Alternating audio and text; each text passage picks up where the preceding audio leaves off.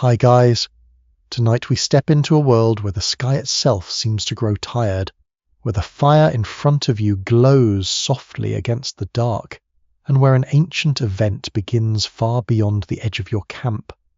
The night is cold. Smoke curls upward from damp wood. Around you, quiet figures sit beneath animal skins, listening to the wind pass through the trees. So, before you get comfortable, take a moment to like the video and subscribe, but only if you genuinely enjoy what I do here. And if you feel like it, tell me where you're watching from and what your local time is. Maybe it is late evening.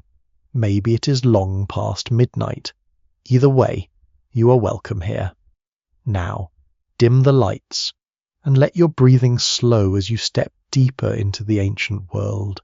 You're standing in a landscape that belongs to no country yet. No borders divide the hills. No cities glow in the distance. No roads cut through the valleys.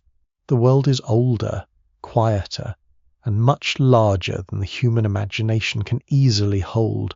The air smells of cold soil, crushed leaves, and wood smoke. Somewhere beyond the trees, an animal moves through the brush with slow, careful steps. You hear a twig snap, then silence again. Above you, the stars are bright, almost too bright, scattered across a black sky that has never known the haze of modern cities. This is the world of early humans living tens of thousands of years ago, long before writing, long before farming, long before anyone could look at a mountain and understand that it might one day change the fate of distant people. A widely accepted scientific fact is that around 74,000 years ago, the Toba volcano in what is now Indonesia produced one of the largest eruptions known from the recent geological past. Its ash spread across vast regions, and its effects may have touched climates far beyond the eruption itself. You do not know this yet. No one in this camp knows it. To the people around you, the world is not measured in global events. It is measured in tracks in mud, berries in season, the strength of a spear point, the mood of the weather, the sound of a baby breathing through the night. Survival is not an idea, it is a daily rhythm. You watch as someone adds a branch to the fire. The wood is damp, and for a moment it only smokes. Then a small flame catches along the bark, orange and patient. A child leans closer, wrapped in a rough hide, eyes reflecting the light. An older woman gently pulls the child back, not with alarm, just with the practiced movement of someone who has done this many times before. The camp sits near a sheltered rise where trees break the wind. Behind you, stones form a rough circle around the fire. Beside them lie tools made from chipped stone, bone, wood, and hide. Nothing here looks polished in the modern sense, yet everything has purpose. A scraper fits the hand. A blade edge catches the light. A cord made from plant fibers lies coiled near a bundle of gathered roots. Today, if you needed warmth, you might turn a dial, tap a screen, or complain gently that the heater is too loud. Fair enough. Modern comfort has its own tiny dramas. But here, warmth is work. Warmth is knowledge. Warmth is someone staying awake long enough to keep the embers alive. You begin to notice how carefully the group lives with the land. They do not dominate it. They read it. The tilt of a branch, the freshness of dung, the movement of birds, the smell of water after rain, all of it matters. Every sign is a sentence in a language older than speech as we know it. Nearby, a young hunter kneels beside a small pile of stones. He turns one in his hand, testing its shape with his thumb. Another person watches, then reaches over and corrects the angle. There is no classroom, no chalkboard, no neat little lesson plan printed from the internet at midnight, but teaching is happening, quietly, repeatedly, through hands, glances, gestures, and memory. A lesser-known detail from studies of ancient volcanic ash is that ash can preserve traces of past environments in surprising ways. Layers of fine volcanic material sometimes become time markers in the soil, helping modern researchers connect distant archaeological sites to the same ancient event. Strange, really. Something that once darkened skies can later help people understand time. And this is where the story becomes both vast and intimate. Far away, beyond forests, rivers, coastlines, and mountains, pressure is building beneath the earth. Not metaphorical pressure, real pressure. Heat, gas, molten rock, trapped under stone. The kind of force that moves slowly for ages, then suddenly does what the earth has always done when it can no longer hold its breath. You stand in the camp, unaware of that distant mountain. The people around you are preparing for night. Someone shakes out a hide and lays it near the fire. Someone else checks dried meat hanging from a branch. The smell is smoky, salty, and faintly sweet. A child hums under their breath. Not quite a song, more like a sound made for comfort. The wind shifts. Smoke leans sideways. For a moment, everyone looks up. Nothing happens. Only the trees moving in the dark. This is how history often feels when you're inside it. Not dramatic, not announced. No one arrives with a deep voice and says, "Well, everyone, the ancient event that may nearly reset humanity is now beginning." That would be helpful, honestly, but history is rarely so considerate. Instead, change starts far away. It enters slowly. It travels through air, weather, hunger, migration, and memory. It touches one group, then another. Some people may never know its source. Some may only experience colder seasons, thinner herds, or a strange dimness in the sky. Researchers continue to question just how severe the Toba eruption's impact was on human populations. Some have suggested it caused a dramatic bottleneck, reducing human numbers sharply, while others argue that the evidence points to regional stress rather than a near-total collapse. The debate is still alive, and like many ancient questions, it asks us to be humble, because the earth keeps secrets, and the deeper back you travel, the softer the evidence becomes. You look again at the people around the fire. Their faces are calm but alert. Their lives are fragile, yes, but not helpless. They know cold. They know hunger. They know loss. They also know how to mend a tool, share food, follow animals, comfort children, and remember where the land gives shelter. That may be the most important thing to carry with you tonight. Humanity was never just a species waiting to be saved by luck. It was a species learning, slowly and imperfectly, how to continue. The fire settles lower. Red embers pulse beneath grey ash. A few sparks rise and vanish. The child who was pulled back earlier now sleeps against someone's side, mouth slightly open, face softened by warmth. The older woman watches the edge of the trees, her expression unreadable. Above the camp, the stars remain bright. For now, far away, beneath a mountain no one here is named. The deep earth gathers itself. You feel the night closing gently around the group, not as a threat, but as a blanket. The air grows colder against your skin. The smell of smoke clings to your hair and clothing. Somewhere in the distance, an owl calls once, then again, as if marking time in the dark. And you remain there beside the fire, in the last ordinary moments before the sky begins to change, before the world went pale, the days still carried their old rhythm. You wake with the group beneath a dim grey morning, though not the strange dimness that will come later. This is only the ordinary softness before sunrise, when the air is cool, the ground is damp, and the fire has faded into a low red heart beneath ash. Someone is already awake, crouched near the embers, coaxing them back to life with dry grass and careful breath. The first smoke rises slowly. It smells of charred wood, wet bark, and yesterday's meal. Around you, bodies stir beneath hides. A child rolls closer to their mother. A man stretches his fingers, stiff from the cold. An older hunter sits up quietly, listening before he moves, as if the morning itself has something to say. This world is not empty. It is full of signs. Birds begin before the humans do. Their calls move through the branches, sharp at first, then softer, scattered like tiny sparks of sound. Somewhere downhill, water runs over stones.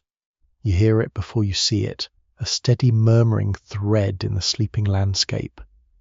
The river is important.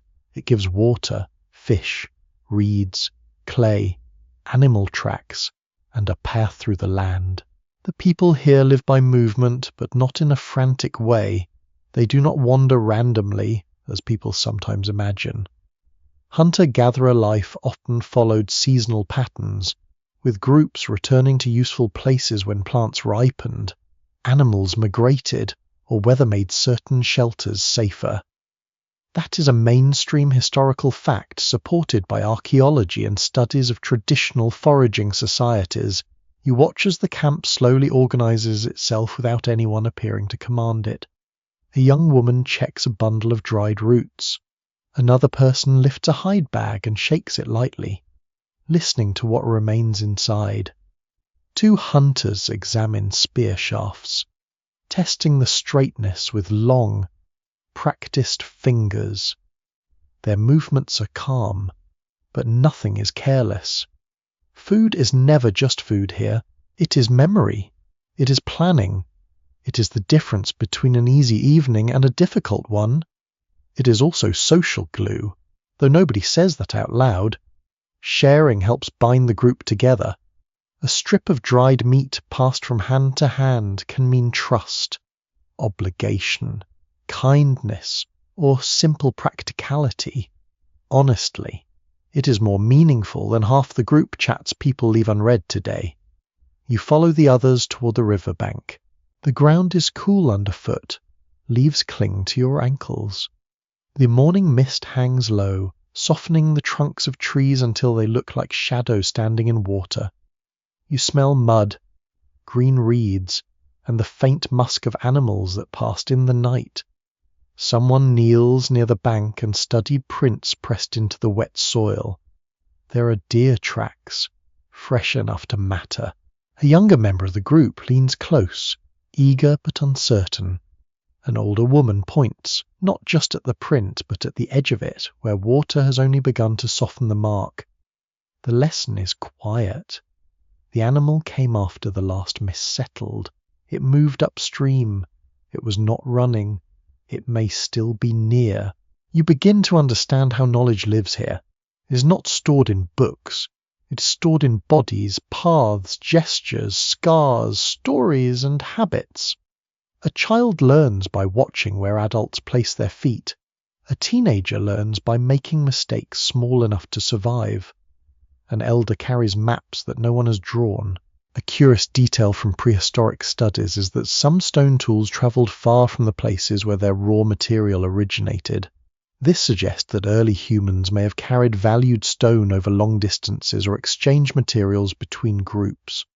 A small blade in someone's hand might hold the memory of a landscape many days away. You see one such stone now, dark and glossy, resting near a hunter's knee. It is sharper than the local rock. He handles it with care, turning it so the edge catches the pale morning light. Perhaps it came from a distant ridge. Perhaps from another group met near a seasonal crossing. Perhaps it was carried by someone now gone. The day warms slowly. Sunlight enters the forest in thin gold lines. Insects begin to move. A bird lands on a branch overhead, flicks its tail, then vanishes into leaves. The group divides its labor with a flexibility that feels natural. Some people prepare to follow the deer tracks. Others stay closer to camp to gather edible plants, repair tools, watch children, and tend the fire. No one here has much in the way of privacy. That may sound exhausting to a modern listener, especially if you enjoy closing a door and pretending your emails do not exist. But in this world, closeness is protection, People sleep near one another for warmth. They travel together for safety. They depend on shared attention because one pair of eyes is never enough. You remain with those who move into the open ground beyond the trees. The land rises gently. Grass brushes your legs. The air smells warmer now, carrying hints of dry seed heads and animal fur. In the distance, low hills ripple beneath the sky. This place feels peaceful, but peace here is always active. It is made by listening. A hunter stops. Everyone else stops too, for a few breaths. There is only wind moving through grass. Then you hear it, a faint rustle, not close, not dangerous, just enough to pull attention forward. The hunters shift position, not dramatically, not like a scene made for loud music, but with patience. They're part of the morning now, moving with it rather than against it. Scholars remain divided on how strongly climate shifts shaped the daily decisions of early human groups during this period. Some argue that environmental stress pushed innovation and migration. Others caution that humans were already adaptable, socially complex, and capable of adjusting to many different habitats before major disruptions arrived. As you walk, that debate feels less like an argument and more like a question whispered into the grass. How much does the world change people? And how much do people change because they are already prepared to notice by midday? The group has not made a large kill, but they have gathered information. That matters. They know where deer moved. They know where water remains clear. They have found berries in a shaded hollow and tubers beneath loose soil. One child returns with fingers stained purple, looking both proud and slightly guilty, which is a very old human expression. Back at camp, the fire is alive again. Smoke lifts through the branches. Someone scrapes a hide stretched across a frame. The sound is soft and repetitive, a dry rasp that blends with the crackle of flame. Another person twists fibers into cord nearby. Two children arrange small stones in patterns, then knock them apart, then build them again. Play, too, is ancient. Through play, hands learn balance, eyes learn pattern, and minds learn possibility. You sit near the fire as the afternoon leans toward evening. The light turns amber, shadows lengthen between the trees. A pot does not hang over the flames because pottery is not part of this group's daily life yet. Instead, food is roasted, warmed, dried, pounded, or eaten fresh. The meal is simple, but the attention around it is deep. Every bite carries effort, and still, the day feels ordinary. That is what makes this moment tender. No one knows that far away. Beyond the reach of their walking paths, the earth is preparing to throw ash into the sky. No one knows that winds may carry fine dust across continents, that sunlight may weaken, that seasons may become harder to trust. For now the world remains familiar enough to read. The river speaks, the fire breathes. The people settle close as evening cools the air. Someone laughs softly at something small. Someone else hums a tune with no words you can understand. Above the branches, the sky deepens from blue to violet. You look up and see the first stars. They're clear, steady, and bright. For one more night, the old world still feels whole. Night settles slowly across the land, and you remain near the fire as darkness gathers between the trees. The flames are lower now. Wood shifts inward with soft cracking sounds, sending brief spirals of sparks upward into the cold air. The people around you speak little. After a long day of movement, observation, and small tasks repeated countless times across generations, quiet feels natural here. The child with purple-stained fingers has fallen asleep beside the warmth of the embers. An older man carefully places another branch onto the fire, then rubs his hands together close to the heat. His palms are rough, marked by cuts, burns, and old scars faded pale with time. In this world, hands tell stories more honestly than words. Above the camp, the stars appear unusually sharp tonight. The sky's clear from horizon to horizon. You can see broad rivers of light stretching across the darkness, dense with distant stars. Without modern lights, ancient people experienced the night sky in extraordinary detail. Researchers studying prehistoric cultures often suggest that the heavens likely played an important role in navigation, storytelling, and seasonal awareness long before formal astronomy existed. You tilt your head back and stare upward. The air feels colder now, carrying the smell of pine resin, damp moss, and smoke woven into animal hides. Somewhere nearby, insects hum in the grass. Farther away, an animal cries out briefly in the darkness, then falls silent again. Everything feels steady and very far away. Everything is beginning to change.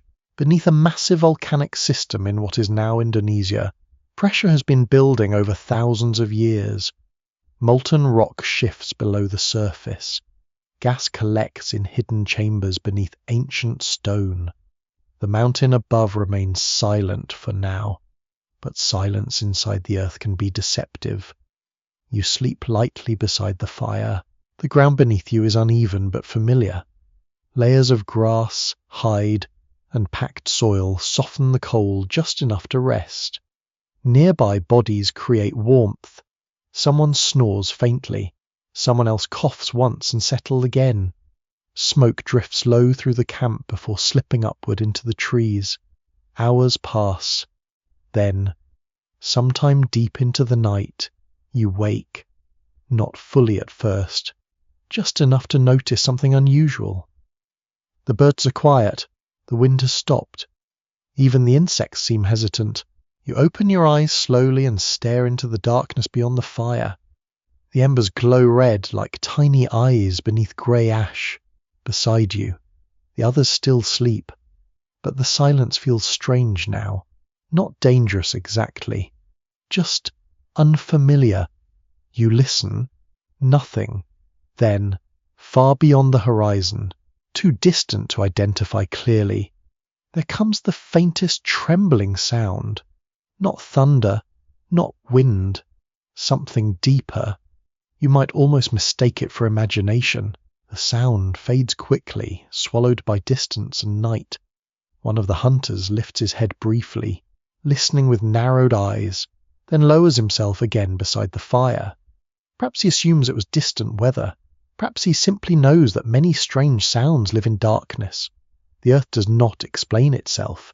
A widely accepted geological fact is that the Toba eruption likely released thousands of cubic kilometers of volcanic material into the atmosphere.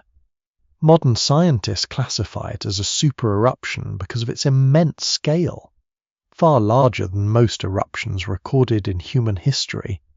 But standing here beside the fire, the scale is impossible to imagine. You think about volcanoes the way ancient people may have understood them, not as scientific systems with pressure measurements and magma chambers, but as living parts of the landscape. Mountains breathed smoke. The ground trembled. Fire sometimes emerged from stone. These things existed within experience, story, and fear. And tonight, far away, the mountain begins to open.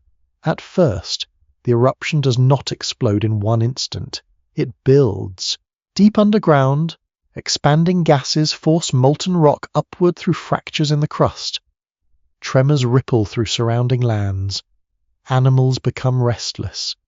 Birds scatter into the night sky. Forest creatures flee through shadows they do not understand. Then comes the release. A violent tearing sound erupts into the darkness as the volcano explodes with unimaginable force. Ash, rock, and superheated gas blast upward into the atmosphere. Entire sections of land collapse inward. Fire flashes within towering clouds of debris. No human eyes in your distant camp can see it, but the planet feels it. The sound rolls outward across enormous distances, not continuously, but in waves carried through air and earth. Some researchers have compared massive eruptions to natural events capable of altering weather patterns far from their source. Others caution that ancient climate systems were highly complex and may not have reacted uniformly across regions. The debate remains active even now. You sleep again before dawn arrives. The strange sound does not return. When morning finally comes, the camp wakes slowly beneath pale grey light. At first glance, nothing appears different. The river still moves, the trees still sway, mist still gathers low across the ground. But the air feels heavier. You notice it immediately. Not thicker exactly, just stiller. The hunters notice too. One pauses while tying a cord around a spear shaft. Another sniffs the wind lightly, eyes narrowed toward the eastern sky. The older woman who watches the fire glances upward several times without speaking. Clouds hang high overhead, thin, grey, unfamiliar. You step away from camp toward an open rise overlooking the valley. The grass is wet against your ankles. Tiny droplets cling to spiderwebs stretched between branches. The morning smells normal enough, but underneath it there is something else now, something dry. Dust. You kneel and touch the ground. Nothing visible yet. Still, the unease remains. Ancient humans were highly sensitive to environmental changes because survival depended on close observation. Subtle differences in animal behavior, weather, vegetation, or water quality could influence movement and decision-making. People living this close to nature often noticed patterns modern humans easily overlook. And today, patterns are beginning to shift. A flock of birds crosses overhead suddenly, moving faster than usual. Their formation breaks apart briefly before settling again farther south. In the trees behind you, monkeys call sharply, then fall silent. Even the river sounds different somehow. Or perhaps you're only listening more carefully now. Back at camp, preparations continue as normal because life must continue as normal. Food still needs gathering. Water still needs carrying. Tools still need repair. Human beings have always possessed a remarkable ability to continue daily routines while standing unknowingly at the edge of enormous change. Honestly, entire modern office meetings have probably happened minutes before disasters people never expected. Humanity is strangely committed to routine. You sit beside the fire as someone roasts roots over glowing coals. The smell is earthy and sweet. Smoke drifts sideways through the camp instead of rising cleanly upward.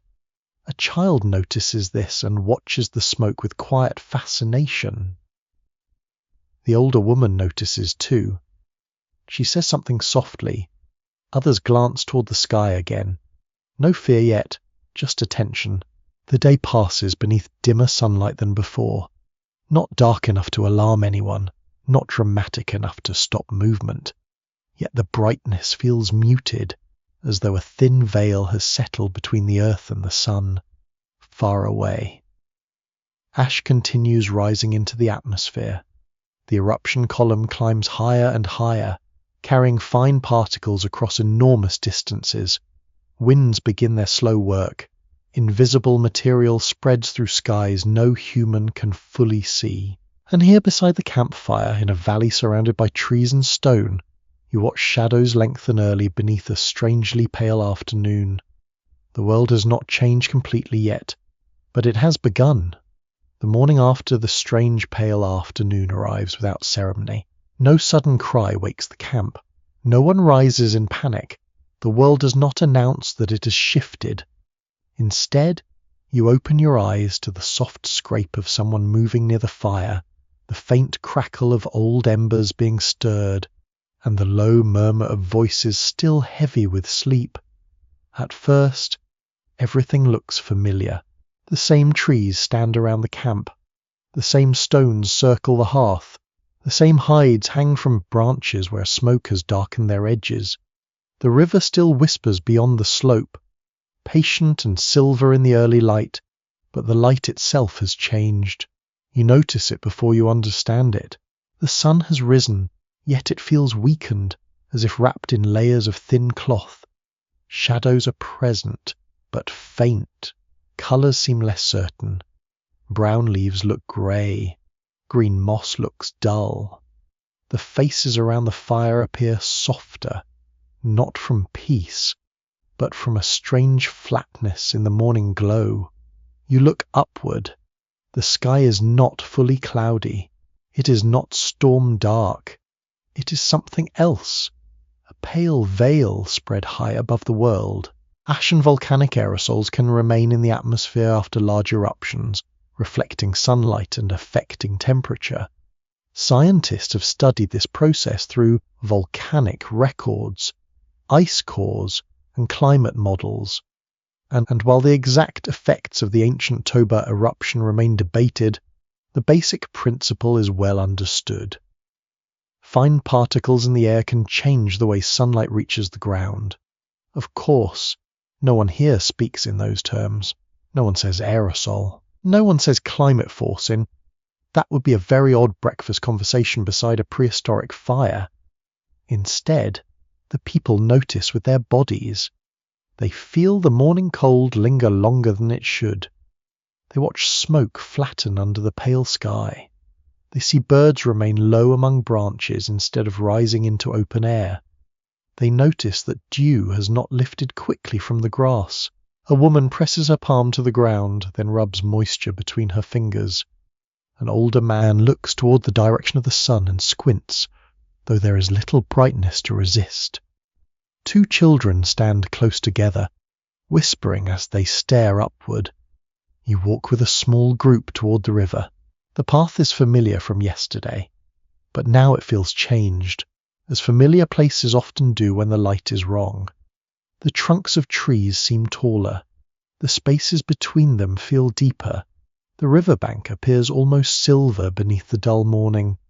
Small insects drift above the reeds, slower than before, as if even their tiny wings are waiting for warmth that has not arrived. The air smells faintly dry, not smoke from the camp, not ordinary dust, something finer. It catches in the throat just enough to notice. You breathe through your nose, and there is a light mineral taste like stone rubbed into powder.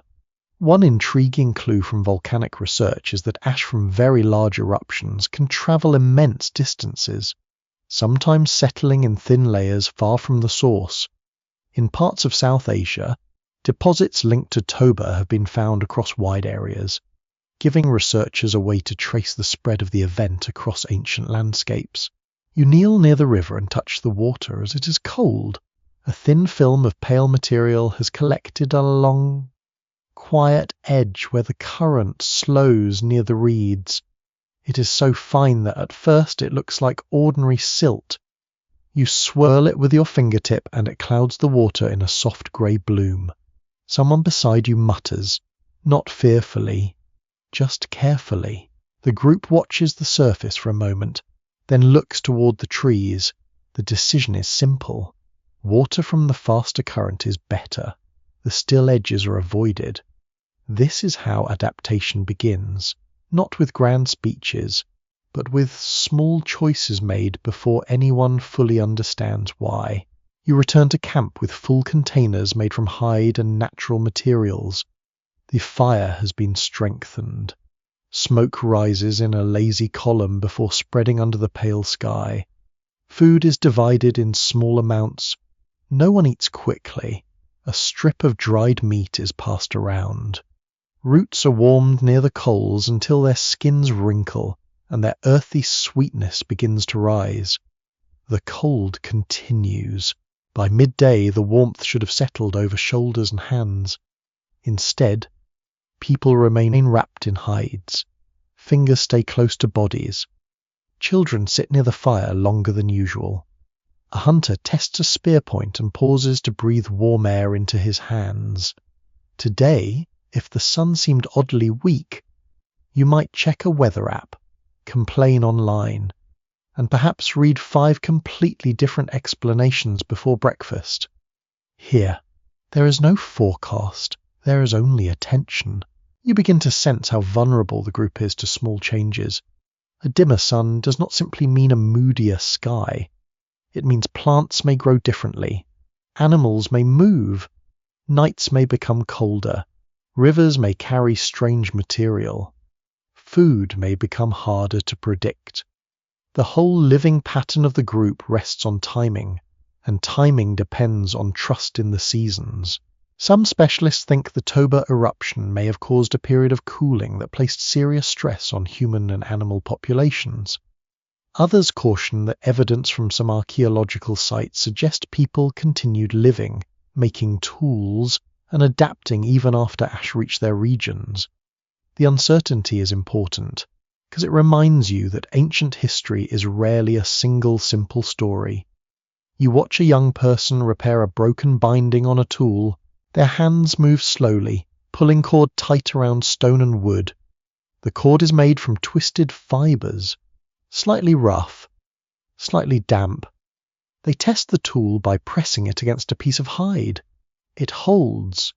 A small smile appears, then disappears quickly, almost embarrassed to have been seen. Life continues in small victories, a repaired binding, a clean drink from moving water, a child warmed beneath a hide, a fire kept alive through a cold day. The weakened sun drifts across the sky, though drift is almost too strong a word. It seems to slide behind the pale veil without strength. Shadows remain shallow.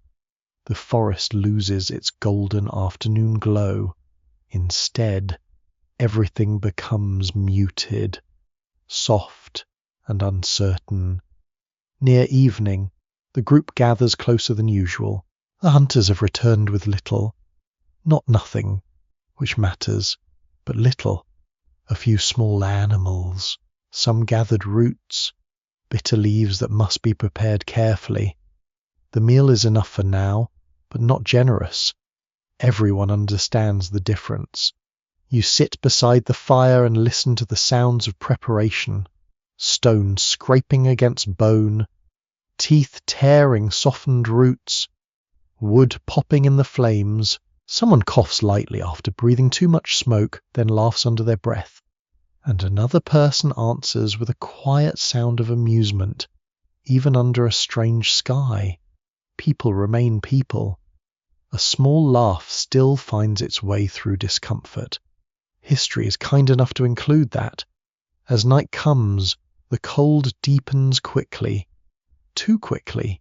The older woman adds fuel to the fire earlier than usual. The group shifts inward. The outer darkness feels thick. Not because it is louder or more threatening, but because the sky above it gives so little light. Even the stars seem dimmer, filtered by unseen dust travelling through the upper air. You pull a hide closer around your shoulders. It smells of smoke, animal fat, and earth. The texture is rough against your skin, but the warmth is welcome. Beside you, a child asks something in a sleepy voice. An adult answers softly, perhaps explaining the sky, perhaps inventing comfort, perhaps doing both at once. That, too, is ancient. When the world becomes strange, humans tell it back into shape. The fire glows brighter now against the weakened night.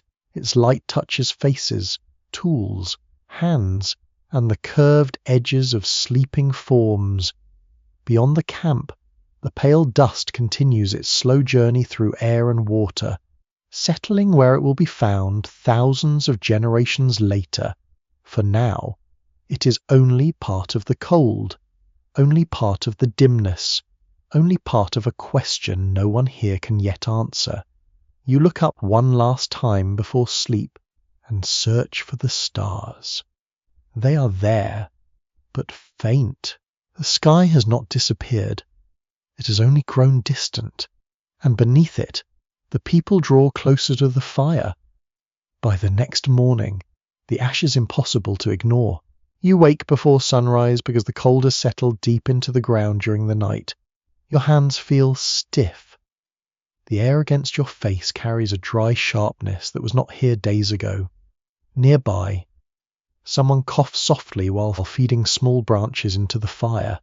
The flames answer with a tired crackle, and thin smoke drifts low across the camp before disappearing among the trees. Everything smells faintly different now. Not ruined, not burning, just altered. The scent of damp earth has been mixed with something mineral and dry, as though stone itself has dissolved into the wind. When you brush your hand across a nearby rock, your fingertips come away pale grey. Ash, only a thin layer, but enough. The camp slowly stirs awake beneath a dim sky that barely brightens with dawn. The sun rises weakly behind the haze, appearing less like a source of warmth and more like a blurred white circle hanging far away beyond layers of dust. You step carefully through the camp.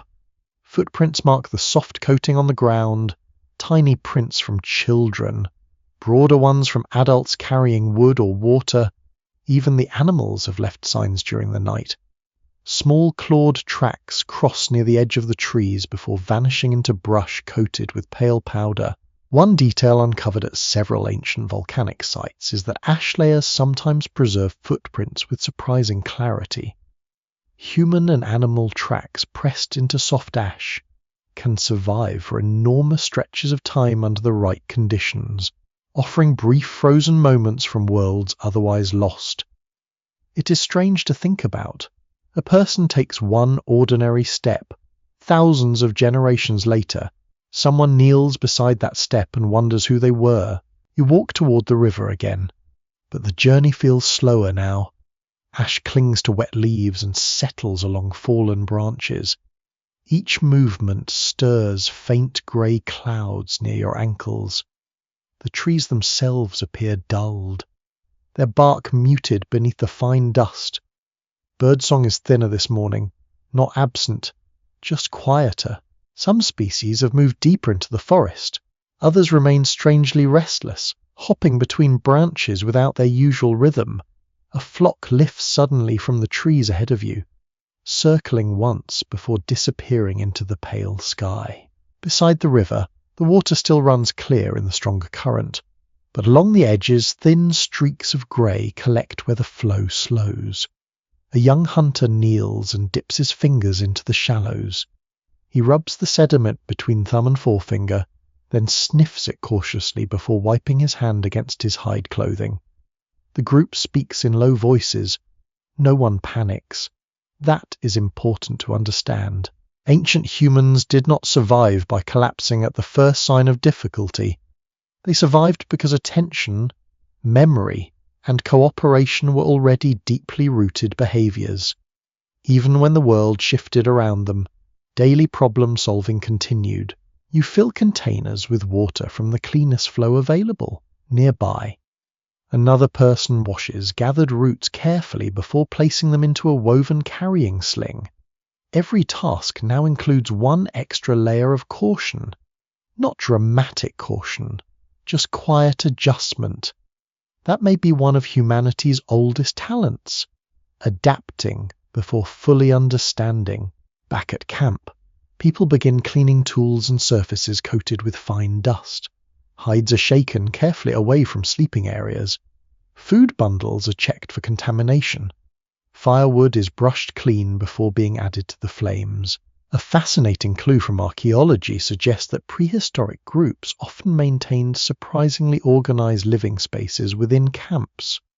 Areas for sleeping, tool making, food preparation, and fire use could sometimes be distinguished through artifact patterns and soil remains. Even in harsh conditions, people created order. You can see that order now. One section of the camp is kept cleaner for children and resting. Another area holds stone flakes and broken tool fragments from shaping work. Near the fire, bundles of useful plants are tied carefully together to keep them dry. The older woman who tends the fire notices ash gathering along the edge of a hide stretched over a wooden frame. She brushes it away with slow, deliberate movements. Her expression remains calm, but her eyes keep returning to the sky. By midday, the dimness feels heavier. The sunlight never fully strengthens. Instead, the world remains trapped beneath a strange, endless morning. Colours flatten. Distance becomes harder to judge. Hills that once appeared warm and green now seem cold and faded. You travel with two hunters moving beyond the valley to search for signs of larger animals. The ground crunches softly beneath your steps where ash has settled thickest. In open spaces, wind pushes pale dust into shallow ripples like tiny frozen waves. One hunter pauses often to study tracks, but many are partially obscured now. This creates new problems. Ash hides detail. Old tracks look fresh. Fresh tracks disappear quickly. Predators become harder to follow. So do prey animals. Researchers examining ancient environmental disruptions have proposed that even modest ecological stress could have significant effects on small human groups dependent on seasonal patterns and animal behavior. A slight disruption in migration timing or plant growth might ripple through entire communities. You begin noticing those ripples already. The deer trails seem thinner. Bird movement is less predictable. The forest itself feels hesitant. And beneath all of it sits the cold, not severe enough to kill immediately, just persistent. The kind of cold that slowly increases effort. Gathering wood takes more energy. Nights require more fuel. Fingers stiffen sooner. Water bites harder against skin. You stop beside a clearing where deer once grazed. The grass is coated pale grey. No animals stand there now. Only silence. One hunter kneels and touches droppings left behind perhaps a day earlier. He studies the direction carefully, then rises and gestures toward higher ground. The herd has moved. The group follows. As you walk uphill, the air grows sharper. Ash drifts lightly through beams of weak sunlight, visible only when the wind catches it just right. It almost resembles snowfall, though far drier and finer. And you might briefly wonder what these people think as they watch the sky change day after day. Do they believe spirits are angry? Do they think distant fires burn beyond the horizon? Do they simply accept that nature moves through strange cycles no one fully controls? The truth is that we cannot know. Ancient belief systems from this period left no written explanations behind. What remains are tools, bones, hearths, footprints, and traces of survival. Everything else must be approached carefully, with imagination balanced against evidence. By late afternoon, the hunters finally locate signs of movement near a wooded ridge. Broken branches, fresh prints beneath ash, scraped bark where antlers rubbed against trees. The animals are still here somewhere, adapting just as humans are adapting. Life has not vanished. It has shifted. You return to camp tired and coated in pale dust. The fire greets you first through smell before sight. Smoke curls upward beneath the muted sky. Someone has managed to roast small animals caught in simple traps. The scent is rich and comforting after the long cold walk. Children huddle close to the flames while adults speak quietly around them. One child traces circles in the ash beside the fire using a stick. Another presses handprints into the pale powder and laughs softly at the shapes left behind. It's a strangely beautiful image. Human hands marking ash while the sky itself grows pale overhead. As darkness approaches, the camp prepares carefully for another cold night. Extra wood is gathered. Hides are layered thicker near sleeping places. Water containers are covered against settling dust. The stars remain hidden behind the haze. That absence feels heavier tonight. For countless generations, humans looked upward each evening and found familiar patterns above them. Now the sky offers only a faint blurred glow where stars should be. You sit close beside the fire as sparks rise into the dim air and vanish almost immediately. The world feels smaller now, not because the land has changed size, but because the horizon itself has begun to close. The nights become the hardest part first, not because they're terrifying, not because wild animals suddenly surround the camp or storms tear through the trees. The difficulty comes quietly, through accumulation. Each evening arrives colder than expected. Each dawn takes longer to warm the earth.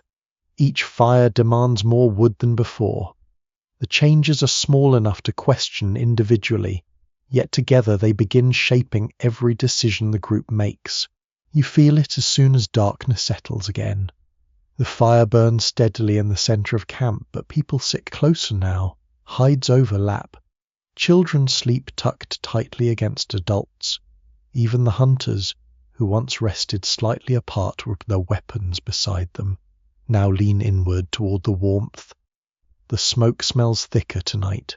Ash drifting through the air has changed the scent of everything. Wood burns differently. The wind carries a dry mineral bitterness beneath a familiar odor of bark and sap. When you inhale deeply, the cold catches sharply in your chest. Someone feeds another branch into the flames. Everyone watches. Fire has always mattered. Of course, early humans relied on it for warmth, cooking, protection, and social gathering long before this ancient disaster began. Evidence of controlled fire use stretches far back into human prehistory, though researchers still examine exactly when different groups mastered and maintained it consistently. But now the relationship feels even more intimate. The fire is no longer just useful, it is central. Without it, the night air would press hard against exposed skin. Without it, dampness would creep deeper into sleeping hides. Without it, darkness would feel larger somehow, more complete. You extend your hands toward the heat. Your fingertips warm slowly. The skin along your knuckles feels dry from cold air and ash. Tiny sparks rise and vanish above the flames before drifting into the pale darkness overhead. Around the camp, people continue small evening tasks by firelight. A woman repairs a tear in a hide using a bone needle. The movements are steady and practiced. Nearby, a hunter sharpens the edge of a stone blade with careful strokes, producing tiny flakes that glitter briefly near the fire before disappearing into shadow. One lesser-known discovery from prehistoric campsites is that traces of adhesives have been found on some stone tools. Early humans sometimes used mixtures of plant resin, beeswax, or other materials to help attach stone points to wooden shafts. These were not crude improvisations. They reflected planning and technical understanding. You watch someone heat a dark, sticky substance near the edge of the fire now. The smell is sharp and earthy. When softened, it is pressed carefully along the groove of a spear shaft before a stone point is fitted into place. The process takes patience. Too cool, and the material hardens too quickly. Too hot, and it loses usefulness altogether. Ancient survival often depended on details like this: tiny margins, tiny adjustments, tiny acts repeated correctly. Outside the circle of firelight, the forest feels altered. The darkness seems flatter beneath the ash-filled sky. Stars remain hidden behind the pale haze drifting high overhead. Even the moon appears weak when it emerges briefly between thin layers of airborne dust. A child notices this and points upward. Several adults glance toward the sky without speaking. The silence lingers for a moment longer than usual. Then attention returns to the fire. Humans have always balanced awareness with routine. If every strange sign produced panic, survival would become impossible. So people continue preparing food, checking tools, and arranging sleeping places even while uncertainty gathers around them. You notice how carefully wood is handled now. Nothing is wasted. Small branches are collected alongside larger logs. Damp pieces are set near the flames to dry before burning. Ash from old fires is pushed aside to uncover hidden embers that still hold heat beneath grey powder. Today, most people can create warmth instantly with electricity or gas. If the heat stops working for an hour, it becomes a memorable inconvenience. Here, warmth must be built continuously with effort, attention, and fuel gathered by hand. The cold deepens after midnight. You wake again beneath layered hides as wind moves softly through the trees. The fire has burned lower. Only red coals remain beneath a thin veil of ash. Nearby, one of the older men rises quietly from sleep and crouches beside the hearth. He does not rush. He knows exactly what to do. A few dry fibers, gentle breath, small twigs added carefully, then larger pieces once the flames strengthen. The entire camp depends on this knowledge carried in tired hands during the coldest hours before dawn. Archaeological studies suggest that hearths often form the social and physical center of prehistoric living spaces. Around fire, people cooked, repaired tools, rested, taught children, and shared information. In difficult conditions, the hearth became even more essential. You watch the flames slowly return. Orange light spreads across nearby faces. The child with stained fingers from earlier sections of the journey rolls over in sleep, hiding deeper beneath a fur covering. Someone mutters softly while dreaming. The fire crackles louder now. Its warmth touches your face while the rest of the night remains cold and distant. By morning, frost clings lightly to shaded patches of grass. Not heavy frost, not winter yet, but enough to draw attention. A hunter kneels beside a cluster of plants near the edge of camp and rubs icy moisture between his fingers. Another checks animal tracks preserved sharply in thin frozen mud. The group studies these details with quiet concentration. Certain climate researchers have proposed that volcanic cooling episodes may have intensified existing environmental pressures rather than creating entirely new ones. In other words, regions already prone to seasonal difficulty may have become less predictable and harder to navigate. That uncertainty hangs over the morning now. The hunters prepare for another journey, but their movements contain more calculation than before. They discuss routes with gestures and brief sounds. One points toward higher ground where animals may still travel. Another indicates the river valley, perhaps questioning whether prey will remain near water sources. Nothing about survival is automatic anymore. Even familiar territory must be reconsidered. You travel with them through forest paths dusted pale grey. The ash has settled unevenly. In some places it barely coats the ground. In others it gathers thickly beneath branches where wind cannot disturb it. As you walk, the forest feels quieter than it should. Birds still call, but less often. Small animals move cautiously through undergrowth. The entire landscape seems to be listening. Then you find the carcass. Not fresh. A small deer lying near a stream bed, partially covered in ash. No obvious wounds. No predator marks. One hunter crouches nearby and studies it carefully without touching. The others remain still behind him. The animal may have been weakened by cold, illness, contaminated grazing, or simple bad luck. In harsh environments, weakness accumulates quickly. You stand there for several breaths while pale dust drifts gently through weak sunlight. The hunters eventually move on. The carcass is left untouched. Something about it feels wrong, and perhaps that instinct matters more than explanation. By afternoon, clouds gather thickly across the sky, blending with the lingering haze until the sun becomes little more than a pale blur. The camp prepares early for another difficult night. More wood is gathered. Sleeping places are tightened together. Food is divided carefully into smaller portions. Still, there is no collapse, no screaming fear, no dramatic ending. Only human beings adapting one decision at a time beneath a sky slowly losing its familiar light. As evening settles, you sit close beside the strengthened fire while smoke curls upward into darkness. The warmth reaches your hands first, then your face, then slowly the rest of your body. Beyond the edge of camp, cold air drifts silently through the trees. Inside the circle of light, people continue enduring. That quiet endurance may become the most important force in the story. The animals begin changing their paths long before the humans fully understand why. At first, the differences are subtle. A familiar trail near the river grows quieter. Hoofprints that once crossed soft mud every morning now appear scattered and uncertain. Birds gather in different trees. Smaller creatures remain hidden longer after sunrise, reluctant to emerge beneath the pale cold sky.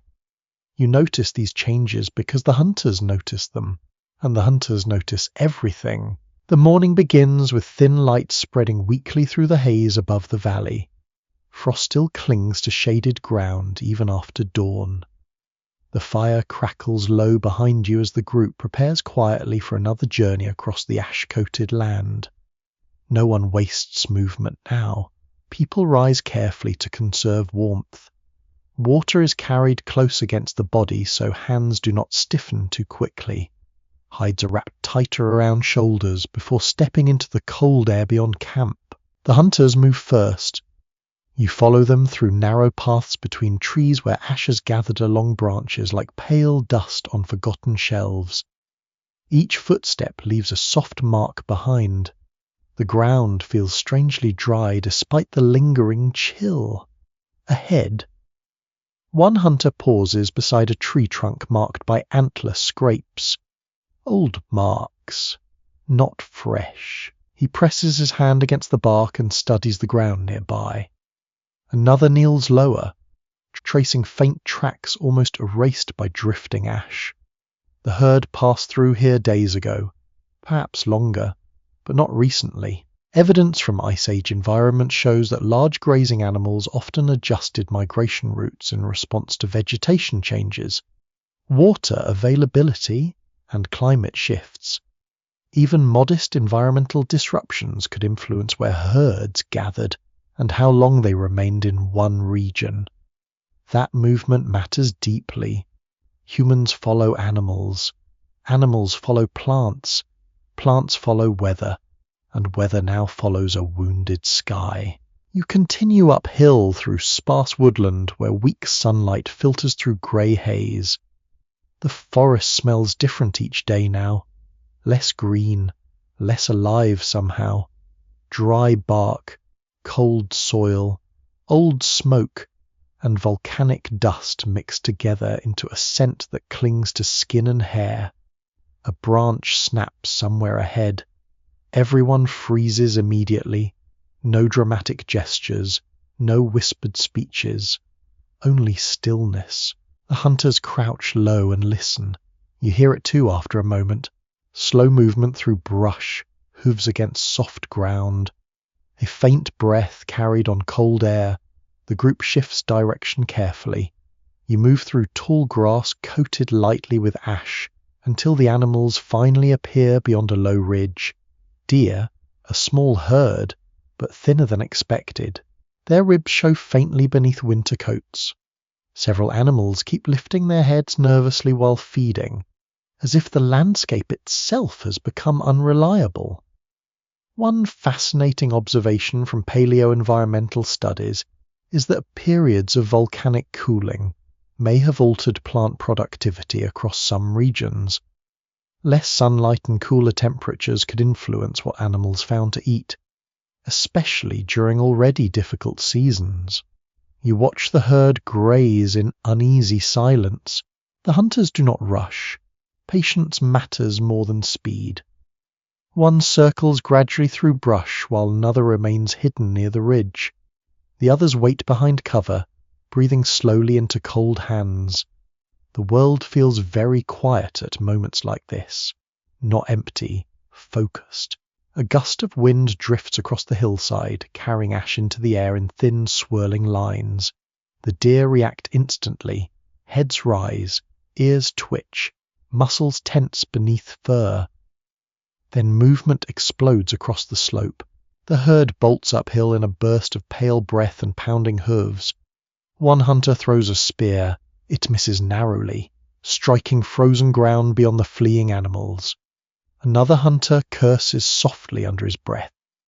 Not with anger exactly, more with exhaustion. Chasing prey now costs more energy than before, and failed hunts feel heavier beneath the cold, dim sky. Still, no one gives up. The group studies the direction carefully before following again at a measured pace.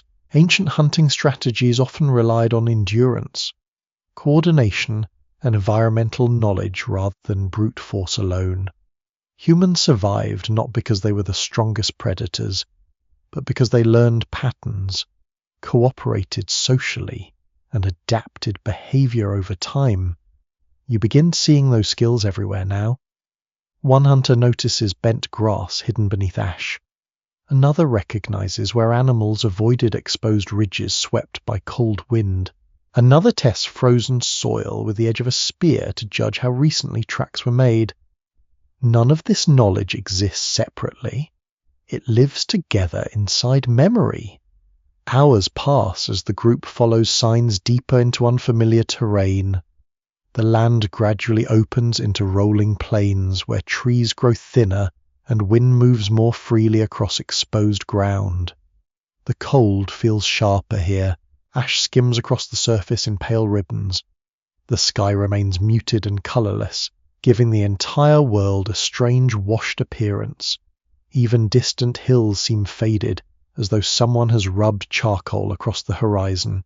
You stop near a cluster of animal bones half buried beneath drifting dust. Not a recent kill, old remains. A jawbone lies exposed beside scattered ribs weathered pale by time and cold. One hunter studies the bones briefly before moving on. There is little meat left in the land for scavengers either. Current interpretations of the Toba event vary widely among researchers. Some view it as a major population bottleneck capable of severely reducing human groups. Others argue that archaeological continuity in several regions suggests people remained surprisingly resilient despite environmental stress. Walking across this cold plain, you understand why the debate remains difficult. Survival leaves uneven traces. Some camps vanish completely. Others endure quietly. Most stories disappear into soil. By late afternoon, the hunters finally succeed.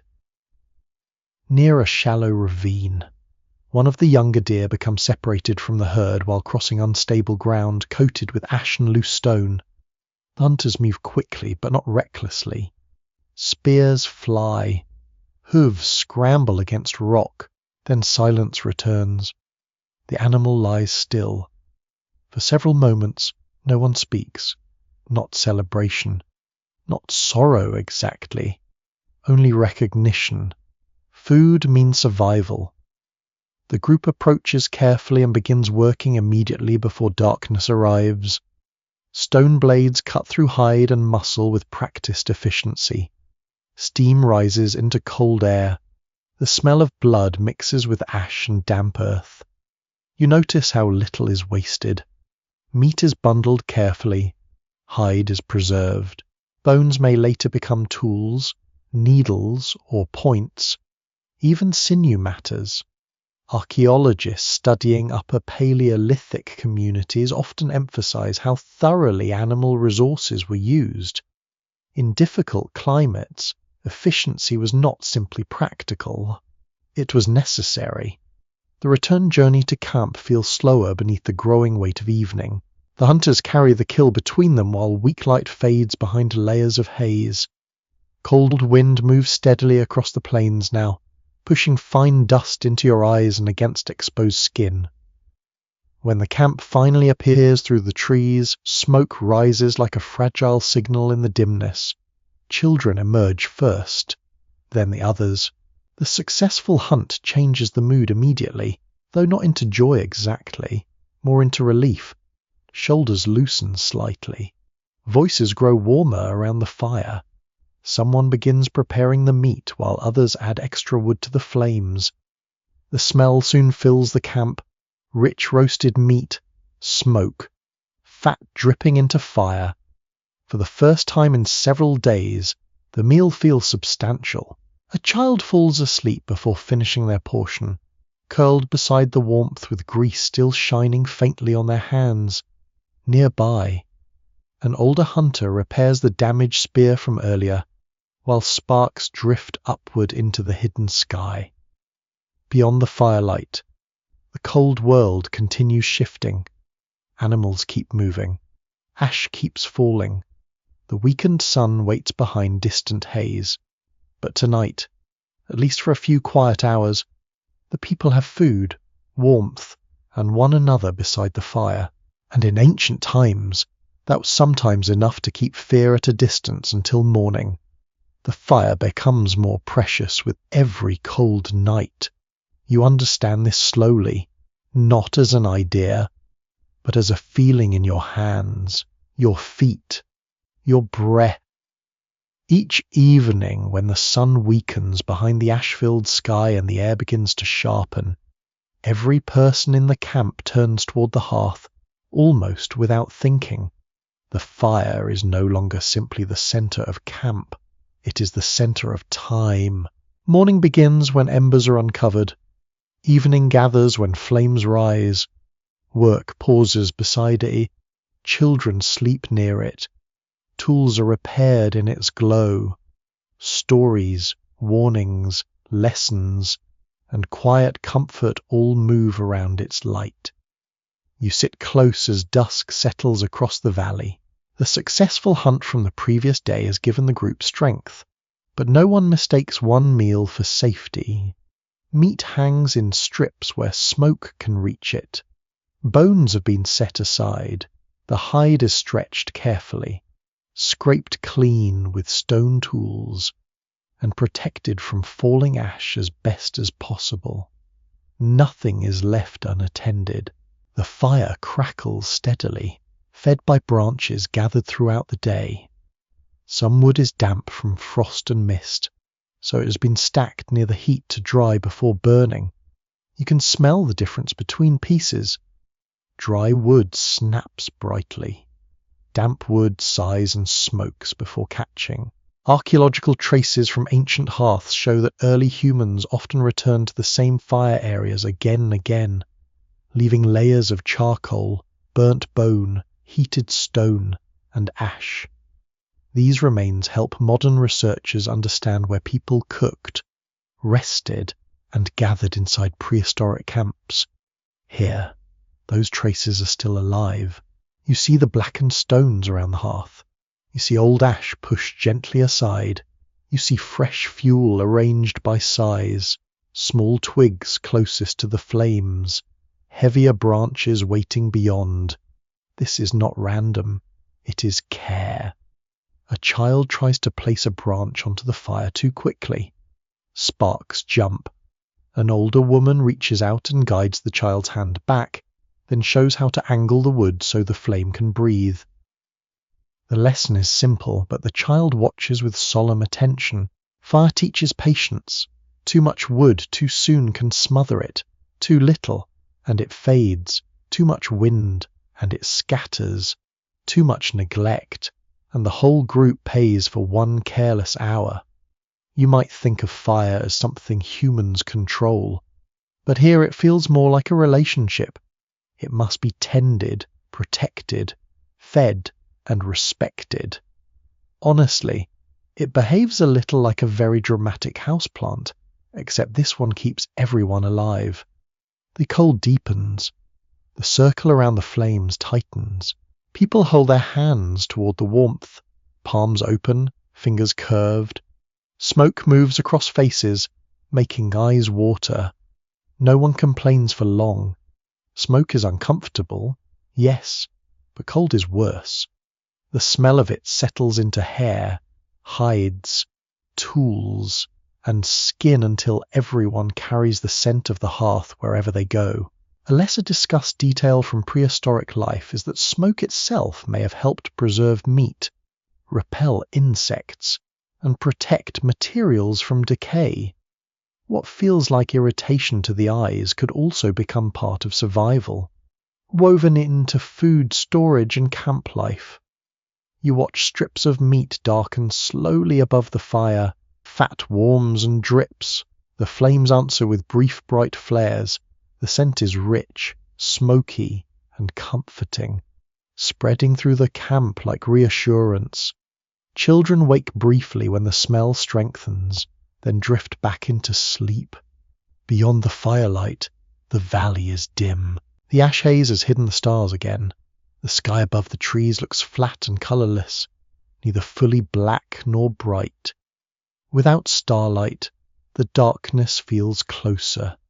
Even familiar paths vanish quickly beyond the reach of flames. The hunters speak quietly about wood. That alone tells you something. Food is always important, but now fuel has become a kind of food too. The fire consumes constantly. Every cold night means more branches, more effort, more time spent searching. Some wood lies near camp, but the easy pieces disappear first. Soon people must range farther to gather what burns well. Environmental stress does not always arrive as one dramatic problem. Often it arrives as a series of smaller demands that add weight to every day.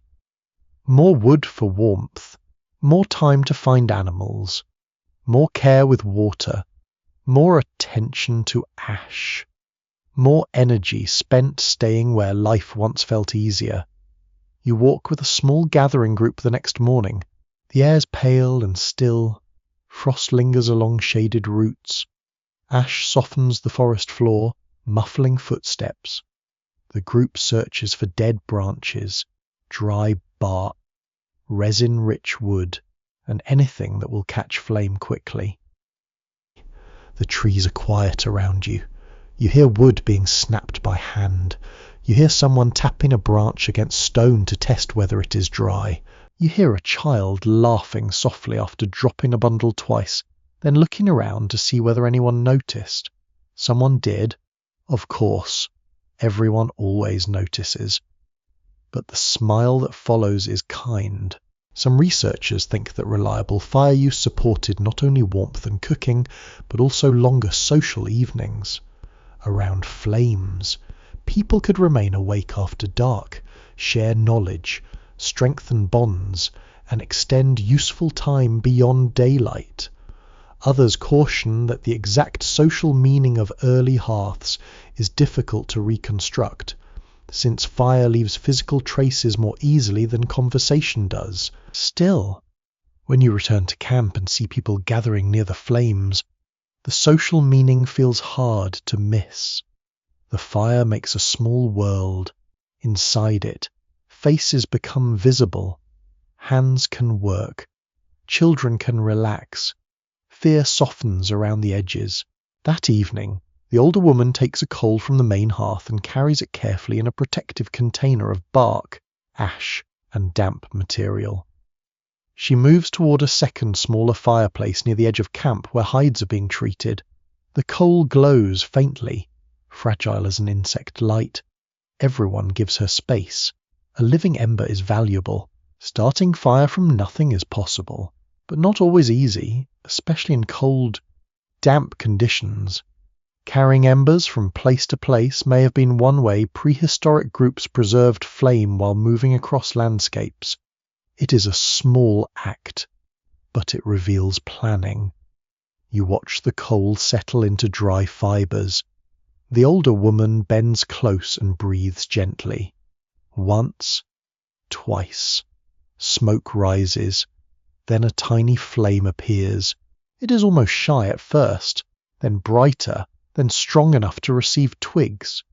The others nearby continue their work as if this is ordinary, because for them it is. But to you, it feels like witnessing a quiet miracle. Light made portable, warmth carried in ash, survival glowing in a single coal. Night returns again, colder than before. The main fire is strengthened early. People sleep in a tighter ring around it. The hunters place fuel within reach so no one needs to stumble far into darkness before dawn. You lie close enough to feel warmth on your face and cold along your back. The contrast is sharp but soothing. Crackle, breath, distant wind. A child murmurs in sleep. Someone shifts beneath hides. The fire settles, then flares as a hidden pocket of resin catches. Golden light moves across the camp, touching stone blades, hanging meat, sleeping faces, and the older woman's hands resting near the embers. Outside the circle, the ash-altered world waits in silence. Inside it, the fire remains awake, and for tonight, that is enough. The pressure of hunger arrives slowly, not all at once. Not as empty stomachs and immediate desperation. It begins as calculation, a longer pause before dividing food, a second glance into storage bundles, a quieter reaction when hunters return with less than expected. Tiny moments accumulate until every person in the camp feels the weight without speaking directly about it. You wake to another pale morning where the sunlight struggles through layers of drifting haze. The fire still burns, though lower than during the night. Someone has already risen to stir the embers and warm leftover meat from the previous hunt. The smell reaches you before the heat does. Smoky, fatty, faintly sweet. Yet even that comforting scent carries tension now, because everyone understands the supply will not last long. The meat strips hanging near the fire have grown thinner each day. You sit close while breakfast is shared carefully among the group. Portions are small but deliberate. Children receive theirs first. Older adults eat slowly, often giving part of their share away without drawing attention to it. You notice this because hunger sharpens observation. Not just physical hunger, social hunger too. People begin watching one another more closely during difficult periods. They notice who eats quickly, who gathers successfully, who grows weaker, who shares generously. Cooperation becomes more valuable when resources grow uncertain. Studies of prehistoric hunter-gatherer societies suggest that food sharing played an important role in group survival, especially during periods of environmental stress. Large kills could feed many people, while successful gathering or hunting by one individual often benefited the entire community rather than remaining private property. That idea feels very distant from modern grocery stores and delivery apps. Today, food can appear at your door after pressing a few buttons while wearing pajamas you absolutely intended to change out of hours ago. Here, every mouthful depends on weather, movement, memory, and labor. The camp prepares for another day beneath the weakened sky. 2 hunters leave early to search near the river valleys.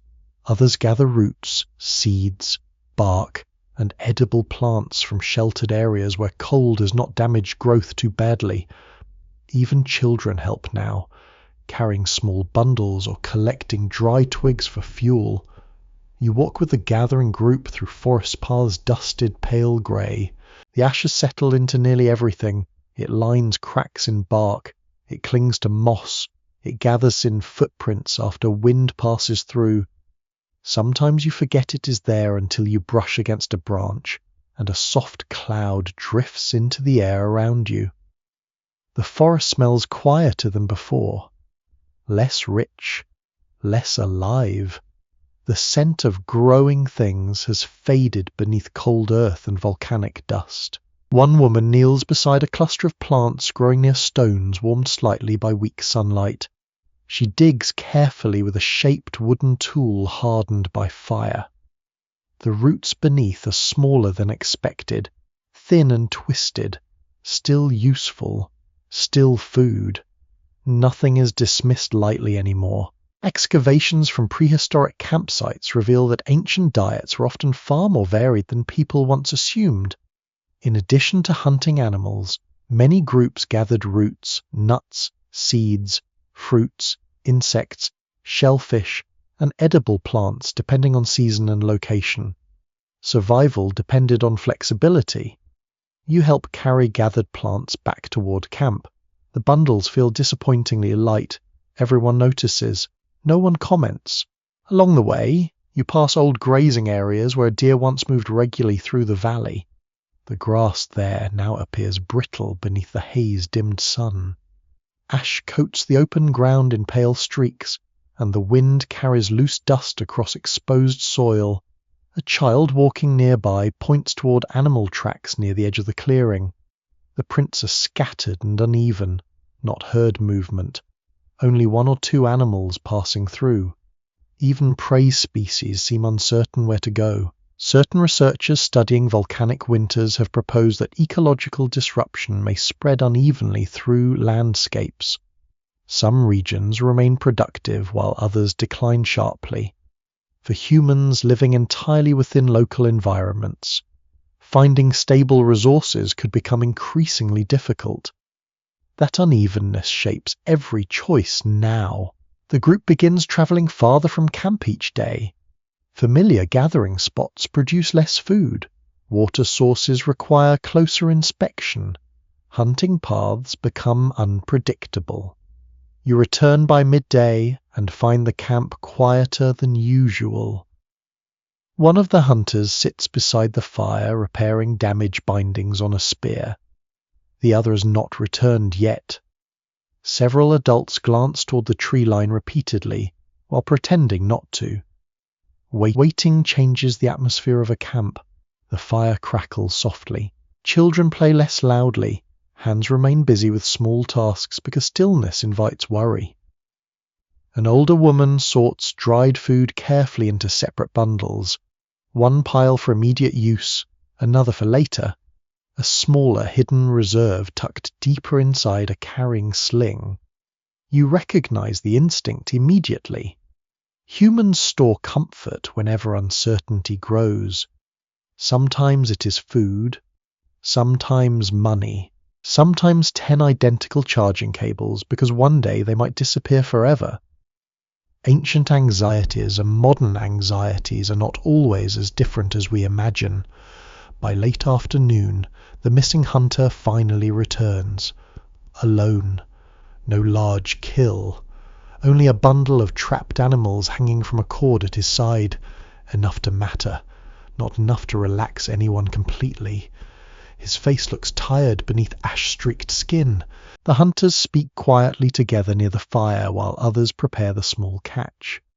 Gestures point toward distant ridges and river paths. Something about the animal movement has changed again. The herds keep shifting. One especially revealing pattern from Ice Age archaeology is how often prehistoric groups adjusted mobility strategies depending on environmental pressure. Camps might become shorter, lived during unstable periods, with people moving more frequently in search of dependable resources. You begin sensing that possibility growing here now. People spend more time discussing direction. More attention goes toward carrying tools, preserving fuel, and organizing useful materials. Even sleeping spaces appear easier to dismantle quickly. No formal decision has been made, but the camp already feels less permanent. As evening arrives, hunger changes the mood around the fire in subtle ways. The meal is smaller tonight. Roasted roots, thin strips of meat, a handful of gathered seeds crushed between stones into coarse paste.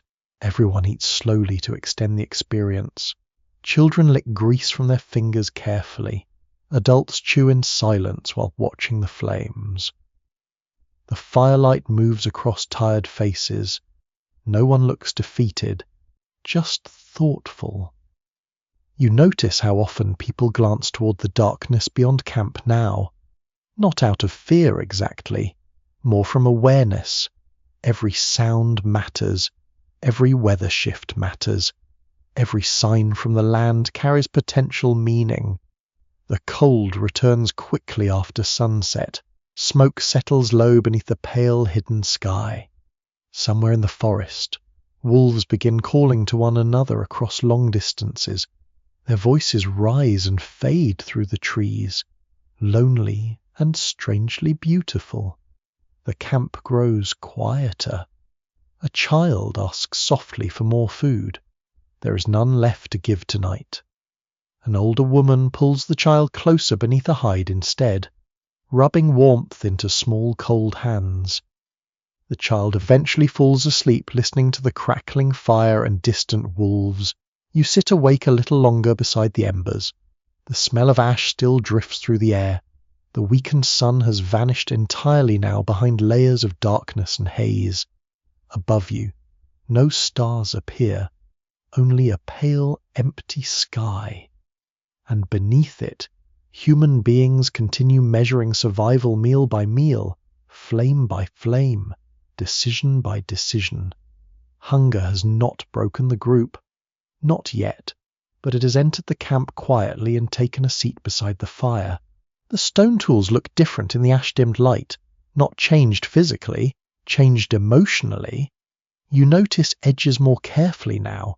You notice how often hands reach for them, clean them, repair them, carry them. In easier times, a stone blade might simply seem useful. Now it feels essential in a deeper way, almost like an extension of memory itself. Morning arrives pale and cold again. The fire burns low beside the sleeping camp, sending thin smoke upward into the colourless sky. Frost outlines scattered branches near the edge of the trees. Ash lies in shallow drifts where the wind gathered it overnight. You sit beside one of the hunters while he works. A flat stone rests across his knees.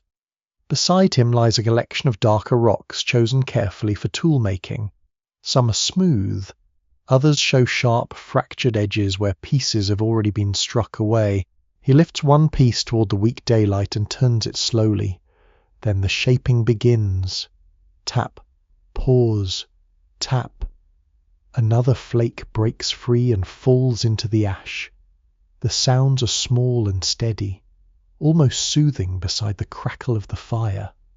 Around the camp, others continue quiet morning tasks. Someone shakes ash from a hide covering. Someone checks stored roots for spoilage. A child crouches near the edge of camp, tracing lines into pale dust with a stick. Fragments recovered from prehistoric workshops reveal astonishing levels of skill in ancient stone tool production. Certain blades and points were shaped with remarkable precision, requiring planning, steady hands, and deep understanding of how different stone materials fractured. Watching the hunter work, you understand why. One careless strike can ruin the shape entirely. Each angle matters. Each pressure point matters. The hunter pauses often to inspect the growing edge with his thumb. Tiny cuts mark his fingers from years of similar work. The blade gradually narrows into a cleaner form, thin enough to slice hide and meat efficiently, but strong enough not to snap easily under pressure. Nearby, another person heats adhesive material beside the fire. The smell drifts through camp, sharp and resinous. Heated plant resin softens slowly before being pressed into grooves along wooden shafts. Stone points are fitted carefully into place, then wrapped tightly using sinew and fibres. The entire process feels patient, no movement wasted, no tool created casually. You realize something important while watching them. These tools are not temporary objects in the modern sense. They are investments of time, energy, and survival knowledge. A damaged spear point means risk. A lost blade means more labor. A well-crafted scraper can preserve warmth by helping prepare hides properly before the next freezing night arrives. One especially revealing clue from archaeological sites comes from wear marks left on ancient tools. Under microscopic analysis, some edges show patterns linked to cutting meat, scraping hides, woodworking, or plant processing.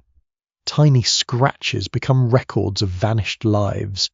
You imagine future researchers holding one of these tools thousands of years later. Perhaps they would see the fine polish left by repeated hide scraping, Perhaps they would find traces of resin still clinging near the base. Perhaps they would wonder about the person-shaping stone beside a fire under a pale, ash-filled sky. The cold strengthens again by midday. Weak sunlight barely reaches the camp through layers of haze. The hunters prepare for another search, but today more time is spent repairing equipment before departure. One spear shaft has warped slightly from moisture. Another tool binding loosened during yesterday's travel across rocky ground. Nothing can be ignored now. The environment punishes carelessness quietly but consistently. You travel with a smaller hunting group toward the northern ridges where deer trails once crossed regularly. The ground crunches softly beneath your feet where frost and ash have mixed together. Dry grass bends beneath pale dust. Even your breathing seems louder in the still air. Along the way, one hunter stops beside broken stone fragments scattered near a streambed. Old tool remains, not from this group. The pieces are weathered but recognizable. Someone once sat here shaping blades beside the water, perhaps seasons or years earlier. The hunters examine the fragments briefly before moving on. Archaeologists sometimes identify ancient stopping places through concentrations of broken stone flakes left behind during tool production. These sites offer glimpses into movement patterns, temporary camps, and moments of daily labor preserved accidentally across immense stretches of time. You wonder about the people who sat here before. Did they also face cold skies and drifting ash? Did they leave willingly? Did they survive? The questions settle into silence as the group continues forward. By afternoon, the hunters find signs of animals near a narrow valley sheltered from wind. Tracks overlap heavily here. Hooves press deep into soft ground. Broken brush. Fresh droppings still warm beneath the cold air. The herd passed recently. Everyone becomes more alert immediately. Spears checked again, stone edges tested, footsteps slowed. You notice how much confidence rests inside these tools. Without sharp blades, meat cannot be processed efficiently. Without working spear points, hunts become dangerous failures. Without scrapers and cutting edges, hides remain stiff and unusable against deepening cold. Human survival during prehistoric periods depended not only on physical endurance, but also on a technological adaptability. Even relatively simple tools represented generations of accumulated experimentation and learning, passed carefully between people. You see that passing of the knowledge everywhere now. A younger hunter adjusts his grip incorrectly while moving downhill. An older one corrects him instantly with a brief gesture. Later, near the valley edge, another hunter demonstrates how to hold a spear lower against crosswinds that might alter its path. Nothing is explained formally, yet learning never stops. The herd eventually appears through drifting haze beyond the rocks. Thin animals again, restless, always moving. The hunters spread slowly across the slope while wind carries ash around their legs in pale streams. One deer pauses near exposed stone, lowering its head cautiously towards sparse vegetation, pushing through the dust-coated ground. A spear flies. Then another. The valley erupts into pounding movement and frightened breath. This time the hunt succeeds quickly. One deer collapses near the rocks while the others vanish uphill into dim distance. Steam rises from the animal into cold air. The hunters approach carefully, breathing hard but controlled. Relief spreads quietly among them. Not celebration, just relief. Back at camp that evening, the tools become central again. Stone blades slice through hide beneath flickering firelight. Scrapers clean sinew and fat from the skin. Sharp flakes remove meat carefully from bone. Every edge serves a purpose. Children watch closely from beside the flames. One boy reaches toward a finished blade resting on hide. An older woman stops him gently, then places a duller practice stone into his hand instead. He studies it seriously. tracing the chipped edges with one finger. Perhaps this is how it begins. One careful lesson beside the fire, one pair of patient hands guiding another. The smell of roasting meat slowly fills the camp again while sparks drift upward into the hidden night sky. The pale haze above reflects faint firelight back downward, giving the darkness a strange muted glow. You sit near the hearth and watch tools pass from hand to hand through warm orange light.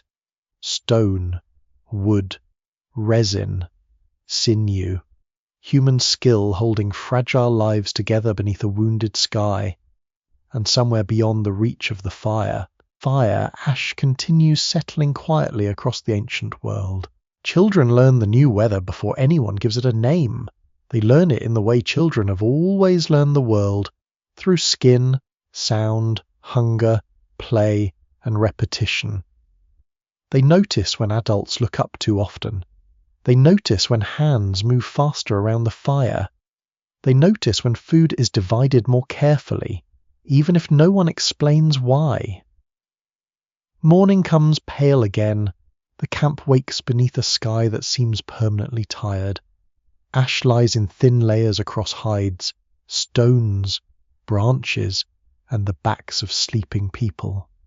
Before anyone eats, before anyone sharpens tools, several adults shake coverings clean and brush dust from storage bundles. The children help, not perfectly, not always usefully, but earnestly. One small child tries to shake ash from a hide and only manages to cover their own feet in grey powder. Another laughs quietly, then stops when an older woman gives a gentle look that says, "Yes, amusing, but also please do not make more work before breakfast." Some lessons arrive without words. You sit beside the fire as a girl watches the smoke. She is old enough to understand patterns, but young enough to still find mystery in everything. She studies how smoke rises, bends, flattens, and spreads beneath the cold air. When the wind shifts, she turns her head before anyone else speaks.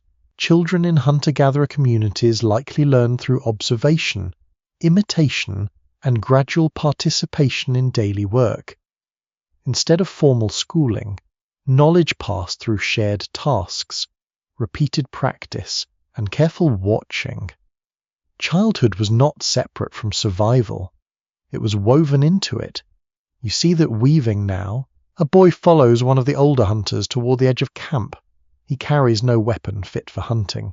Only a small practice shaft and a stone flake too dull to cause serious harm. He watches footprints in ash, then tries to copy the hunter's crouched posture. His knees bend too much, his balance fails. He falls backward softly into dust. The hunter turns, waits, then demonstrates again. No scolding, no dramatic speech about discipline, just patience. The boy rises and tries once more. Nearby, younger children play with handprints in the ash. They press palms into the pale ground, lift them, compare sizes, then place their hands inside older prints left by adults moving through camp. It looks like a game, but it is also measurement. Body learning body, size learning time. One unexpected gift of volcanic ash is that it can preserve impressions of brief human activity, including footprints, hand marks, and surface patterns, if later conditions protect them. To modern researchers, such marks can feel almost startlingly intimate, like glimpsing a single breath from the ancient world. You watch the children leave prints that wind around the hearth, small steps, wide steps, one dragging line where a child pulled a stick behind them. Perhaps none of these marks will survive. Most traces vanish. Wind lifts them, rain smears them, feet cross over them before sunset. But for now, the camp floor is a soft record of movement. The weather lesson continues after breakfast. The group prepares to gather wood and search for edible plants, and several children come along. Their role is limited but important. They carry small bundles, collect dry twigs, identify safe plants, and learn which places adults avoid. You walk with them into the forest. The air is cold enough to sting inside the nose. Frost lies in shaded hollows. Ash clings to the upper surfaces of leaves while the undersides remain darker and damp. A child touches one leaf and watches grey dust fall away in a thin sheet. An older woman guides the child's hand toward a cleaner plant growing beneath a stone ledge. Shelter matters. That is the lesson. Plants beneath overhangs may be less coated. Water moving quickly may be safer than still pools. Wood found under fallen trunks may burn better than exposed branches. Tracks on ash may lie. Wind can erase truth from the ground. Cold can make familiar paths dangerous. These are not abstract ideas. They're instructions for staying alive. Environmental records from periods of abrupt climate stress suggest that younger members of human groups would have grown up adapting quickly to unstable conditions. For them, what adults remembered as change might become normal childhood experience. That thought stays with you. For the older people, the dim sun is a rupture. For the children, it may become the sky they know. At midday, the group pauses near a frozen puddle where ash has formed a thin grey skin across the surface. A child taps it with a stick. The crust breaks softly, revealing dark water beneath. Another child leans too close, curious, and an adult pulls them back gently. The message is clear. Not all surfaces can be trusted. The forest gives small sounds around you, a bird call from far above, a branch creaking, ash sliding from needles, the scrape of a digging stick against hard soil. The children grow quiet as adults search for roots under a patch of sheltered ground. One girl watches carefully, then points toward a cluster of leaves half hidden beneath dead grass. The older woman turns. She smiles. The plant is useful. The girl's face changes, not into loud pride, but into a contained brightness. She has seen correctly. She has contributed. In a difficult season, that matters. Some anthropologists have suggested that the long childhood of humans may have supported complex learning, allowing children time to absorb social rules, tool use, plant knowledge, tracking, and language. In a world like this, childhood is not idle. It is preparation stretched across years. You return to camp with small but meaningful gains. Twigs, roots, useful leaves, a few stones collected for later tool work. The children carry their portions carefully, though one bundle spills near the fire and has to be gathered again. No one laughs too hard. Everyone has dropped something important at least once. As evening falls, the sky dims early. The children notice before you do. One points toward the trees where shadows have thickened. Another drags a hide closer to the fire without being asked. A third brings small sticks and places them near the hearth, arranging them by size after watching adults do it again and again. The older woman nods approval, a quiet reward. The fire rises. Its glow paints warm colour across faces made pale by ash and cold. The youngest children curl near the safest side of the hearth. Older ones sit awake longer, listening while adults speak in low voices about roots, animals, and the coming day. You cannot understand every word, but you understand the shape of the conversation, where to go, what to carry, what to avoid, when to move. A boy falls asleep holding the small practice shaft across his lap.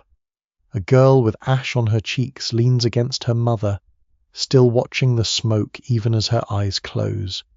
Outside the camp, the strange weather continues its slow education. Cold teaches, ash teaches, hunger teaches, fire teaches, and the children, with their small hands and watchful eyes, learn the changed world one quiet evening at a time. The decision to move south is not made in one clear moment. No one stands beside the fire and announces that the old camp must be left behind. Life is rarely that tidy, especially in a world without maps, clocks, or cheerful little travel apps telling you that the warmer route is only 12 days away if traffic is light. Instead, the choice forms slowly. It begins with empty trails, then colder mornings, then longer walks for wood, then fewer animals near the valley, then the children growing quiet when food is divided. By the time the group begins preparing to leave, everyone already knows. You wake before dawn to the sound of packing. Hides are being folded, tool bundles are tightened, dried meat is wrapped carefully and tied with cord. Stone blades are checked one by one, because a missing scraper or broken point could matter later when the next shelter is far away. The fire is still alive in the center of camp, but it feels different this morning. Not abandoned, not finished, more like a companion preparing to become portable.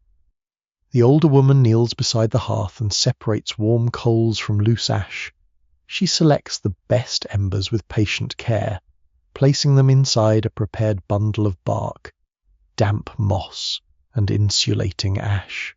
The glow is faint, but steady, protected like a sleeping animal. Ancient groups often moved across landscapes according to changing resources, seasons, water, and animal migrations. Archaeological patterns show that many hunter-gatherer communities used flexible mobility, returning to some places while leaving others when conditions became less reliable. You see that flexibility now. The camp is not a home in the modern sense, with walls, locked doors, and a cabinet full of things nobody uses but refuses to throw away. It is a lived place, yes, marked by ash, footprints, scraps of bone, old hearthstones, and sleeping hollows, but it can be lifted, reduced, carried, and remembered. A child watches as adults dismantle familiar spaces. The hide where they slept is rolled tightly. The branch where smoked meat hung is stripped clean. The pile of practice stones near the fire is partly gathered, partly left behind.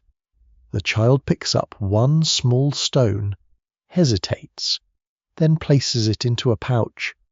A tiny piece of the old camp, perhaps a toy, perhaps a memory, perhaps both. The morning air is cold enough to make every breath visible. Ash lies pale across the ground, softening the outlines of footprints from the previous days. When people begin walking, their steps overlap older marks until the camp floor becomes a tangled record of departure. You move with them down toward the river. The group travels slowly at first. Children are kept near the center. Older adults walk where the ground is easier. Hunters move ahead and along the sides, watching for animals, hazards, and signs of other people. Carrying loads changes the rhythm of the body. Every bundle matters. Every object must earn its place. A lesser discussed part of prehistoric travel is how much knowledge was carried in the mind rather than in possessions. People could leave many things behind because they knew how to make them again, where to find materials, and which landscapes offered shelter, stone, fuel, water, or food. That knowledge now becomes the true baggage of the group, not heavy, but essential. You follow the river southward through a valley where the trees thin and the land opens gradually. The water moves beside you in a steady silver line. Along its faster current, ash cannot settle easily, and that makes the river feel cleaner, more alive. The children walk quietly. At times, one of them asks to be carried. At times, adults agree.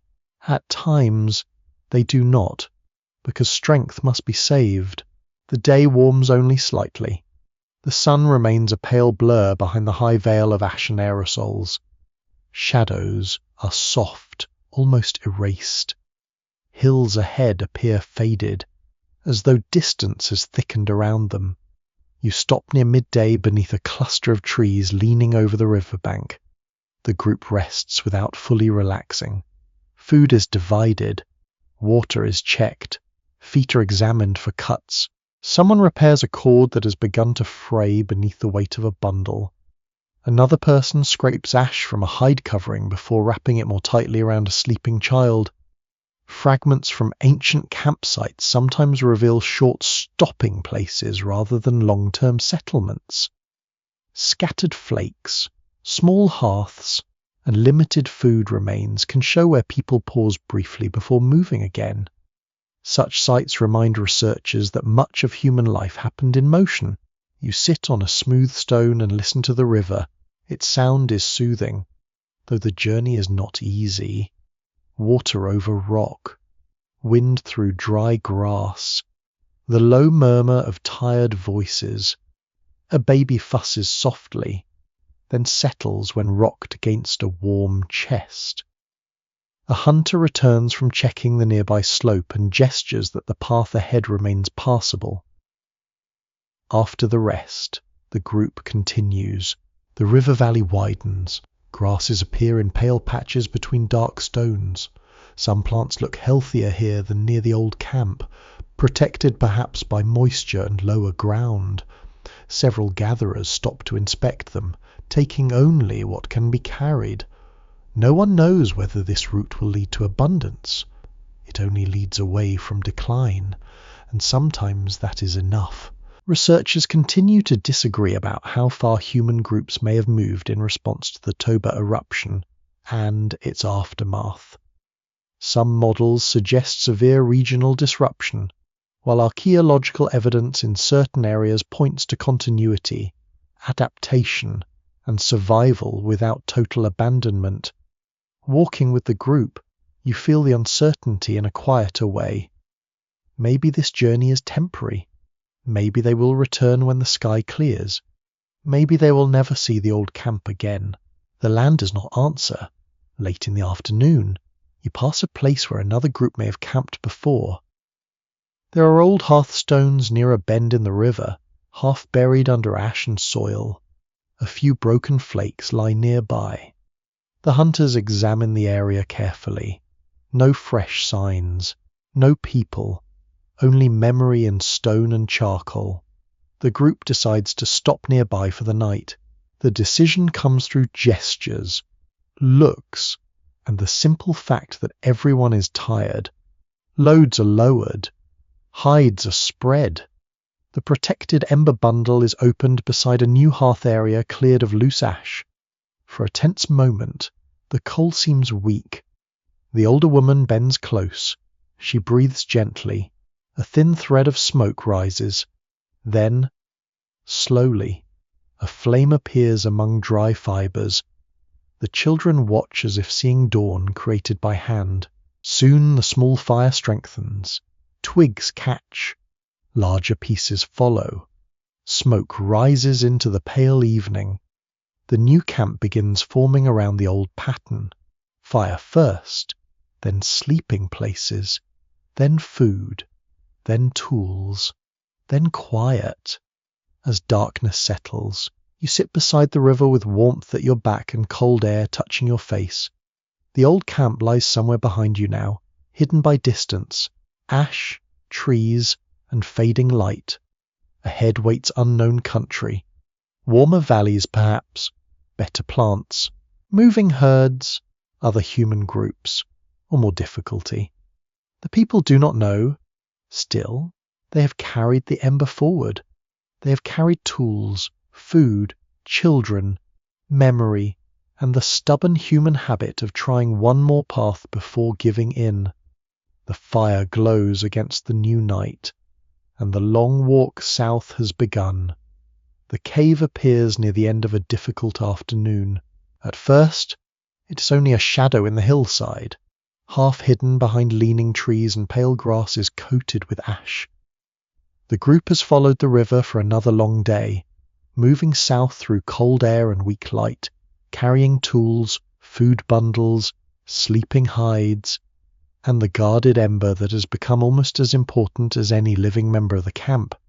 Everyone is tired.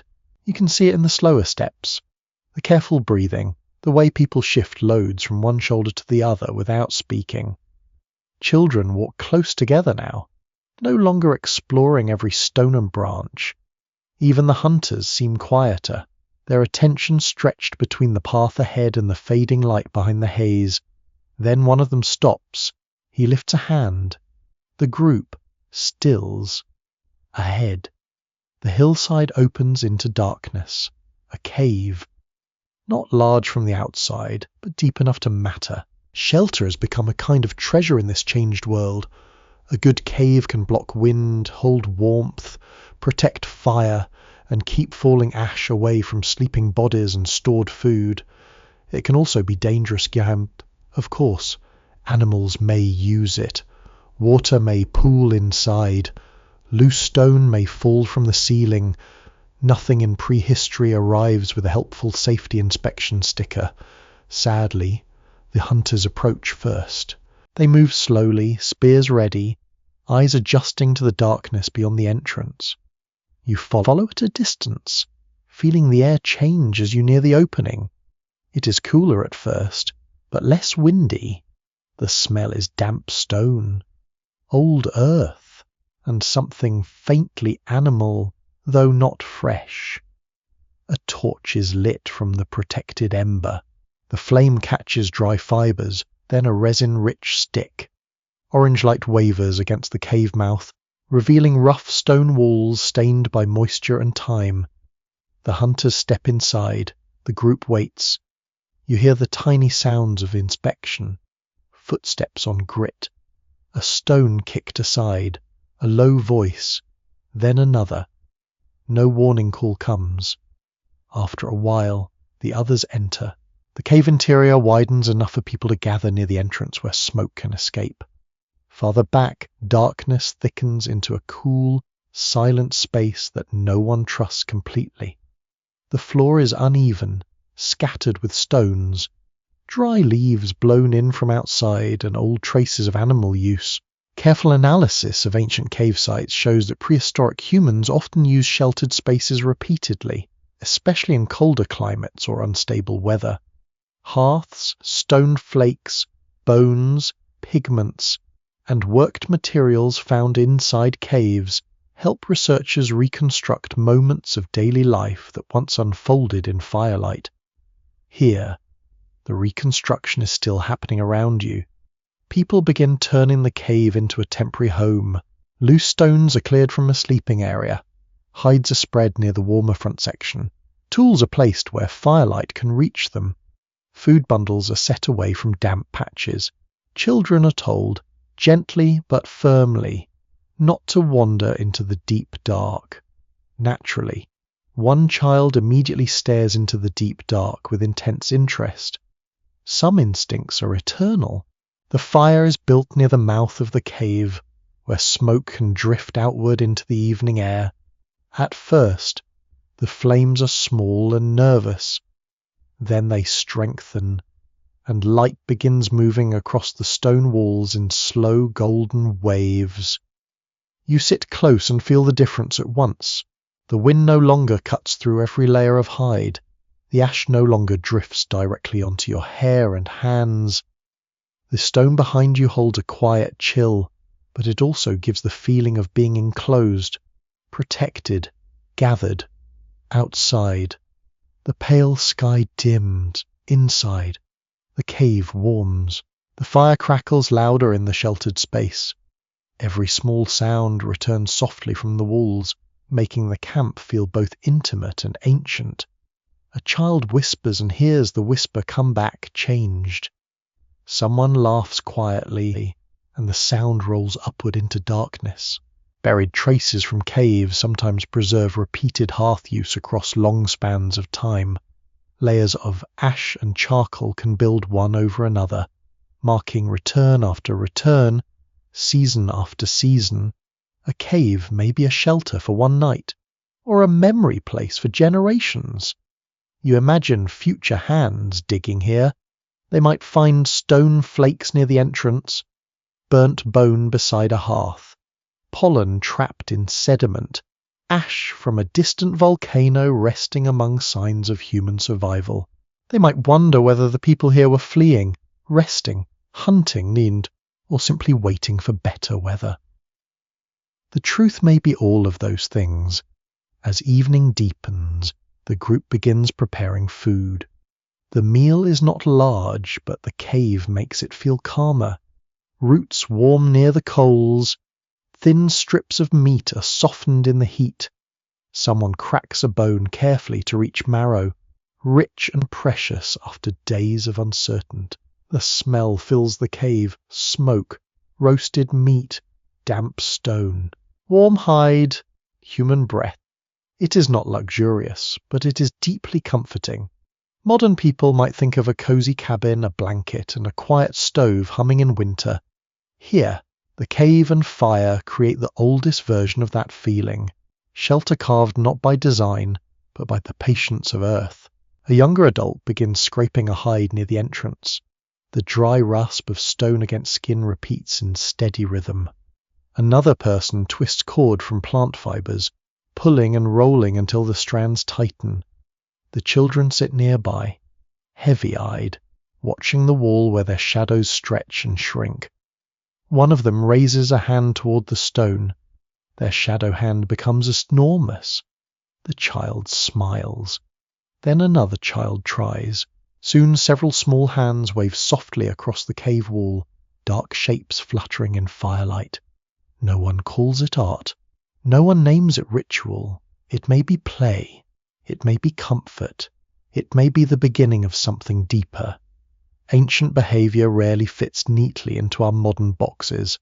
No matter how badly documentaries enjoy making everything sound certain, there is still disagreement over how to interpret many early marks, pigments, and symbolic traces found in prehistoric caves. Some specialists see evidence of ritual or storytelling, while others prefer more cautious explanations tied to daily activity, play, teaching, or practical marking. The uncertainty is not a weakness. It is part of respecting the distance between their world and ours.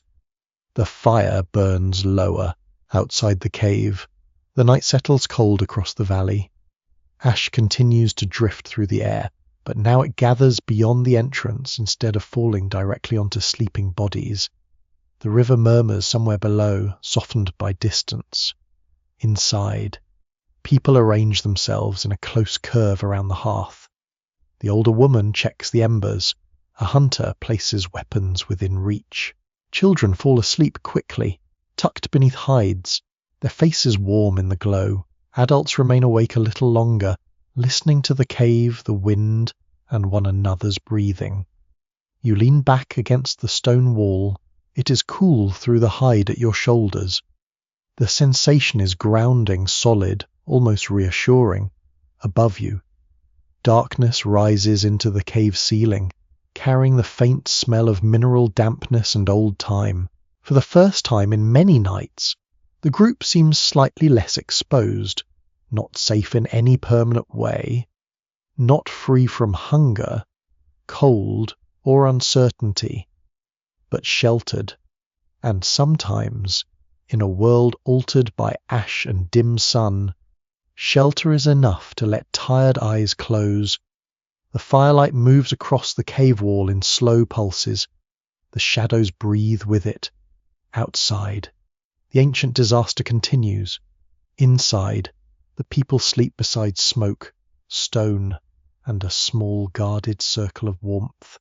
The other humans are never fully absent from this world. Even when you cannot see them, traces remain.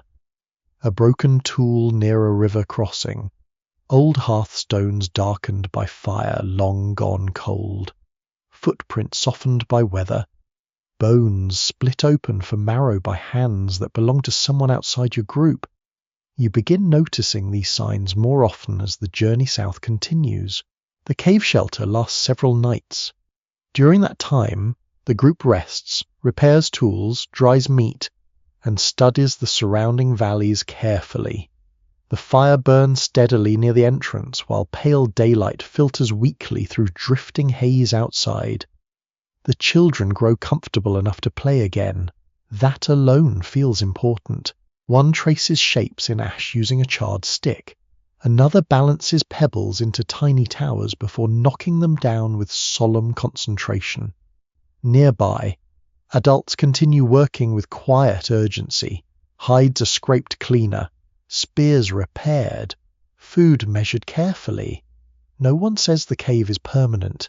Everyone understands it is only a pause. One cold morning, a pair of hunters leaves before sunrise to follow animal tracks through a narrow wooded ravine east of the cave. You travel with them through air sharp enough to sting your lungs. The landscape feels hushed beneath the ash-dimmed sky. Frost clings to roots.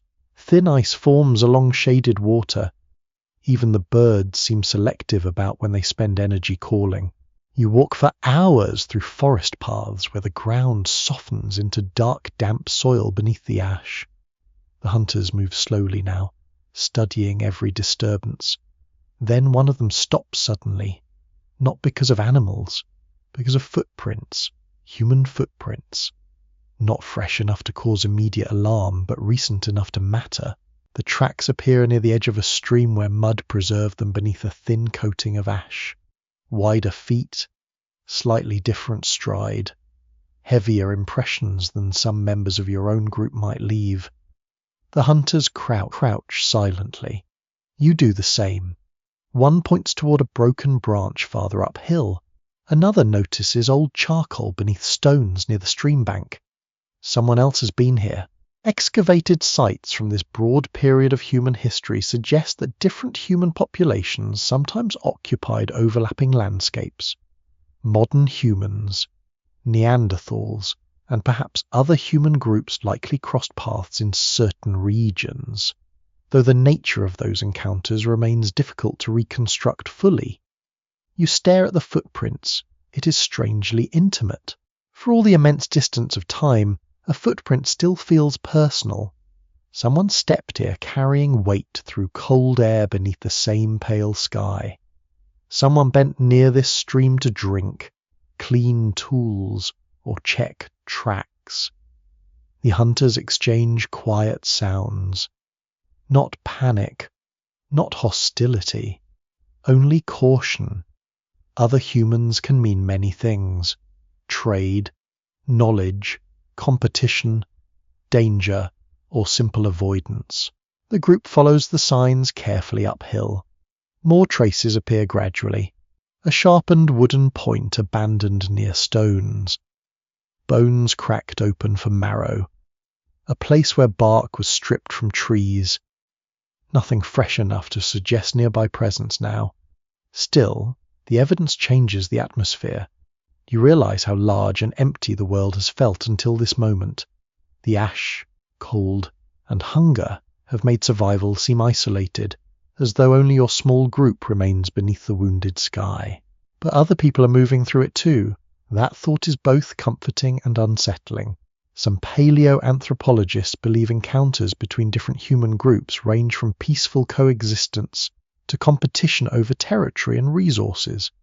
The evidence is fragmentary, scattered across bones, genetics, tools, and settlement patterns rather than written records. Ancient human relationships rarely leave neat explanations behind. The hunters eventually turn back toward the cave. Along the return journey they move differently now, more alert. They stop often to listen. Once, one kneels beside a slope where faint smoke smell lingers in the air, though no fire is visible nearby. Perhaps another camp exists farther south. Perhaps only an old hearth carried scent through damp wind. No one knows. Back at the cave, the discovery changes conversations around the fire that evening. You cannot understand every word, but gestures tell enough. Footprints are demonstrated in ash. One hunter imitates the wider stance he observed. Another points toward the east repeatedly while speaking in low tones. The children listen quietly. Even they understand this matters. One especially intriguing clue about prehistoric human contact comes from genetic evidence showing that modern humans and Neanderthals interbred in some regions. Tiny traces carried in DNA today suggest ancient meetings that were far more complicated than simple conflict stories once imagined. You look around the cave at the sleeping spaces, the tools, the carefully preserved fire, and try imagining another group nearby doing almost the same things. Another fire, another set of children, another older woman protecting embers through the cold, another pair of hunters discussing uncertain weather beneath the dim sky.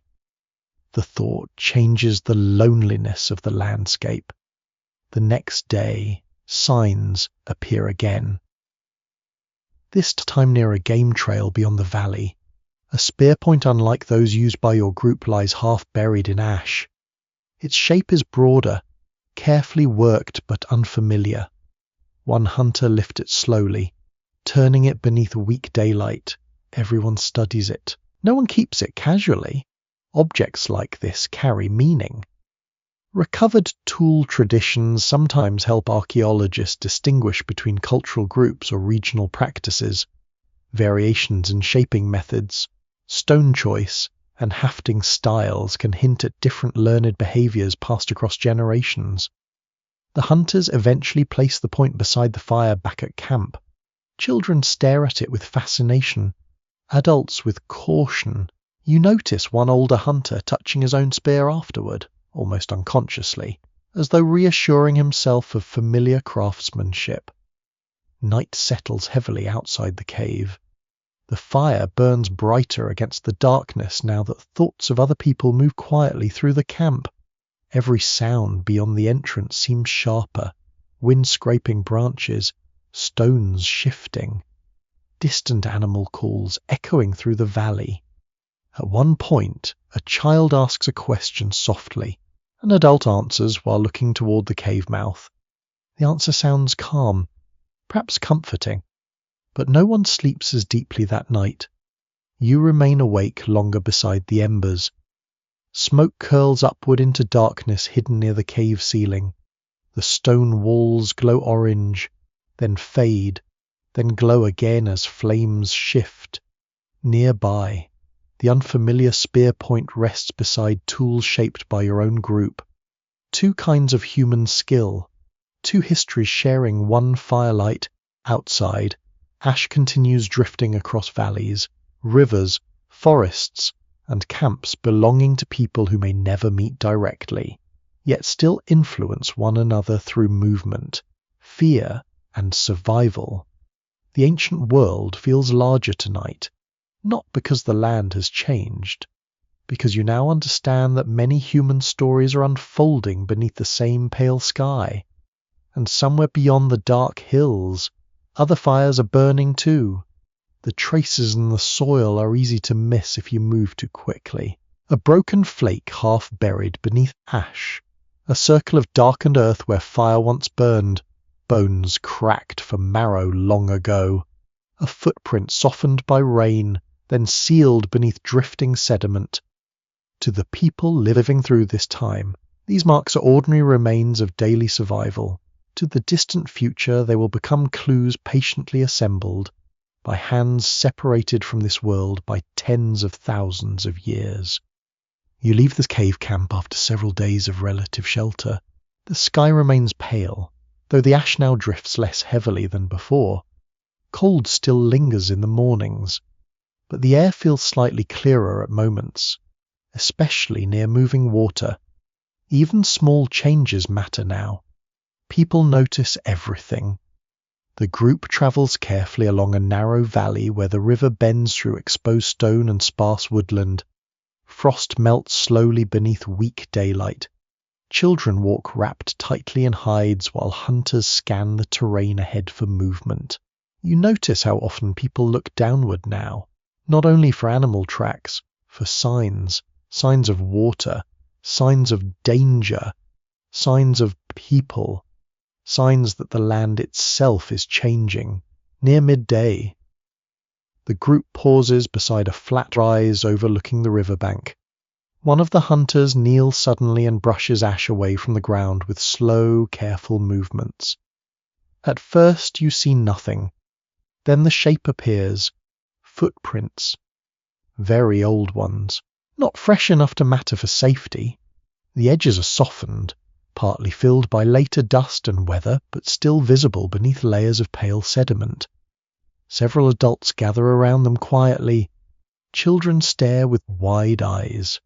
One smaller print rests beside larger ones, preserved near the edge of what may once have been wetter ground. The tiny footprint points toward the river. You feel a strange stillness settle over the group. Excavated prehistoric footprints preserved in ash or sediment have provided rare moments of direct connection to ancient human movement. Unlike tools or bones, footprints capture action itself, a step taken, a direction chosen, a child walking beside adults through an uncertain world. The people here do not think in archaeological terms, of course. Still, they understand the emotional shape of what they see. Someone stood here before them. Someone crossed this same riverbank carrying their own fears, hunger, tools, and children. One of the older women places her foot gently beside the ancient print for comparison. The sizes nearly match. No one speaks for several breaths. Then the group continues. The journey carries you through landscapes shaped quietly by the changing climate. Some valleys remain greener than others. Certain sheltered areas hold healthier plants where moisture lingers beneath stone overhangs. Open plains, meanwhile, often look dry and grey beneath the weak sun. The hunters have become experts at reading these subtle differences. A patch of insects means water nearby. Bird movement suggests surviving vegetation. Fresh dung reveals recent herd passage even when tracks vanish under ash. Ancient environmental evidence preserved in lake beds, pollen records, and sediment layers allows modern scientists to reconstruct changing climates from this period with surprising detail. Tiny grains of pollen trapped in mud can reveal which plants flourished, declined, or vanished as conditions shifted. You crouch near a stream while gatherers inspect edible plants growing close to the banks. One woman brushes ash gently from broad leaves before cutting them carefully near the root. Another scrapes damp soil aside to uncover tubers hidden beneath. The children help too, not perfectly. One digs too aggressively and damages a root. Another mistakes a useless plant for a good one and receives patient correction. Learning continues even while the world remains unstable. You notice how often people teach through touch. A hand guiding another hand, a finger pointing towards safe bark, a small nod when someone notices the right track. Nothing written, everything remembered. By afternoon, clouds gather heavily overhead. The weak sunlight fades even earlier than usual, turning the landscape flat and silver grey. Wind pushes through dry grass, carrying loose ash in soft drifting sheets. The group begins searching for another temporary stopping place before darkness deepens. That is when the hunters discover the old camp. At first it looks abandoned only recently. A ring of stones, blackened earth, broken bones. But as you approach, the details reveal greater age. Rain has softened the hearth edges. Ash and dirt partially bury scattered flakes from tool making. One collapsed shelter frame lies half covered beneath dead grass. No bodies, no obvious violence, only absence. One especially revealing pattern in prehistoric archaeology is how often camps appear briefly occupied before being abandoned. Some sites show only days or weeks of activity before people moved on, following animals, seasons, or changing environmental conditions. You walk slowly through the remains. A cracked bone near the hearth still carries cut marks from stone blades. A small pile of shell fragments rests near one edge of camp, perhaps once used as ornaments or tools. A child-sized footprint remains faintly pressed near the darker soil around the old fire. The people in your group study the site carefully, some curiosity, some caution. No one settles immediately. The abandoned camp raises difficult thoughts. Did the earlier group move south successfully? Did they find better land? Did hunger drive them onward? Did they meet another group? Did the cold simply become too much here? The soil keeps its silence. Researchers attempting to reconstruct population changes after the Toba eruption often face this same silence. Archaeological evidence survives unevenly across landscapes, leaving scholars to piece together fragmented stories from scattered camps, tools, sediments, and environmental clues.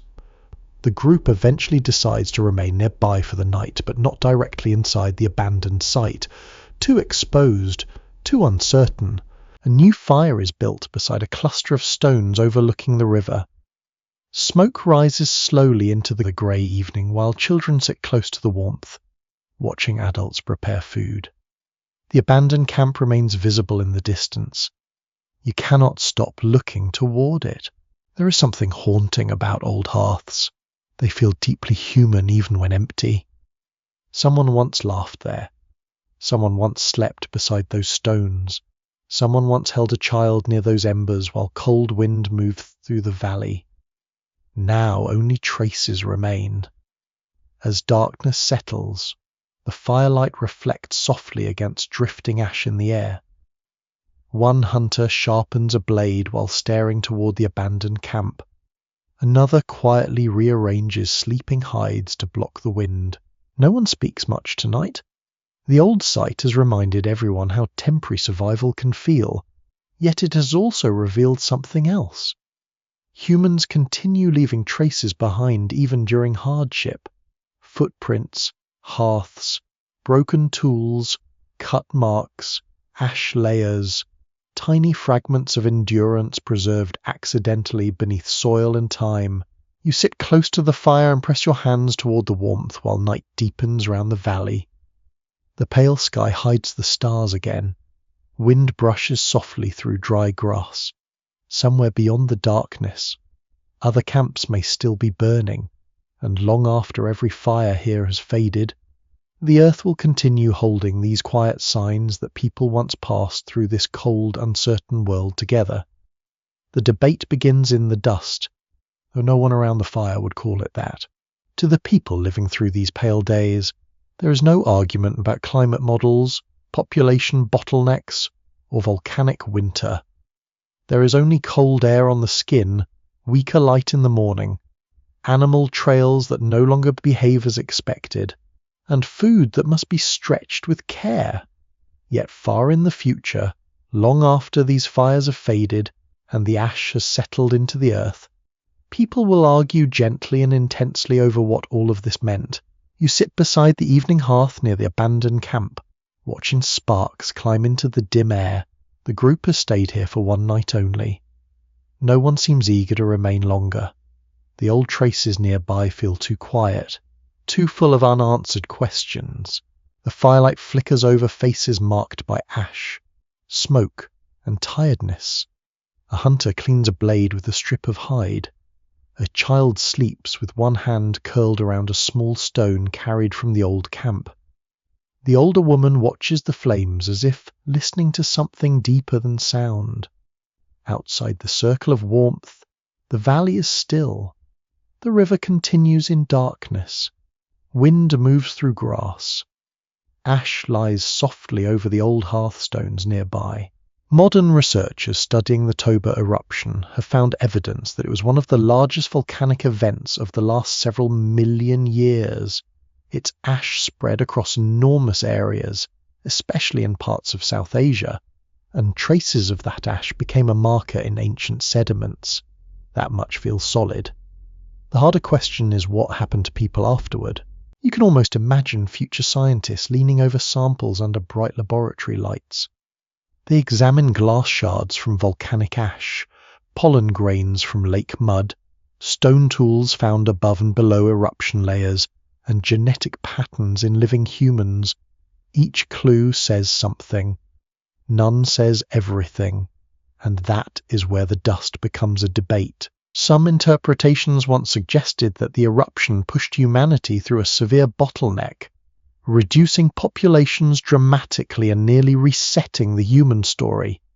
It is a haunting idea. A sky darkened by ash, temperatures falling, food webs strained. Small groups scattered across the world, some surviving, some disappearing. You look at the people beside the fire and understand why that idea has power. They are vulnerable. A long cold season could be devastating. A failed hunt matters. A sick child matters. A lost ember matters. But vulnerability is not the same as helplessness. The group has already adapted in small ways. They moved south. They carried fire. They chose cleaner water. They read changing animal paths. They repaired tools, shared food, and learned from every altered sign in the landscape. Other evidence has complicated the story. At several archaeological sites, researchers have found signs that human occupation continued after ashfall, with tools and activity layers suggesting that people did not vanish everywhere the eruption touched. Some regions may have suffered deeply, while others may have absorbed the shock and continued. That unevenness feels believable here. The world is not one single place. A valley can fail while another holds roots beneath snow. A herd can leave one river and gather near another. One group can disappear from an old campsite while another keeps moving under the same dim sky. You rise from the fire and walk toward the edge of the abandoned camp. The old hearth lies partly buried beneath pale dust. A few flakes of worked stone remain scattered near the stones. In weak firelight, they look like small pieces of night. You crouch and touch the ground. The soil is cold. Somewhere beneath your fingers, layers are forming. Ash from the eruption, charcoal from fires, bits of bone. Plant remains too small to notice. Footprints pressed and erased. All of it may one day become evidence, but evidence is selective. It keeps some things and loses others. It may preserve a blade, but not the hand that made it. It may preserve ash, but not fear. It may preserve bones, but not the lullaby that helped a child sleep through hunger. This is why certainty becomes difficult. Sediment cores can suggest cooling. Genetic studies can hint at population changes. Stone tools can reveal continuity or disruption. Yet human life itself was messy, regional, and deeply local. The disaster may have been enormous without affecting every place in the same way. You return to the fire as the night grows colder. The older woman adds wood. The flames brighten, and for a moment the group appears almost peaceful. The children sleep. The adults chew slowly through a small meal of roots and smoked meat. Someone murmurs a brief comment that makes another person smile. History rarely leaves room for such small smiles. That is unfortunate. Really, the future loves big questions. Did humanity nearly collapse? Did the eruption cause a climate catastrophe? Did it shape migrations, survival strategies, or the fate of other human groups? These are important questions, but they can make the past feel like a chart instead of a lived world. Here, the chart has a smell. Smoke, cold stone, ash in damp grass, meat warming near embers. The debate also has a sound. A child breathing in sleep. A scraper rasping against hide. The river moving through the dark. A hunter testing the edge of a blade with his thumb. Several competing explanations remain possible because the ancient record is incomplete. The eruption was real. The ash was real. Climatic effects likely followed. But the scale of human impact remains difficult to measure. Some communities may have struggled severely. Others may have persisted with little visible break in their tools and habits. You look again at the unfamiliar spearpoint found days earlier. It rests near the fire among the group's own tools. Its presence quietly challenges simple stories. Even in hardship, people moved. They crossed paths. They carried techniques, materials, and perhaps memories from one place to another. Humanity was not a single fragile flame in one exposed valley. It was many fires, some small, some fading, some hidden in caves. some carried carefully through ash in bark and moss. That image settles gently over the night. The disaster may have narrowed possibilities.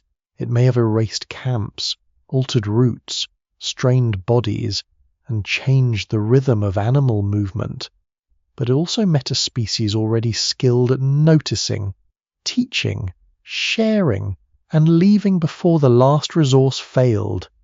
Near midnight, the fire lowers. The group sleeps close together, their breath faint in the cold air. The abandoned camp lies behind you in darkness. The new path waits beyond the river. No answer rises from the dust tonight. Only evidence, only uncertainty, only the quiet fact that people are still here, warming their hands beside a guarded fire while ash settles softly over the world, and sometimes, in the deepest past, survival itself is the only argument that remains.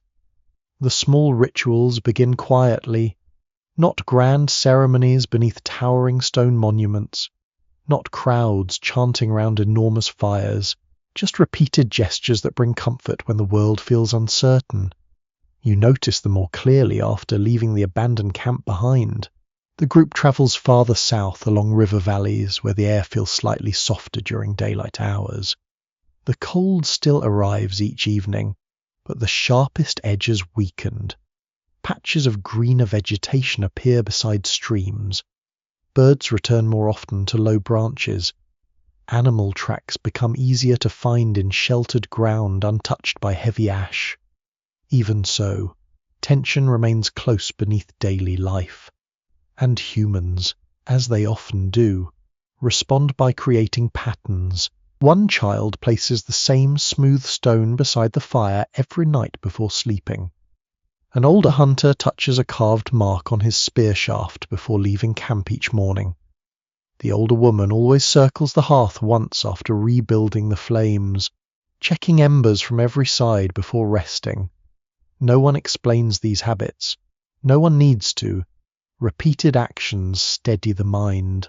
The camp settles one evening beneath an overhang of dark stone overlooking a narrow river crossing. The shelter is smaller than the cave from earlier days, but dry enough to matter. Smoke curls upward into dim air while twilight gathers slowly across the valley. You sit near the fire and watch a young woman thread small shells onto a cord. The shells are old, worn smooth by time and handling. Several have tiny holes carefully pierced through them. She works patiently in firelight, fingers moving with practiced familiarity, while children nearby stare with fascination. Objects like beads, pigments, perforated shells, and carved pieces have been discovered at numerous prehistoric sites, suggesting that symbolic behavior and personal ornamentation existed long before written history. Even during difficult environmental periods, people continued creating and carrying meaningful objects. The woman eventually ties the finished cord around a child's wrist. The child smiles sleepily and touches the shells over and over, listening to their tiny clicking sounds.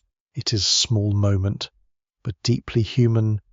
You realize that survival is not only about food and fire. People also need reassurance, identity, memory, connection. A purely practical creature might abandon every non-essential object during hardship. Yet humans continue carrying decorated items, pigments, markings, songs, gestures, and stories even while crossing difficult landscapes. Perhaps those things are not non-essential after all. The next morning, you walk with several gatherers into a patch of woodland where red mineral pigment stains the edge of exposed stone. One of the women kneels and rubs the surface carefully with another rock, collecting reddish powder into a folded piece of hide. A child watches closely, then tries the same motion beside her. The powder leaves soft colour across their fingertips. Recovered pigments from prehistoric sites often raise fascinating questions. Some may have been used for body decoration, hide treatment, marking objects, or symbolic purposes. In many cases, researchers can identify the material itself while remaining uncertain. exactly how people understood its meaning. You return to camp carrying roots, branches, and the small bundle of red powder. Later that evening we assassined while the fire burns low and steady. The older woman mixes some of the pigment with fat near the edge of the hearth. The mixture darkens into thick colour. She touches 2 fingers lightly into it, then presses a mark onto the back of her own hand. Not decoration exactly, not random either. Others watch quietly. One child asks something softly. The older woman answers while tracing another line along the child's wrist. You cannot understand the words, but you understand the feeling. Calm, continuity, belonging. The world outside may shift, but inside the circle of firelight certain gestures remain familiar. You think about how modern people do similar things constantly. Favorite blankets, wedding rings, religious symbols, lucky jackets worn far beyond reasonable usefulness, tiny habits repeated before stressful moments. Humans wrap meaning around objects the way vines wrap around trees. The wind strengthens after sunset. Ash drifts lightly through the air again, though less heavily than before. The pale sky above remains dull and distant, hiding most stars from view. Still, tonight feels gentler somehow. A hunter begins tapping 2 pieces of wood together softly beside the fire. Rhythm, slow, steady. One child sways sleepily with the sound. Then another person joins with quiet humming beneath their breath. No performance, no audience. Just shared sound easing tension at the end of a difficult day. Some archaeologists studying prehistoric cognition suggest that music, rhythm, and ritualized behavior may have helped strengthen social cohesion in small human groups. Coordinated sound and repeated communal actions can reduce stress, reinforce identity, and deepen emotional bonds. Sitting here beside the fire, that idea feels less theoretical and more obvious. The group survives partly because people remain connected to one another emotionally, not only practically. Later that night, after most children have fallen asleep, 2 hunters prepare for an early departure at dawn. Before resting, one kneels near the fire and carefully places a small polished stone beside the hearth. The action lasts only seconds, yet the other hunter notices immediately. He touches the stone once with 2 fingers before lying down to sleep. Perhaps it is habit, perhaps memory, perhaps hope. Ancient rituals rarely survive clearly in the archaeological record because gestures vanish faster than bones or stone. A repeated movement beside a fire leaves little trace, unless attached to an object durable enough to remain buried. Still, hints survive. Carefully arranged items, repeated placements, pigment marks, intentional burials, decorated tools. The evidence suggests inner worlds as complex as the outer landscapes people crossed. You wake briefly sometime after midnight. The fire has burned low. Orange embers pulse beneath grey ash while sleeping figures lie wrapped tightly together nearby. Wind brushes softly across the stone shelter entrance. Somewhere beyond the darkness, water moves steadily through the river crossing below. The older woman is awake. She sits beside the hearth, feeding tiny pieces of wood into hidden coals one at a time. Before adding each piece, she pauses briefly with her hand over the warmth, almost as if greeting the fire itself.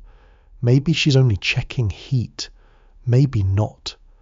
The line between practical action and ritual often blurs in human life. You remain still and watch quietly. The fire brightens. The older woman closes her eyes briefly, then opens them again toward the dark valley outside. Beyond the shelter, the wounded world continues its slow transformation beneath pale skies and drifting ash. Animals move along altered routes. Rivers carve new paths through dust-coated land. Other human groups sleep beside distant fires. And here, In this small circle of warmth and shadow, people continue shaping meaning from repetition, memory, and shared gestures. Not because ritual stops hunger, not because symbols clear the sky, but because humans facing uncertainty have always searched for ways to make the darkness feel familiar enough to endure until morning. The winter without a name settles over the land slowly enough that no single day feels like the beginning. That is what makes it difficult. There is no moment when the sky suddenly turns black forever. No dramatic freezing wave sweeps across the valleys. Instead, the cold deepens one careful layer at a time until people begin measuring life differently. Morning warmth arrives later. Frost lasts longer in shadow. Animals move farther for food. The river edges harden overnight, and everyone grows quieter around the fire. You wake before dawn inside the stone shelter and immediately feel the difference. The air bites harder than it did a few nights ago. Your breath clouds thickly in front of your face, even beneath layered hides. Warmth fades quickly once you stop moving. Nearby, several children remain curled tightly together like sleeping animals sharing heat. The fire has nearly gone out. Only faint red embers remain beneath pale ash. The older woman is already awake.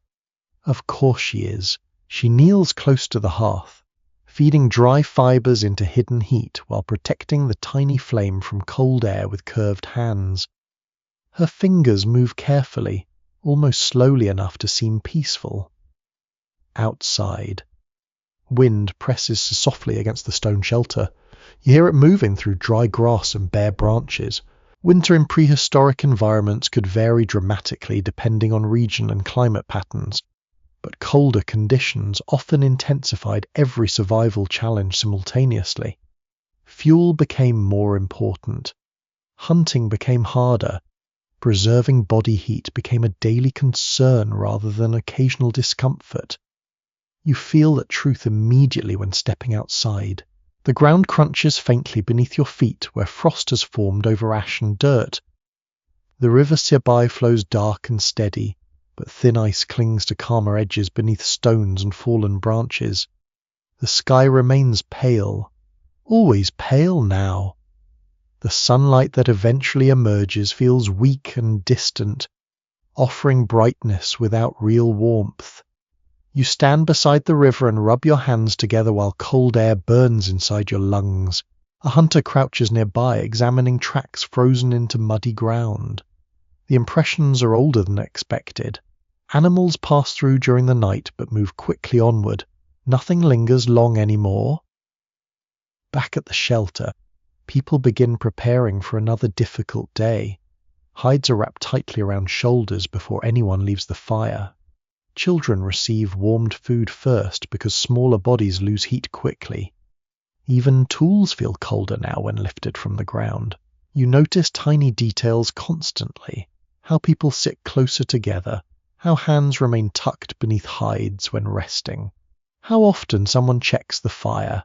How carefully dry wood is protected from moisture.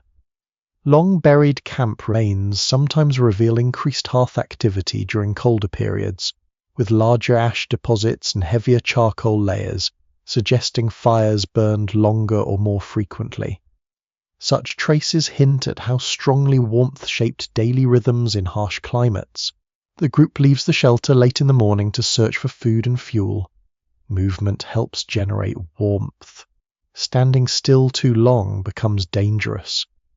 You walk through woodland coated in frost where ash has settled into pale streaks along fallen logs. The trees creak softly in the cold wind. Birdsong has nearly vanished except for occasional distant calls that sound thin and uncertain in the heavy air. One child slips while crossing frozen ground near the riverbank. Not badly.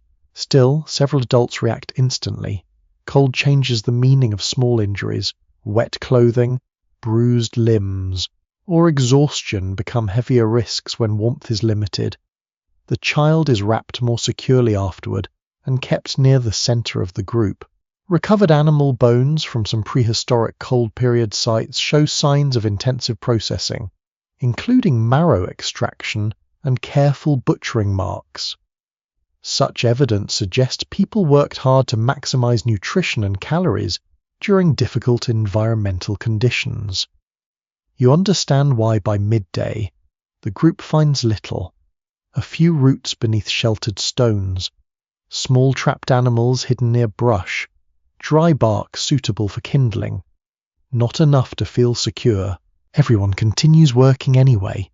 That may be one of the most important truths about ancient survival.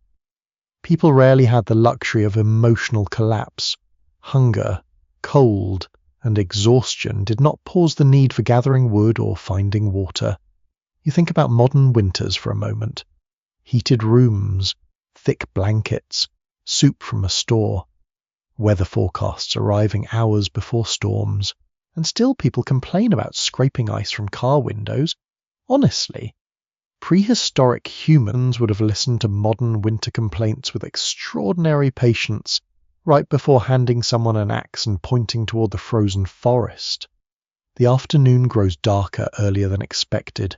Clouds thicken across the pale sky, while wind carries loose ash through the valley again. Tiny particles drift across the frozen ground like grey snow. The sight is strangely beautiful from a distance, less beautiful inside your mouth and eyes. The group returns to shelter before sunset. Everyone moves more slowly now. Tiredness has become physical and quiet, settling into shoulders, knees, and faces. The children no longer run ahead when nearing camp. They head directly toward the fire inside the shelter. Warmth builds gradually as flames strengthen. The smell of smoke feels comforting now in a way difficult to explain. Smoke means heat. Heat means dry hides, softer fingers, safer sleep, cooked food, and one more night survived. Several people begin working immediately after returning. Wet materials are dried near the flames. Tools are checked for cracks caused by cold. Food is divided carefully into portions for evening and morning. Nothing is postponed unnecessarily anymore. One especially revealing detail from prehistoric shelters is how often spaces appear organized around temperature and fire use. Sleeping areas cluster near warmth. Work zones remain close to light. Valuable materials stay protected from dampness and freezing conditions. You see that organization clearly tonight. Children sleep closest to the fire. Tools line the driest wall. Fuel rests stacked within easy reach. The older woman keeps the ember bundle protected near her sleeping place as though guarding another living creature. Outside, the wind rises stronger after dark. It whistles softly across the shelter entrance while ash drifts through the air beyond. The sound creates a low, steady murmur that blends with crackling fire and sleeping breath. One child wakes, frightened, after a sudden gust. An adult immediately pulls the child close beneath warm hides and begins humming softly. No words, just rhythm. The child settles again. Perhaps this is another kind of survival tool. Not stone, not fire, comfort. The night stretches long and cold around the shelter. You remain awake beside the hearth, while embers pulse beneath shifting ash. Shadows move slowly across the stone walls. Every now and then, someone turns in sleep or pulls a covering tighter around their body. The winter without a name deepens beyond the firelight. No one here knows how long it will last. No one knows whether the skies will brighten fully again soon. But still the group continues repairing, teaching, gathering, sharing, and tending the flame. And somewhere within that repetition, beneath ash and frost and uncertainty, humanity keeps building another tomorrow from very small pieces of warmth. The river carries the ash away slowly, not all of it. Not enough to make the world clean overnight, but enough for you to notice. After the long, cold nights in the stone shelter, the group follows the water south again. moving along its edge where the ground is softer, darker, and less coated than the open plains. The river has been working while everyone slept, pulling fine grey dust from banks, roots, stones, and shallow pools, carrying it downstream in faint cloudy threads. You stand near the current at dawn and watch it move. The surface looks dark beneath the pale sky, but beneath it swirls a lighter colour where ash has mixed with silt. It turns around stones, gathers briefly in quiet pockets, then loosens again and continues onward. Water is patient. It does not argue with disaster. It simply carries what it can. The morning air is still cold, but not as sharp as the nights before. Frost remains in shaded grass, and your breath still appears in front of you. Yet the river valley feels more alive than the higher ground. Small birds move among reeds. Insects flicker weakly above damp mud.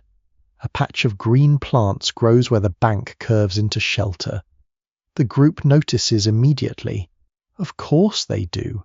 Every person here has learned to see possibility in small details. Sediment left by ancient rivers often preserves clues about changing climates, floods, ashfall, and human movement. Layers of silt, charcoal, pollen, and volcanic material can later reveal how landscapes recovered after disruption. To future researchers, a riverbank like this may become a quiet archive of survival. To the group, it is simpler. There may be food here. There may be water safer than still pools. There may be animal tracks in the mud. A hunter kneels near the bank and studies prints pressed deep into the damp soil. Deer, several of them, fresher than the old tracks found days earlier. The marks show where animals came down to drink during the night, their hooves breaking through ash into wet earth beneath. The hunter touches the edge of one print. The mud is still soft. Hope does not arrive loudly. Sometimes it is only a footprint near water. The group decides to remain near the river for part of the day. Loads are lowered beneath a stand of trees. The protected ember is opened, fed with dry grass and small twigs, then encouraged into flame. Smoke rises through bare branches and drifts toward the water. The smell of the camp changes in this damp place. Less dry ash, more mud, more reeds, more living things. Children are allowed to move a little farther from the fire, though still within sight. They crouch beside shallow water, poking sticks into soft sediment, watching cloudy plumes rise and vanish. One child presses a hand into mud and lifts it, delighted by the dark shape left behind. An adult smiles, then gently pulls the child away from the colder water before curiosity becomes wet sleeves and regret. Ancient people living near rivers often benefited from diverse resources, including fish, plants, freshwater shellfish, birds, and animals drawn to drink.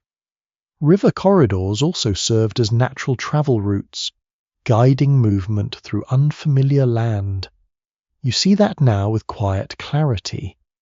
The river is not only water, it is a road, a pantry, a warning system, a memory line through the land.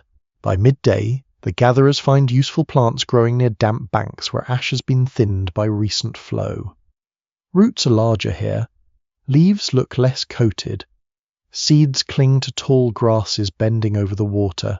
Nothing is abundant in the comfortable modern sense, but compared with the frozen uplands, the river valley feels generous.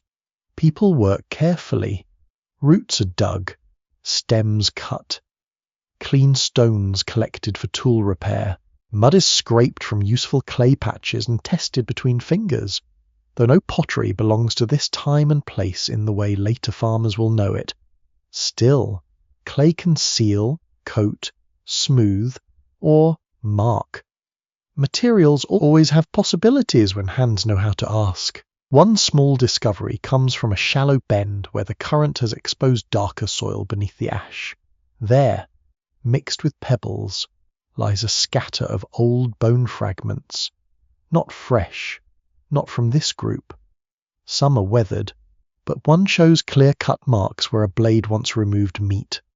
The older hunter studies it for a long time, then leaves it where it lies. The river has uncovered someone else's meal from another season, perhaps another generation. It is a reminder that people have passed through this corridor before, following the same logic of water, animals, and shelter.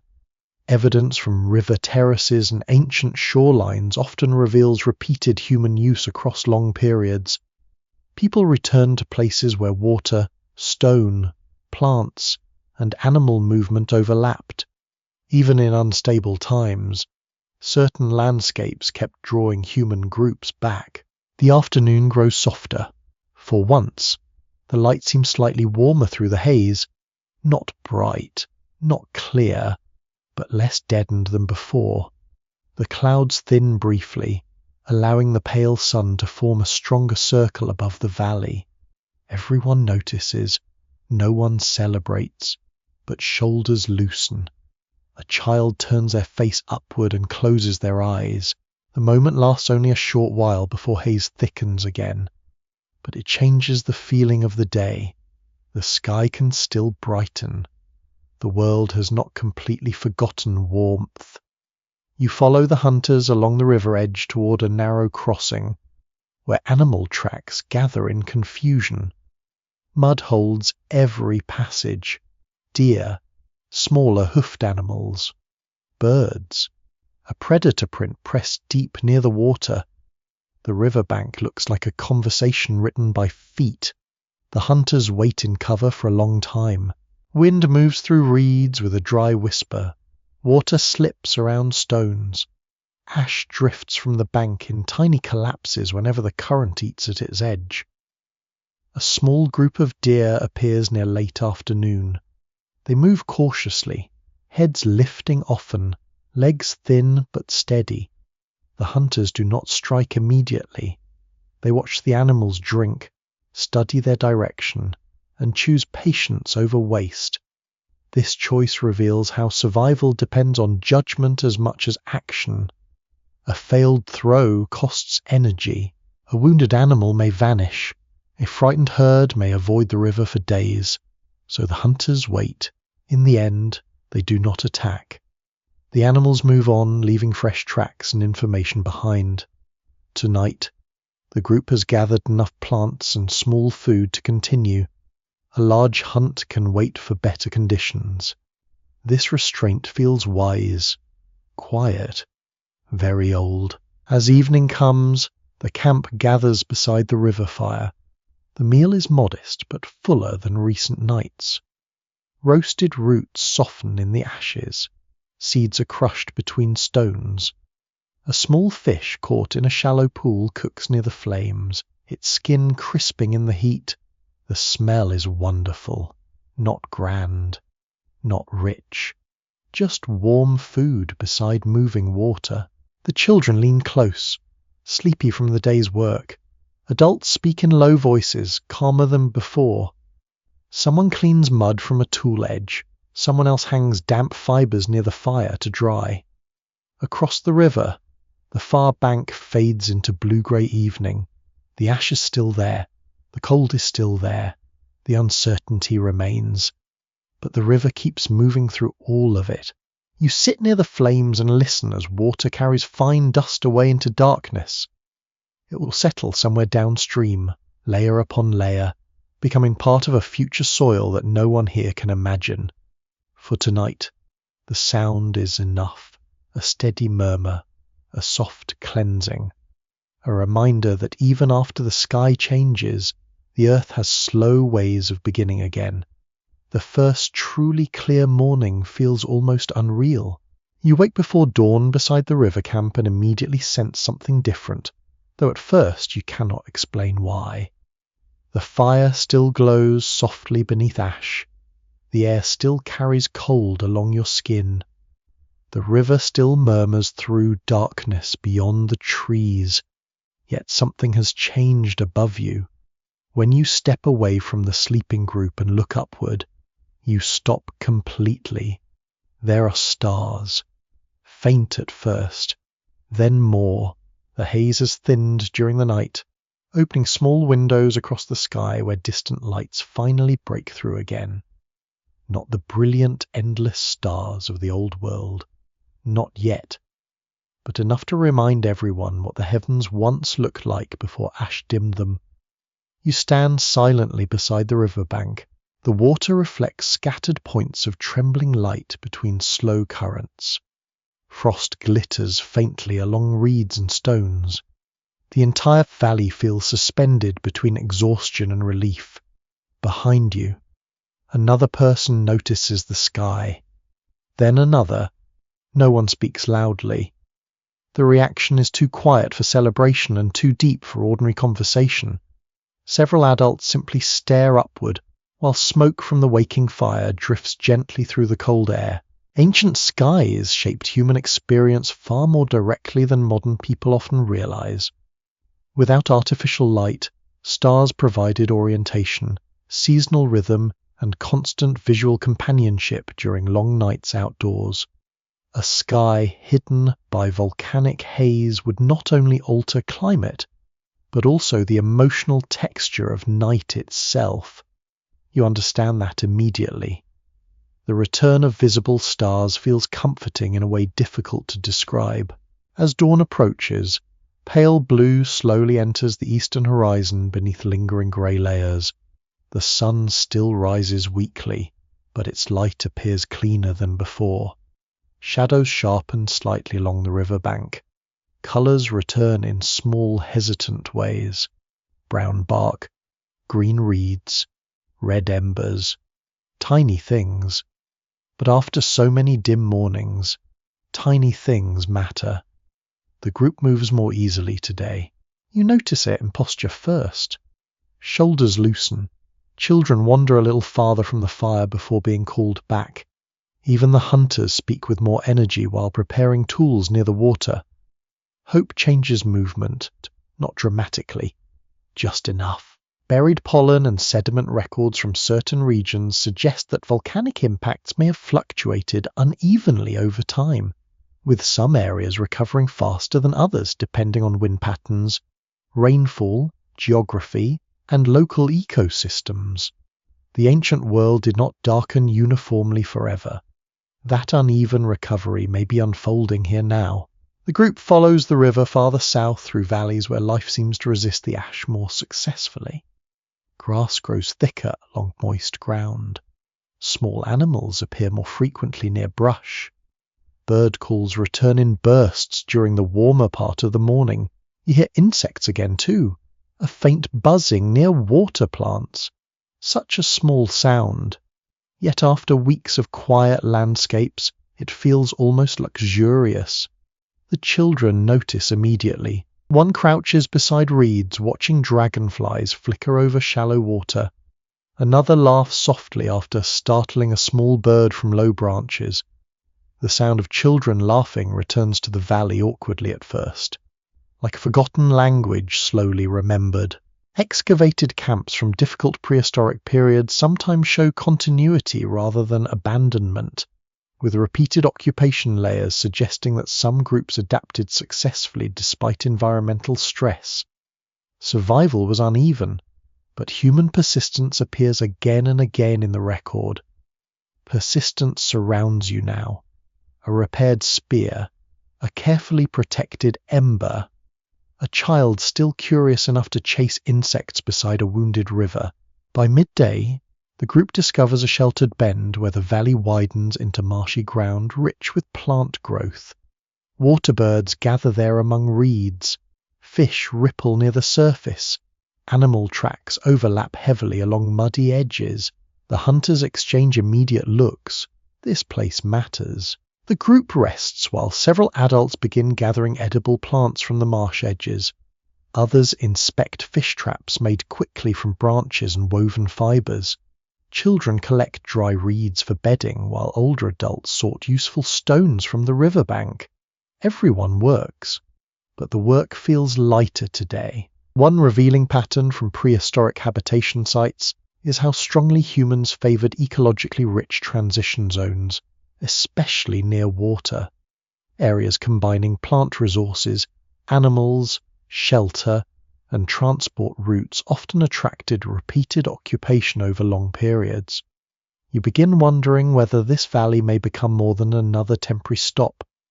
The thought enters the camp quietly. No one announces it. Still, people begin noticing practical details almost immediately. Where wind is weakest, where fresh water flows cleanest, where dry ground remains above flooding, where firewood grows nearby, where children can sleep safely. A hunter tests the soil near a cluster of trees by pressing his spear shaft into the ground repeatedly. Another examines animal movement through the marsh at different hours of the afternoon. You can almost feel human instinct mapping possibility onto the land. The river itself seems calmer here.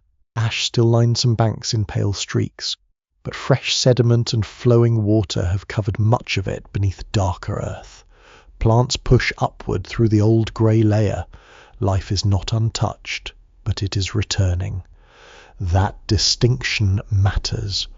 Recovery does not erase damage. It grows through it. As evening approaches, the group builds a larger fire than usual near the edge of the marsh. Smoke rises cleanly into clearer air while birds settle noisily among reeds nearby. The smell of cooking fish drifts through camp mixed with damp grass, mud, and river water. The meal feels almost abundant compared with the recent nights. Fish roasted over coals, roots softened in ash, seeds crushed into rough cakes beside the fire. Children fall asleep before finishing portions. Adults lean back after eating rather than immediately planning the next movement. The older woman sits quietly near the flames with tired hands resting in her lap. Firelight touches the lines across her face, while reflected water shimmers faintly behind her through reeds. You realize how long everyone has been carrying tension, cold, ash, hunger, movement, watching, waiting. Tonight, some of that weight loosened slightly, not gone, just lighter. Several researchers studying ancient environmental stress caution against imagining prehistory only as endless suffering. Human groups also experienced adaptation, cooperation, beauty, humor, and moments of relative stability even during difficult periods. The camp beside the marsh feels like one of those moments. A child asleep beside warm reeds, a spear drying near the fire, smoke rising into a clearer sky, water moving steadily through recovering land. Night deepens slowly across the valley. This time, when you look upward, the stars remain visible through thin drifting haze, not perfect, not bright as before the eruption, but present. The group notices them repeatedly throughout the evening. People glance upward while speaking, while feeding the fire, while wrapping children beneath hides, as though checking whether the sky itself is healing. You sit beside the river until the fire burns low. The marsh breathes softly around you with insect sounds, bird movement, and flowing water. Ash still exists beneath the soil and along distant hills, but here the earth has begun covering it with new life, and beneath returning stars. Humanity continues doing what it has always done best, enduring long enough to notice the first signs of recovery. The stories become longer once the fear begins to ease. Not immediately. At first, evenings near the marsh remain practical. Fires are built, fish cleaned, tools repaired, children wrapped tightly against the lingering cold. Every task still matters too much for anyone to drift fully into comfort. But slowly, almost without notice, something changes around the fire. People begin staying awake a little later. Voices continue after meals instead of fading quickly into exhausted silence. Hands move while speaking. Children listen instead of falling asleep instantly. The return of storytelling may not sound important beside volcanic ash, climate stress, and survival. yet it may be one of the clearest signs that a group has found enough stability to think beyond the next immediate hour. You sit near the fire as dusk settles across the marshland. The sky tonight holds more visible stars than before. Thin haze still drifts high above, softening parts of the heavens, but large dark stretches have opened between the clouds of ash. Reflections shimmer across slow water, where reeds bend gently in cold evening wind. The camp smells different here. Fish smoke, wet grass, mud, warm hide drying near the fire. A child sits beside the older woman holding the shell bracelet made days earlier. The tiny shells click softly together whenever small hands move. Nearby, one hunter carefully sharpens a stone blade while another mends a carrying sling using twisted fibers. The rhythm of camp life has become steadier. Excavated hearth areas from prehistoric settlements sometimes contain repeated evidence of long-term use, including food remains, tool repair debris, pigments, ornaments, and overlapping ash layers. Such details suggest fires served not only as cooking places but also as centers of communication, teaching, and memory. The fire before you feels exactly like that, a place where knowledge gathers. Tonight, one of the older hunters begins speaking while staring into the flames.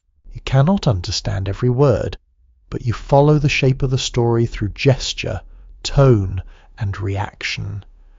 He points toward distant hills. He imitates animal movement with one hand. Children lean closer immediately. The story may be about a hunt, or a dangerous crossing, or a season before the ash. Perhaps all stories eventually become combinations of those things. What matters is the listening. Humans have carried knowledge through spoken storytelling for far longer than writing has existed. Information about animals, weather, places, social rules, and past events could travel across generations through repeated oral traditions shaped by memory and performance. You begin noticing how stories function almost like survival tools. One tale teaches where dangerous water lies. Another reminds listeners about animal behavior during cold seasons. Another preserves memory of distant places beyond the valley. Even humor carries purpose. At one point, the older hunter exaggerates the movement of a frightened animal so dramatically that several children burst into sleepy laughter. One child nearly drops a piece of roasted fish into the fire. The adults laugh too, quietly, warmly. The sound drifts across the marsh like something fragile returning after a long absence. Modern people sometimes imagine prehistory as endlessly grim, but evidence from human social behavior suggests emotional bonding, play, humor, and storytelling were likely deeply important parts of group life. Survival depended not only on strength but also on cooperation and emotional resilience. The fire crackles louder as fresh wood is added. Sparks rise upward into clearer darkness. You notice shadows moving across faces as people speak in turns now. One younger woman adds part of her own story, using hands to imitate flowing water and shifting reeds. Another adult interrupts briefly with a correction that causes playful disagreement near the fire. Children watch everything, not only the stories themselves, the reactions, the timing, the emotion.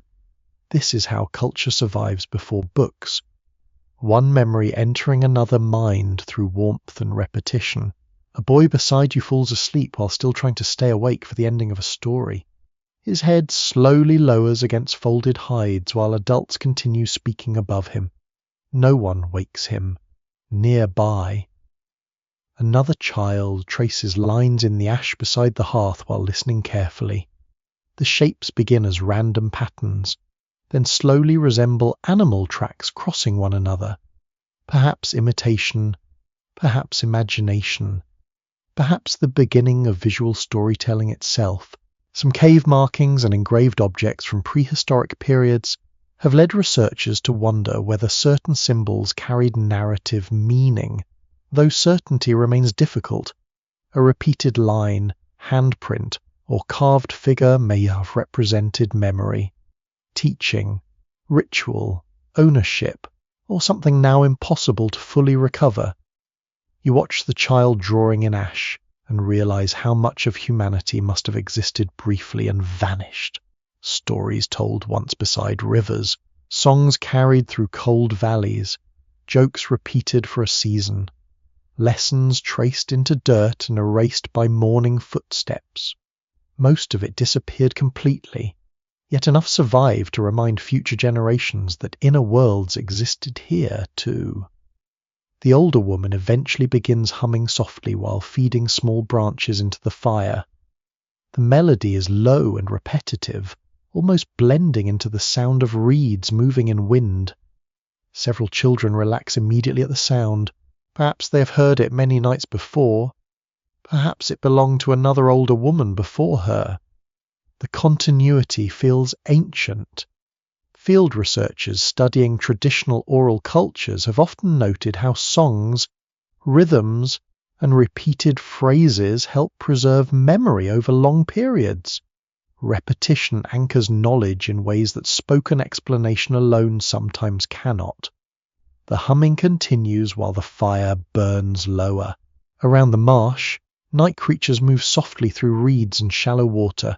Frogs call occasionally near darker pools. Insects drift through firelight in tiny flickering spirals. The world feels fuller now than it did during the harshest days beneath the ash-darkened sky. Not restored completely, but recovering. One of the hunters points upward suddenly. Everyone looks. Across the clearer section of sky, a streak of light moves briefly overhead before vanishing. A falling star, or perhaps only a fragment burning high above the earth. The children stare in silence afterward. One whispers something. An adult answers quietly. No one laughs at the question. Human beings have always looked upward, searching for meaning. The fire finally settles into deeper embers late in the night. Most of the camp sleeps now. The older adults remain awake slightly longer, speaking in softer voices while the river murmurs beyond the reeds. You lie beside the warmth and listen to the sounds surrounding the camp, water moving slowly through mud and grass, wood shifting in the fire, breathing beneath hides, a faint shell bracelet clicking when a child rolls over in sleep. These are not grand historical moments. No empire rises here, no monument stands. Yet this quiet gathering beside the marsh may represent something far older and more important. People surviving long enough to tell stories again. And somewhere far in the future, long after the ash has settled deep beneath layers of earth, those forgotten evenings will still echo faintly through every human voice gathered around warmth in the dark. Plants return more quietly than animals.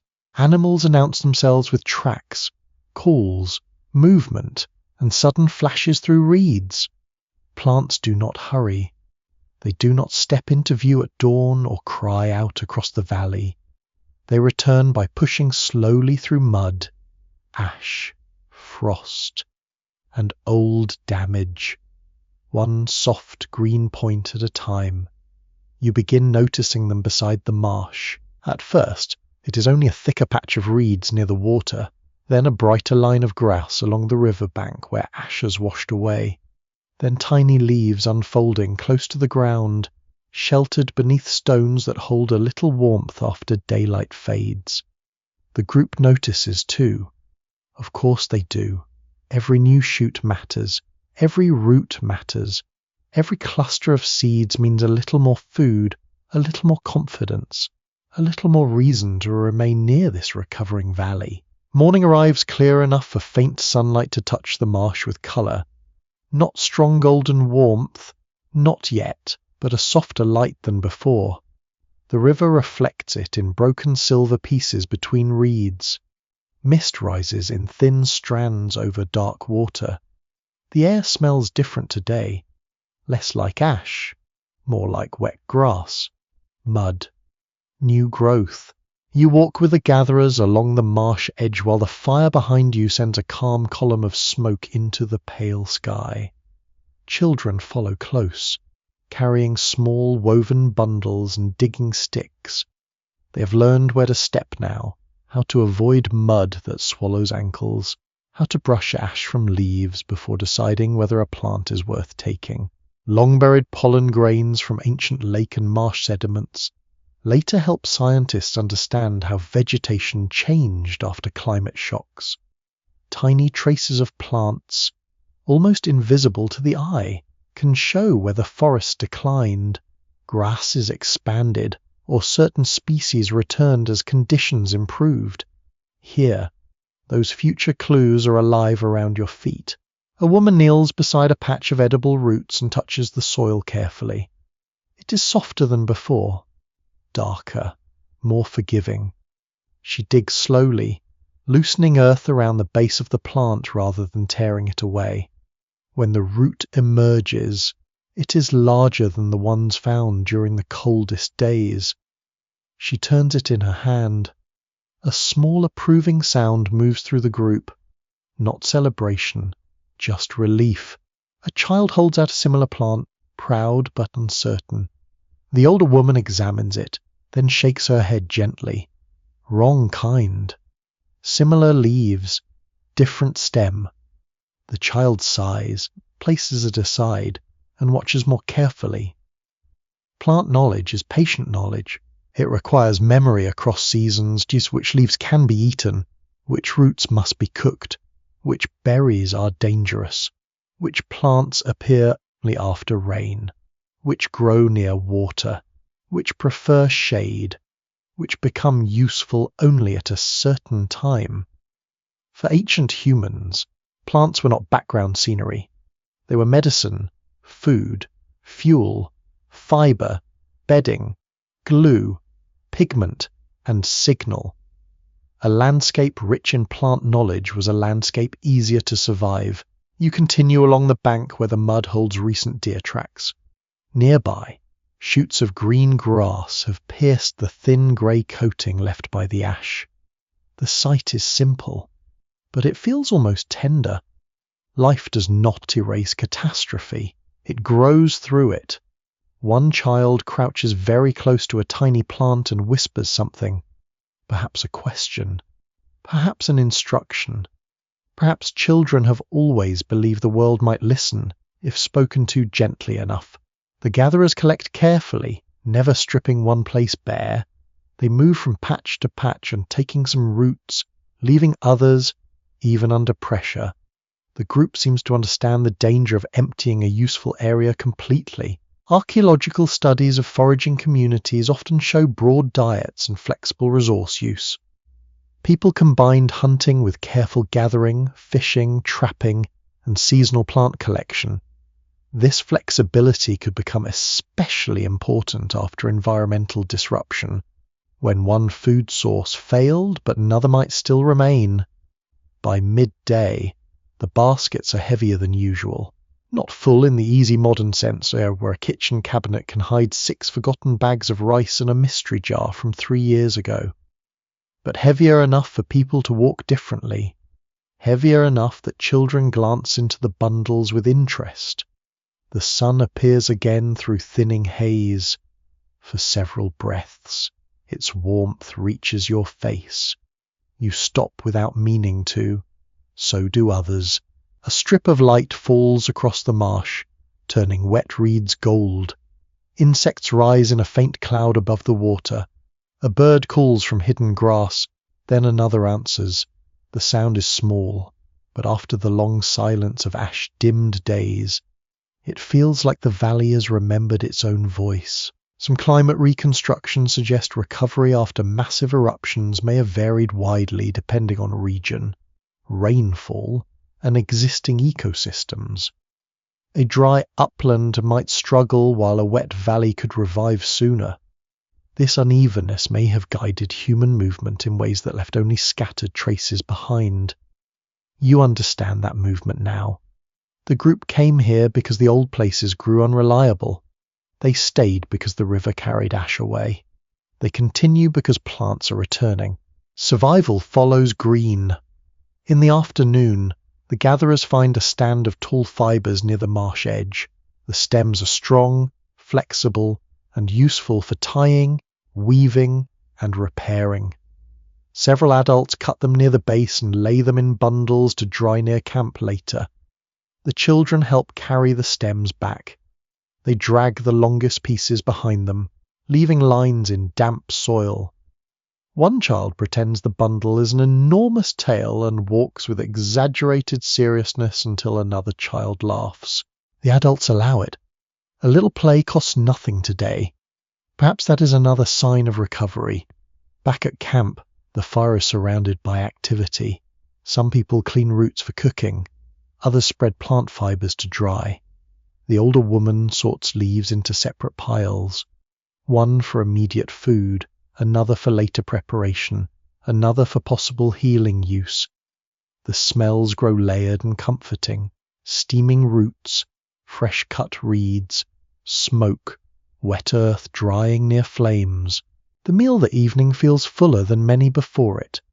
Roasted roots soften into sweetness. Fish cooks beside them.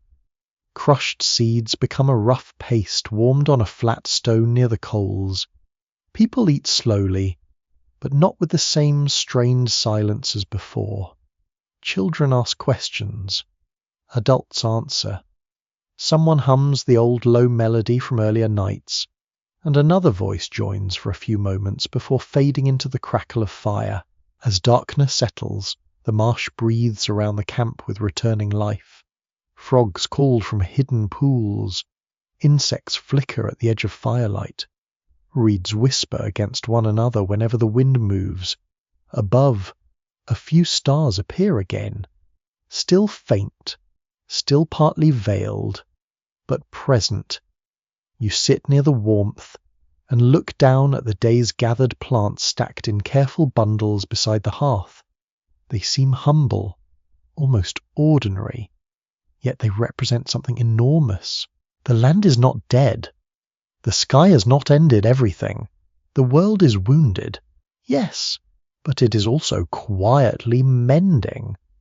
And beside the river, with smoke in your hair and damp earth beneath your feet, you feel the group begin to trust the morning just a little more than before.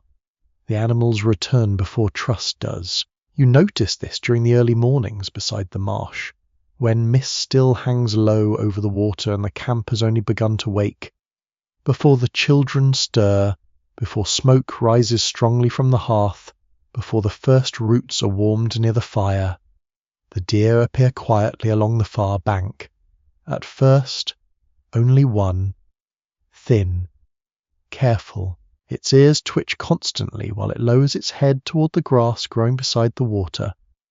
Then another emerges from the reeds behind it, then a third farther upstream.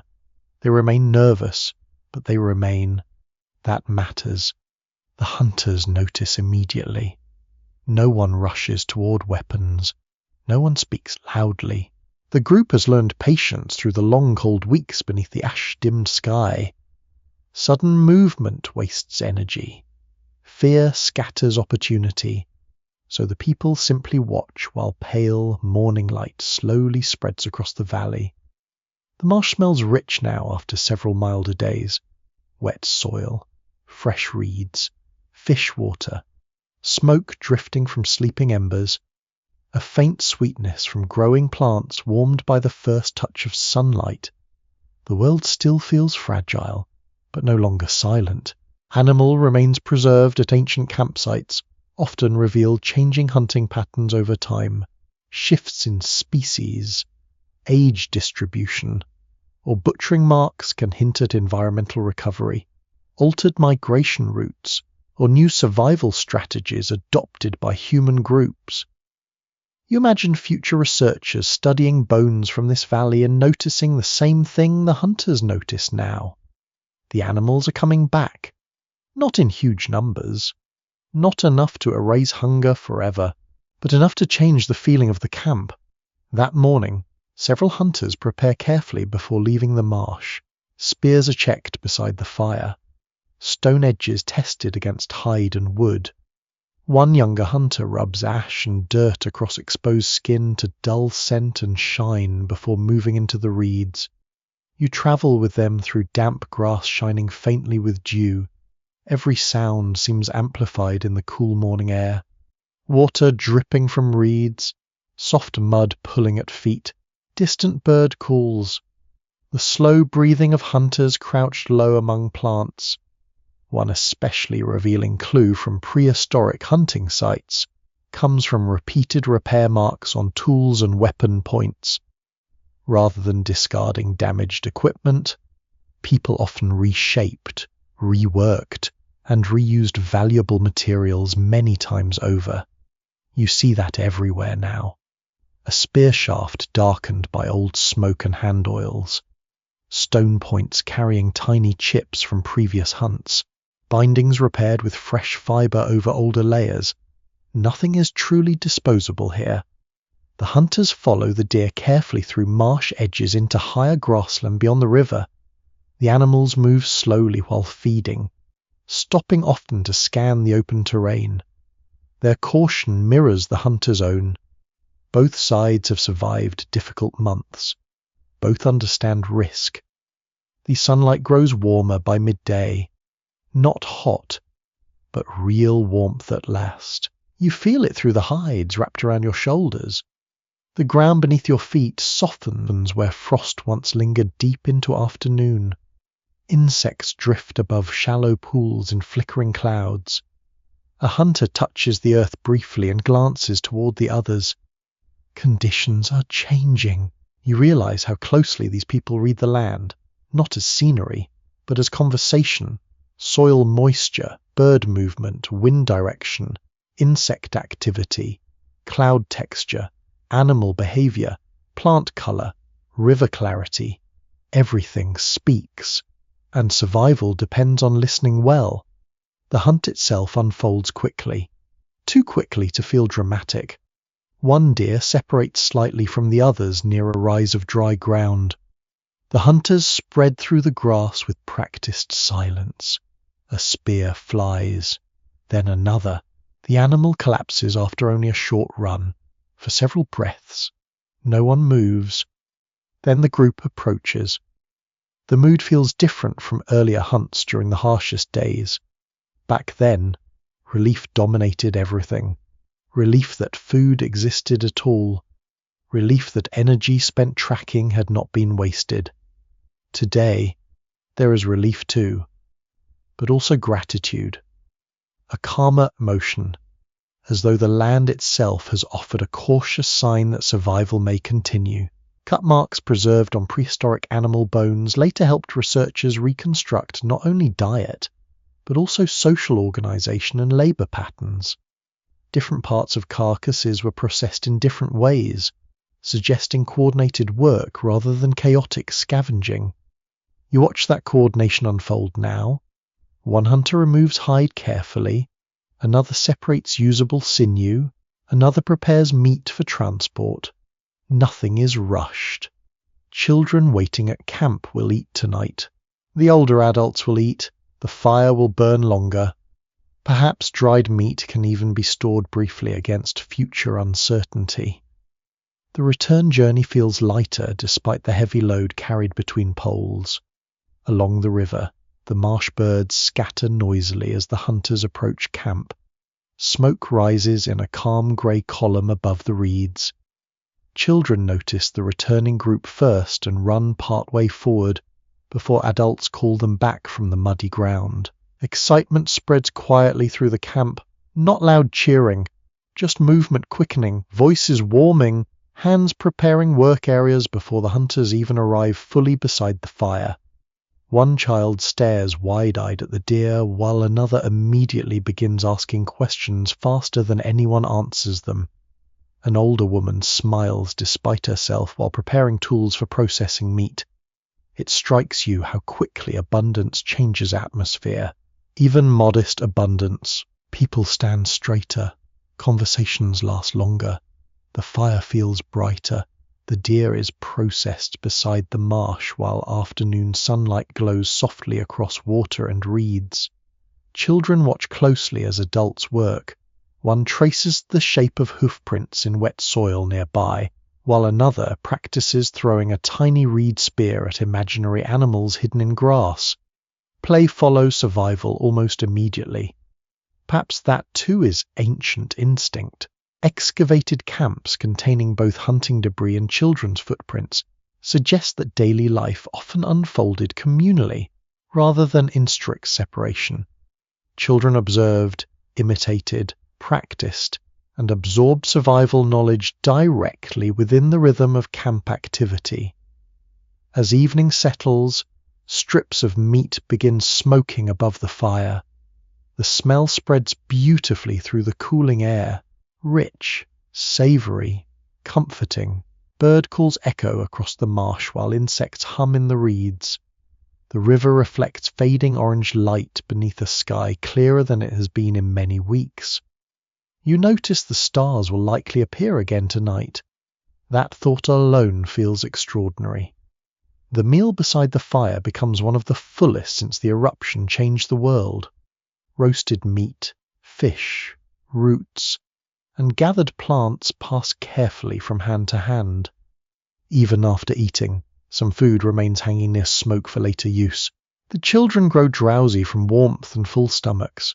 One falls asleep before finishing a story told beside the fire.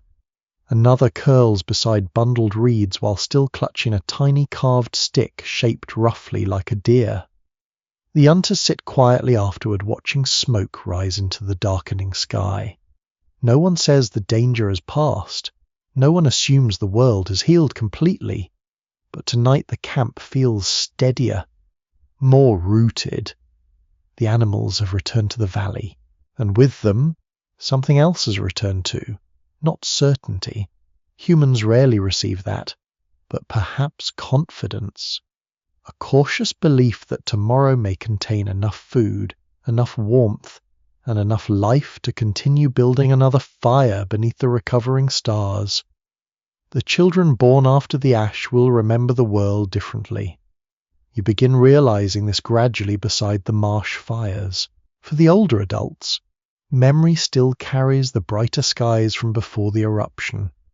They remember easier hunting paths, warmer mornings, clearer stars, thicker animal herds moving through familiar valleys. Even when they do not speak about it directly, you can see those memories living quietly behind their eyes whenever the sky grows pale again. But the youngest children know another world, a colder world, a quieter world, a world where ash drifts sometimes through the wind and everyone checks the fire carefully before sleeping. And yet, because children adapt quickly, they also treat this altered world as normal. You wake before sunrise to soft voices outside the shelter area near the marsh. Mist hangs low over the water while the fire still glows orange beneath a blanket of ash and charcoal. Nearby, several children are already awake, crouched near damp ground, studying tracks pressed into mud overnight. One child points excitedly towards small bird prints crossing over deer tracks near the river edge. Another immediately begins placing their own feet beside the prints for comparison. The game becomes serious very quickly. Children learn through imitation long before formal teaching exists, observing tracks, copying tool movements, repeating gestures, and listening to stories all help transfer survival knowledge across generations without written instruction. You watch one older child crouch low exactly the way the hunters do when studying ground. The posture is almost identical now, knees bent carefully, head tilted, fingers brushing soil lightly. No one taught it through lectures. The body learned by watching. Morning light spreads slowly across the marsh. Thin sunlight catches dew along the reeds, turning thousands of tiny droplets silver and gold. Insects drift above the water in wavering clouds, while birds call from hidden nests deeper in the grass. The children move through this landscape with growing confidence. They know where mud becomes dangerous. They know which reeds cut skin sharply along the edges. They know which plants near the river can be touched safely and which adults remove from their hands immediately. One especially revealing clue from prehistoric sites comes from child-sized footprints preserved near hearths, work areas, and gathering places. These traces suggest children remain deeply present within daily survival activities rather than separated from them. You can see that presence everywhere. A tiny handprint pressed beside the fire, a miniature digging stick left near gathered roots, a child asleep against bundled reeds while adults repair tools nearby. Nothing about camp life excludes them. They absorb the world continuously. One boy spends most of the morning following an older hunter through the marsh edge. He carries a small practice spear barely strong enough for real hunting, yet he treats it with absolute seriousness. Every few moments he copies the hunter's stance, grip, and pace. At one point he throws the spear toward a clump of grass. It lands badly, completely sideways. The older hunter pauses, looks at the spear, then looks at the boy with a long expression that contains both patience and deep prehistoric exhaustion. Even 30,000 years ago, adults apparently experienced the universal feeling of watching children ignore instructions immediately after receiving them. Still, the hunter retrieves the spear and demonstrates again. The lesson continues. Ancient learning likely depended heavily on repetition and observation rather than abstract explanation. Skills such as tool-making, tracking, fire maintenance, plant identification, and hide preparation required years of gradual participation. You notice how little adults interrupt children unless danger appears. A girl experiments with tying reeds into loose bundles while watching fibre work near the fire. A younger child arranges stones in circles round a tiny pretend hearth. Another traces animal shapes into damp ash using a sharpened stick. None of these actions are treated as meaningless. Play and practice blur together. By midday, the marsh grows warm enough for several children to splash briefly near shallow water before adults call them back towards safer ground. Their laughter drifts across the reeds, mixing with bird calls and insect sounds. The valley feels astonishingly alive compared with the cold, silent weeks after the eruption. Yet reminders remain everywhere. Grey ash still lies beneath newer mud along the banks. Some trees remain damaged, their bark scarred pale. The sky occasionally dulls again when distant haze thickens overhead. Recovery exists beside memory of disaster. Layers of volcanic sediment preserved beneath later soil often show how landscapes slowly healed rather than changing instantly. Plants returned unevenly, water systems shifted, animal populations adjusted over time. Human communities adapted within those changing rhythms. You watch the children and wonder what stories they will carry into adulthood. Will they remember the harshest cold clearly? Will they speak about dim skies around future fires? Or will those memories blur into ordinary childhood details? No stranger to them than rain or winter, the older adults likely understand something the children do not. This recovering valley is fragile. Conditions may worsen again. Animals may leave. Cold may deepen another season. Nothing guarantees permanence. Perhaps that uncertainty explains why the adults still gather extra wood whenever possible, still dry additional meat beside the fire, still inspect the sky each evening before sleeping. Experience teaches caution. The children, meanwhile, continue discovering the world. One fascinating detail from prehistoric burials and occupation sites is the occasional discovery of toys or miniature objects shaped similarly to adult tools. Some researchers interpret these as evidence that children practiced important survival skills through scaled-down imitation. Near the fire, you notice something similar now. A child has carved a tiny spear from reed stem and sharpened the tip carefully with stone.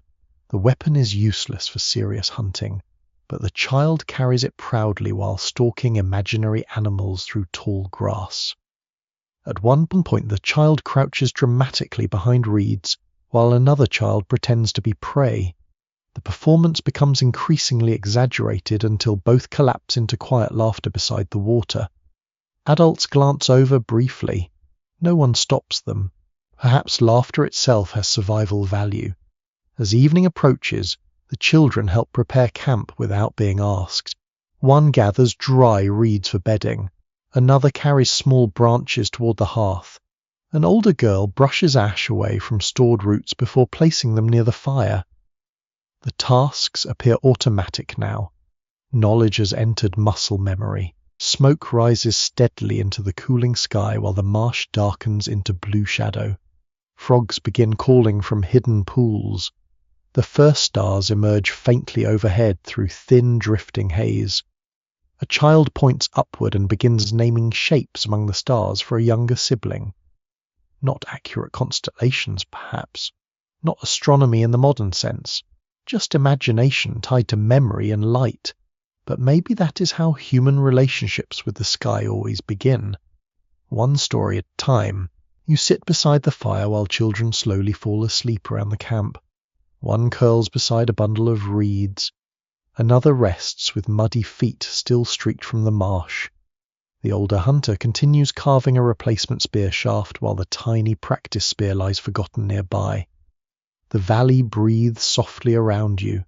Water, wind, insects, fire, children dreaming beneath returning stars, and somewhere within those dreams, a new generation is already learning how to belong to a world reshaped by ash, cold, survival, and slow recovery. The old paths never disappear completely, even after ash falls. Even after cold seasons change the rivers and scatter the herds, certain routes continue pulling people forward generation after generation. Valleys guide movement. Water draws both animals and humans. Gaps between hills become familiar corridors where footsteps return again and again across centuries no one living can measure. You begin sensing those invisible pathways more strongly now. The marsh camp has lasted longer than any resting place since the eruption darkened the sky. Fires have burned here through many nights. Fish bones and broken reeds gather near the hearths. Children know where to find dry ground even in darkness. The hunters recognize bird calls near dawn. Still, movement remains part of life. One morning, a small hunting group follows the river farther south than before, tracing a narrow route between low-wooded ridges. You travel with them through cool mist that hangs above the water in pale, drifting ribbons. The air smells fresh today. Wet bark, river mud, cold stone warmed slowly by early sunlight. The ash scent has faded here, though traces remain beneath the soil and along older banks where pale layers still show through broken ground. A hunter pauses near an exposed slope where rain has cut through sediment beside the trail. Different colors appear in the earth there: dark soil, pale ash, older reddish clay beneath. The layers look almost like time itself stacked quietly underground. Long after these journeys ended, buried landscapes like this would preserve clues about environmental disruption and recovery. Volcanic ash settled into river valleys, mixed with flood sediments, and became trapped beneath later soil, creating records future humans could study grain by grain. The hunters move onward. The trail narrows between stone outcrops polished smooth by countless seasons of water and wind. Animal tracks appear everywhere in the damp earth. Deer, smaller hoofed animals, birds. Something larger that passed during the night and vanished into woodland beyond the ridge. You notice another kind of trace too. Old broken stone, not natural fragments, worked pieces. One lies near the path edge, half buried in moss and dirt. Another appears beside a fallen tree farther ahead. The hunters recognize them immediately but do not stop long. This route has been used before. many times perhaps. Scattered artifacts found far from permanent settlements often suggest repeated movement through particular landscapes rather than random wandering. River crossings, ridges, caves, and sheltered valleys frequently became enduring travel corridors reused across long stretches of prehistoric time. The thought changes how you see the valley. Not empty wilderness, a remembered route. Perhaps generations walked here carrying embers, tools, children, and stories long before this group arrived. Perhaps others still travel somewhere farther ahead beyond the bend of the river. By midday, the hunters reach higher ground overlooking a broad valley untouched by marsh mist. The view opens suddenly through the trees. You stop breathing for a moment. Below lies a landscape recovering unevenly beneath clearer skies. Grasslands stretch beside winding water. Small forest patches gather along hills. Herds move faintly in the distance like drifting shadows across pale earth. Not huge herds, not the abundance of an untouched world, but life, movement, continuity. One hunter kneels immediately to study the valley, or another scans the horizon carefully for smoke. The group remains silent for several moments while wind moves through dry grass around your legs. Ancient migration patterns likely shifted repeatedly in response to changing climates, animal movements, and resource availability. Yet evidence from multiple regions suggests humans often remained remarkably mobile and adaptable, capable of exploring unfamiliar environments while preserving shared survival knowledge. You understand that adaptability more clearly now than ever before. These people are not passive victims beneath an angry sky. They observe, adjust, move, remember, teach. The hunters descend carefully toward the valley floor where animal signs become more plentiful. Grazing paths cross one another near freshwater pools. Birds circle above thicker vegetation.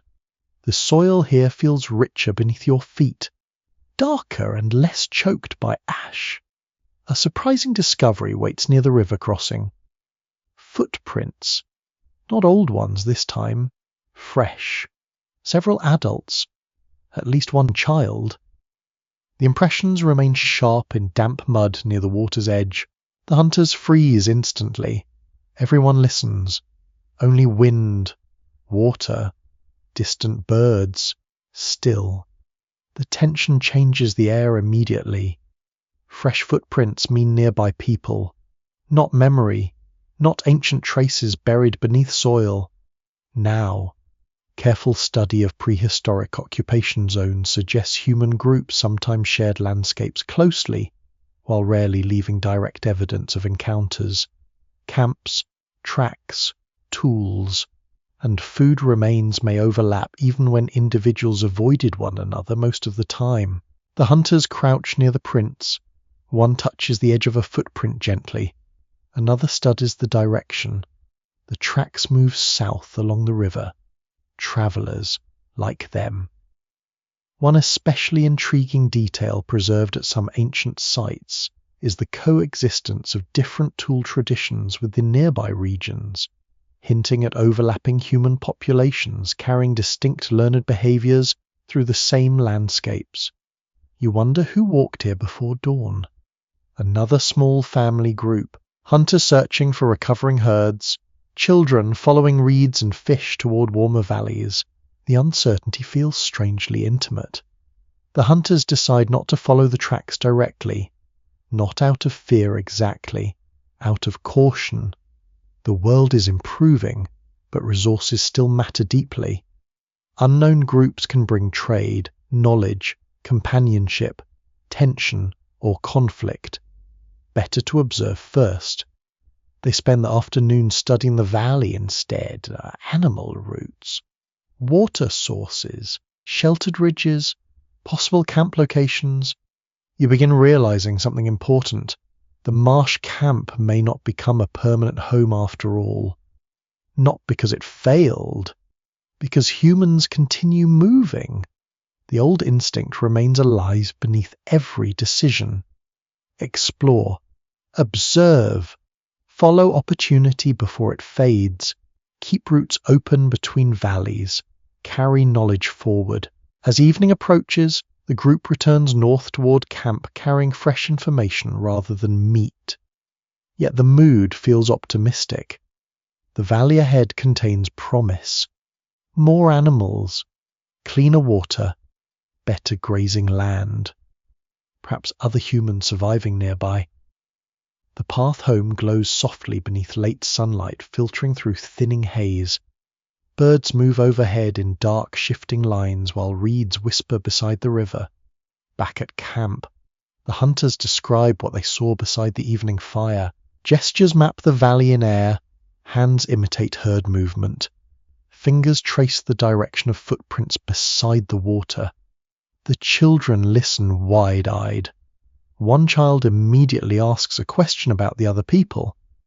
An adult answers quietly while staring into the flames. The fire crackles softly between them. Around the marsh, night settles gently across recovering land. Frogs call from dark pools. Fish ripple near reeds. Smoke rises upward into a clearer sky where stars now appear almost familiar again. You sit beside the warmth and think about the unseen travelers somewhere beyond the southern valley. Different voices, different fires, different memories of the ash-darkened world, yet following the same rivers, walking the same ancient paths, searching, like everyone else beneath the recovering sky, for a place where tomorrow might remain possible a little longer. The meeting happens beside water. Of course it does. Rivers pull living things together whether they intend it or not. Animals come to drink. Birds gather among reeds. Fish move through shallows. Human beings follow all of them, carrying tools, stories, hunger, and caution from one valley into another.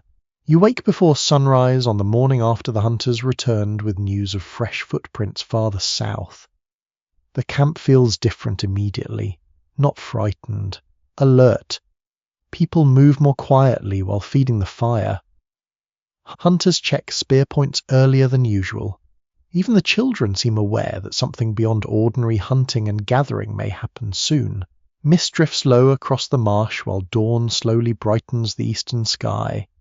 The stars fade reluctantly overhead.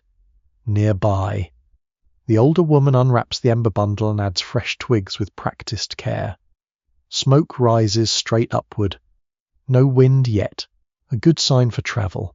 The hunters leave shortly after first light, following the southern river path again.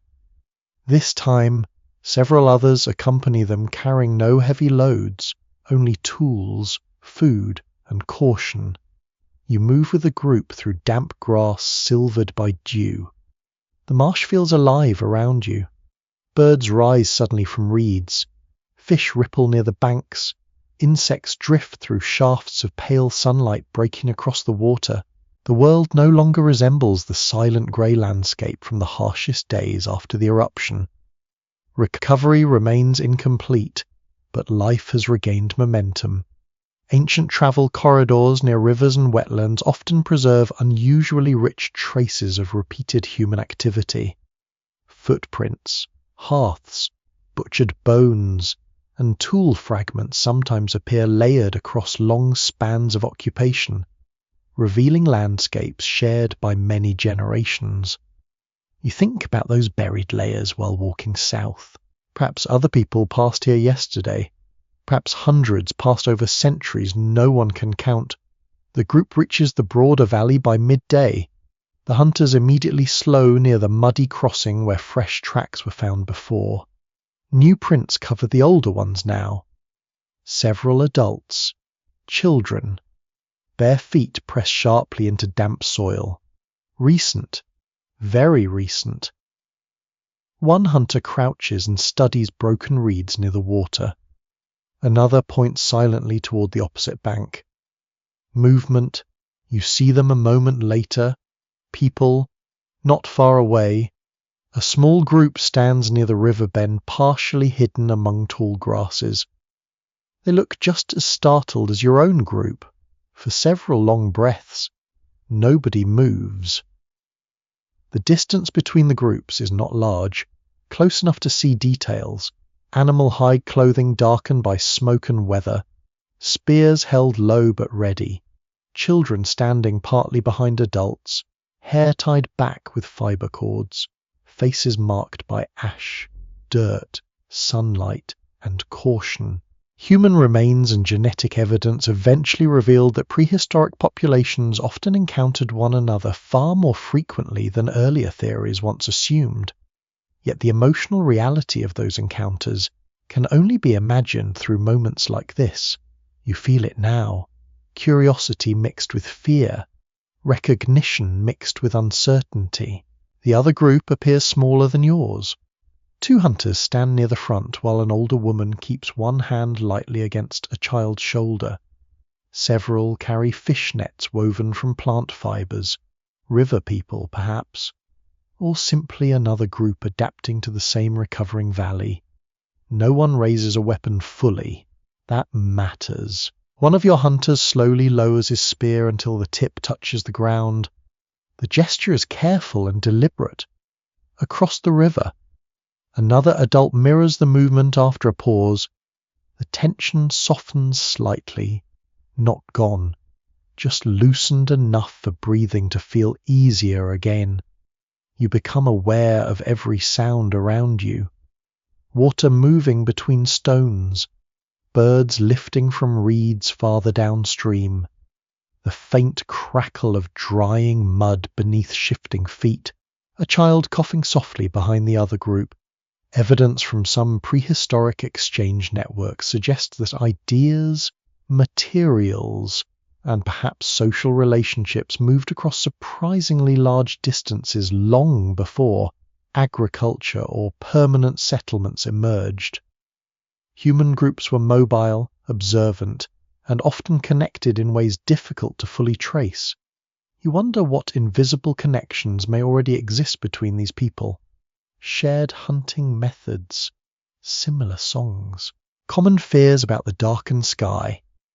One of the older women from your group steps forward slightly and places something on the ground near the riverbank.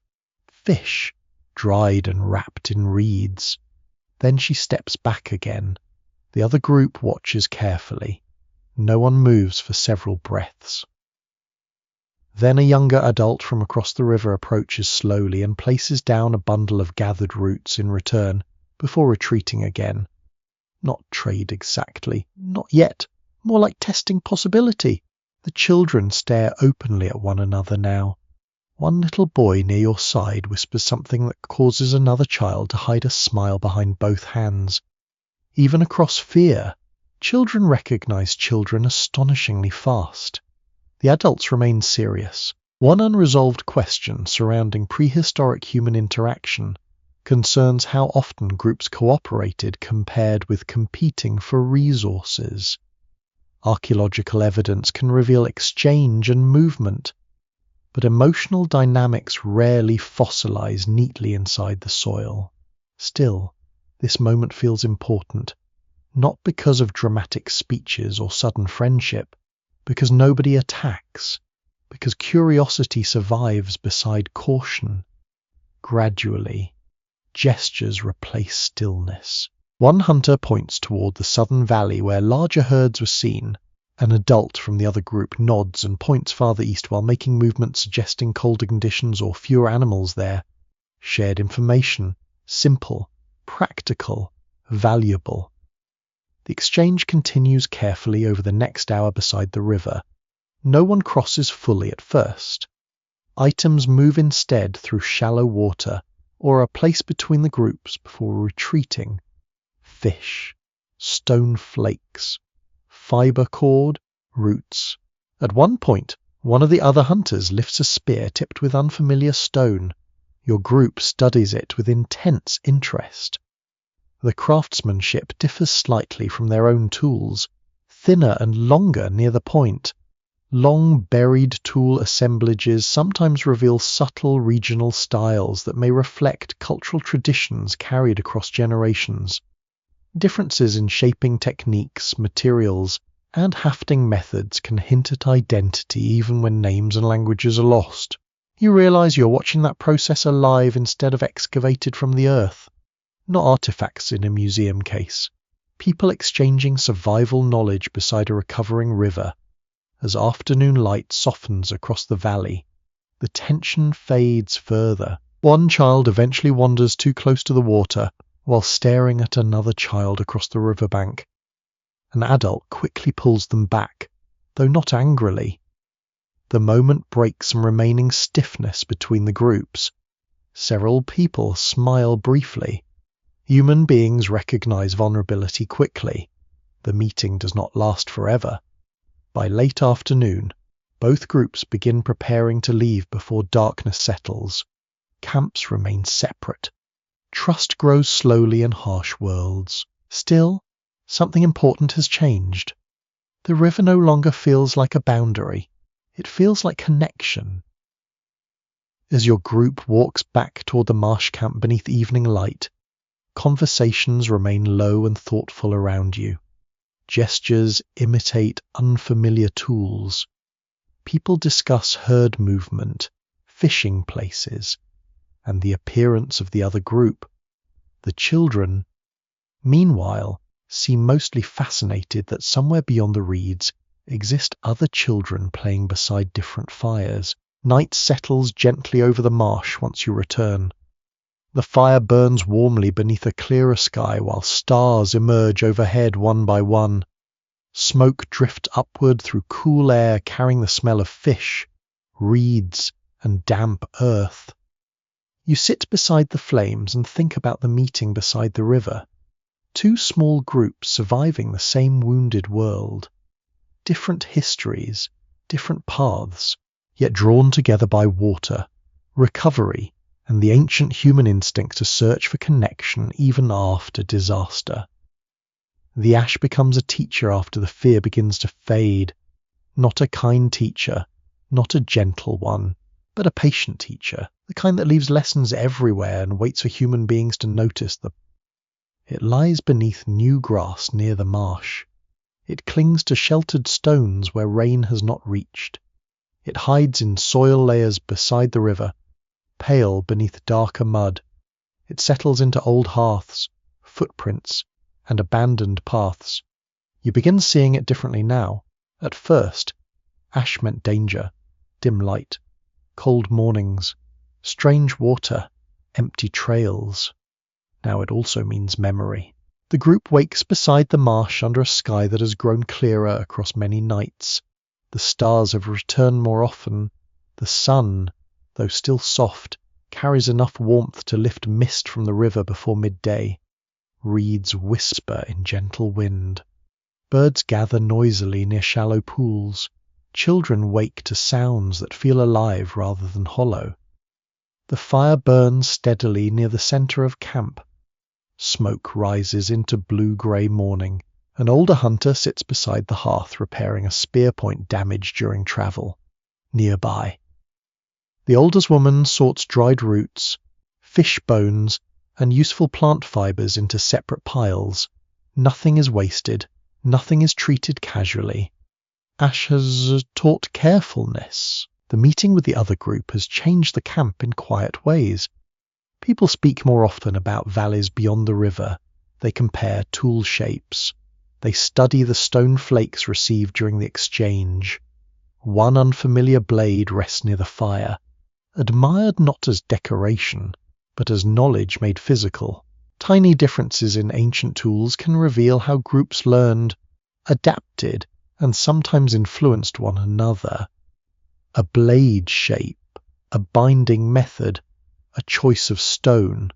All of these can carry tradition across landscapes even when names and languages vanish completely. You watch a young adult turn the unfamiliar flake in the light. He tests its edge against a strip of hide. Then he tries copying its shape with local stone. The first attempt fails. The second is better. The third draws approving glances from the older hunter. This is how lessons travel, not through written instructions, not through formal schools, through watching, trying, failing, trying again beside a fire while children quietly absorb everything. Later that morning, you walk beyond camp with several gatherers toward a patch of higher ground where the ash layer remains visible beneath eroded soil. The land there is less lush than the marsh, but new grasses have begun to take root. Their green points pierce the pale layer like tiny promises. A child kneels to touch the exposed ash. It crumbles softly between small fingers. The older woman gently guides the hand toward darker soil below. Then to the green shoot above, she speaks slowly, pointing from grey dust to root to leaf. You do not know her words, but you understand the lesson. The world changes. Life returns. Look carefully. Remember. Environmental clues preserved in volcanic ash can later reveal both destruction and recovery. Ash may bury a landscape, but it can also protect delicate traces beneath it, sealing footprints, plant remains, charcoal, and tiny fragments of human activity from later disturbance. To the people here, preservation is not the point. The point is survival. Still, their lives are being recorded accidentally all around them. A footprint near the river, a hearth beside the marsh, a broken tool edge in the ash, a child's handprint pressed into damp mud, a fishbone tossed near the fire, all ordinary, all fragile, all capable, under rare conditions, of becoming evidence. At midday, the group returns with edible plants and several dry branches. The camp is busy when you arrive. 2 hunters prepare to check animal trails near the southern valley again. Children weave reeds into loose mats for sleeping. Someone smokes fish over the fire, turning them carefully so the heat reaches each side. The smell is sharp and comforting. Smoke, fish oil, wet reeds drying in sun, earth warming after a cold night. The rhythm of life has steadied but not returned to what it was before. The group is different now, more cautious with water, more attentive to fuel, more willing to move before hunger grows severe, more open to signs of other people. Disaster has written lessons into behavior. That may be one of the oldest forms of history. Not dates, not kings, not monuments, just changed habits carried inside bodies. Some researchers examining ancient population survival argue that adaptation may have mattered more than any single catastrophe. Communities that could shift diet, move across regions, maintain social bonds, and exchange knowledge may have endured conditions that would have overwhelmed more rigid patterns. You see these qualities here. The group fishes, hunts, gathers, trades cautiously, teaches children, carries fire, repairs tools, moves when needed, stays when staying helps. Nothing about this is dramatic in the loud sense, yet it is extraordinary. In the afternoon, rain begins. Soft rain. The first gentle rain in many days. It taps on reeds, darkens hides, and presses ash deeper into soil. Children lift their faces toward it until adults pull coverings over their shoulders. The river surface fills with tiny circles spreading into one another. Rain changes the smell of the camp immediately. Damp smoke, wet earth, green plants, old ash waking briefly beneath water as you watch grey streaks run from stones into muddy ground. The ash does not vanish. It sinks. It blends. It becomes part of the next layer. People move quickly to protect dried meat and fuel. Hides are shifted beneath shelter. Tools are covered. The fire is guarded from too much water with angled bark and stone. Even recovery brings work. Honestly, nature never simply says, "Congratulations, you survived. Please enjoy a restful afternoon." There is always something damp, smoky, heavy, or inconvenient to manage. But the rain also feels cleansing. By evening, the air is clearer than before. The sky opens after the clouds pass, and the setting sun appears briefly near the horizon, deeper in colour than anyone has seen in a long time. The marsh glows copper. Water shines between reeds. Smoke rises blue against the cooling air. The group gathers around the fire. No one speaks loudly. The day has been full enough. A child presses a fingertip into wet ash near the hearth and draws a line. Then another. Then a branching shape like a river. Another child adds small dots beside it. The marks will probably be gone by morning. Still, for a moment, the ground holds a picture of water, paths, and memory. You sit beside them and feel the warmth of the fire on your knees. Behind you, the marsh settles into evening sound. Frogs call, reeds shift. The river moves steadily south, carrying old ash away grain by grain. The lesson remains. The sky can change. The land can darken. Food can vanish. Paths can fail. But people can observe, remember, adapt, and pass those changes forward through hands, tools, stories, and small acts repeated until they become tradition.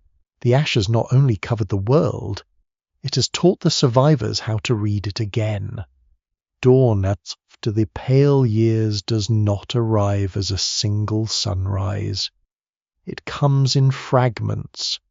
A warmer morning beside the marsh, a clear night with stars bright enough to guide the eye. A bird returning to a branch where silence once settled. A child waking without immediately reaching for the fire. A hunter noticing that deer now graze longer near the river before moving on. The world does not heal all at once. It loosens, softens, and brightens in small patient steps. You wake beside the marsh camp while the sky is still dim blue above the reeds. For a moment, everything is quiet except the river and the breathing of sleeping people beneath hides. The fire has faded to red embers, but the air is not as bitter as it once was. Cold still touches your skin, yet it no longer feels like a hand pressing down on every movement. Then the first light appears. Soft gold spills slowly across the water, not grey, not white, gold. It catches the tops of reeds, brightens the wet backs of stones, and turns the mist above the river into a glowing veil. Birds begin calling one after another, as if the valley is being stitched together by sound. People wake gradually, no urgency, no immediate scramble for warmth. The older woman opens her eyes and studies the sky before stirring the fire. Her face remains calm, but something in her shoulders eases. She's watched too many mornings arrive weak and colourless. This one feels different. Ancient marsh sediments quietly preserve evidence of recovery in ways no living person here could imagine. Pollen, seeds, charcoal, and ash become layered records, showing how plants returned after disruption and how people continued using places where water, shelter, and food overlapped. Around you, that record is still alive. A child runs a hand through tall grass beaded with dew. A gatherer inspects new shoots near the riverbank. A hunter studies fresh hoofprints pressed into soft mud. The land is speaking more clearly again. Breakfast is prepared beside the fire with less tension than before. Fish left smoking overnight are warmed over coals. Roasted roots soften in ash. Seeds are crushed between stones and mixed with a little water into a rough paste. The smell is warm and earthy. Smoke rises cleanly. A child laughs because another child has fallen asleep sitting up, which is honestly impressive and not entirely unfamiliar to anyone who has attended a long meeting after lunch. Adults smile quietly. Small humour has returned as part of daily life. After eating, the group moves through the marsh with practiced calm. Some gather plants, some repair reed mats. Others prepare for a short journey toward the southern valley where animal movement has grown more reliable. You travel with the hunters again through a landscape that feels more open than it did during the ash-heavy days. The sky above is still not perfectly clear, but blue appears between pale drifting clouds. Sunlight touches your face with enough warmth to make you pause. You had almost forgotten this sensation. Real warmth from above. Not fire warmth, not body warmth. Sun warmth. It changes everything. The animals feel it too. Insects rise from shallow water. Birds move higher through the air. Deer graze longer in open patches. Even the forest seems to stretch beneath the returning light. Evidence from long-buried campsites suggests that human groups often endured environmental stress through flexibility rather than simple retreat or collapse. Some places show continued occupation above ash layers, hinting that people adapted their diets, movements, and tools as conditions changed. The hunter's route today reflects that kind of flexibility. They do not follow old paths blindly. They combine memory with new observation. A trail abandoned weeks ago may now be useful again. A river crossing once too muddy may now hold tracks. A sheltered slope may offer both grazing animals and dry wood. The group reaches the southern valley near midday. The view is calmer than before. Grassland spreads below with patches of green, stronger than you have seen in a long time. The river bends through the open ground, shining under clear light. Small herds move in the distance. Smoke from another camp rises faintly far downstream, thin and straight against the sky. Other people remain nearby. That no longer feels only threatening. It feels like proof that survival has multiplied. The hunters stop on a ridge and watch the valley for a long time. No immediate hunt begins. This is observation first, action later. They mark animal routes, water access, wind direction, and signs of recent human movement. Human beings, for all our dramatic self-descriptions, are often at our best when quietly paying attention. By afternoon, they bring back not a large kill, but information, a safer crossing, a herd path, a patch of dry wood. Fresh prints from the other group moving eastward, not toward the marsh camp. Back at the river settlement, the news is received with interest rather than fear. People discuss options beside the fire. Some gestures point south, others indicate the current camp, the marsh, the reeds, the fish, the plants. The question is not whether to survive today. The question is how to live through the next season. That is a different kind of thinking, a calmer kind, a future kind. As evening arrives, the sky remains clear enough for colour to deepen beautifully above the marsh. Orange fades into pink, then violet, then a soft blue darkness where the first stars appear sharp and steady. Children gather near the fire before sleep. One of them asks about the time when the sky was pale. An adult answers slowly. The story begins. You hear gestures more than words, the hand rising upward to show ash, fingers spreading to show darkened sky, arms wrapping close to show cold nights, then the hand pointing to the fire, to the river, to the children, to the stars. The meaning is simple enough. It happened. We moved. We watched. We carried the fire. We are here. Traces of ancient disaster often survive more clearly in earth than in memory. But human memory transforms events into lessons. A volcanic eruption becomes a story of cold skies, long walks, careful water, returning plants, and fires guarded through darkness. The children listen. Some will remember, some will not. But the story enters the group anyway, joining the tools, roots, songs, and gestures that help people continue. Night settles gently. The marsh breathes around you with frogs, insects, water, and reeds. The fire glows warmly in the center of camp. Above, the stars are no longer faint suggestions. They shine clearly enough to fill the sky with depth again. You lie back near the warmth and feel the world expanding. The horizon is no longer closing. The sky is no longer distant. The dawn after the pale years has not erased fear, hunger, or loss, but it has returned something quiet and essential, the feeling that tomorrow may arrive with light. The world after the ash is not the same world that existed before it. You understand this clearly now. The skies have brightened, the marsh breathes with insects and birds again. Herds move through the southern valley. Children laugh beside the fire instead of huddling silently against the cold every evening. And yet something permanent has changed. Not only the land, the people. Disaster leaves marks deeper than footprints. You wake before sunrise and walk alone beside the river while the camp still sleeps. Mist drifts low across the marsh in silver ribbons.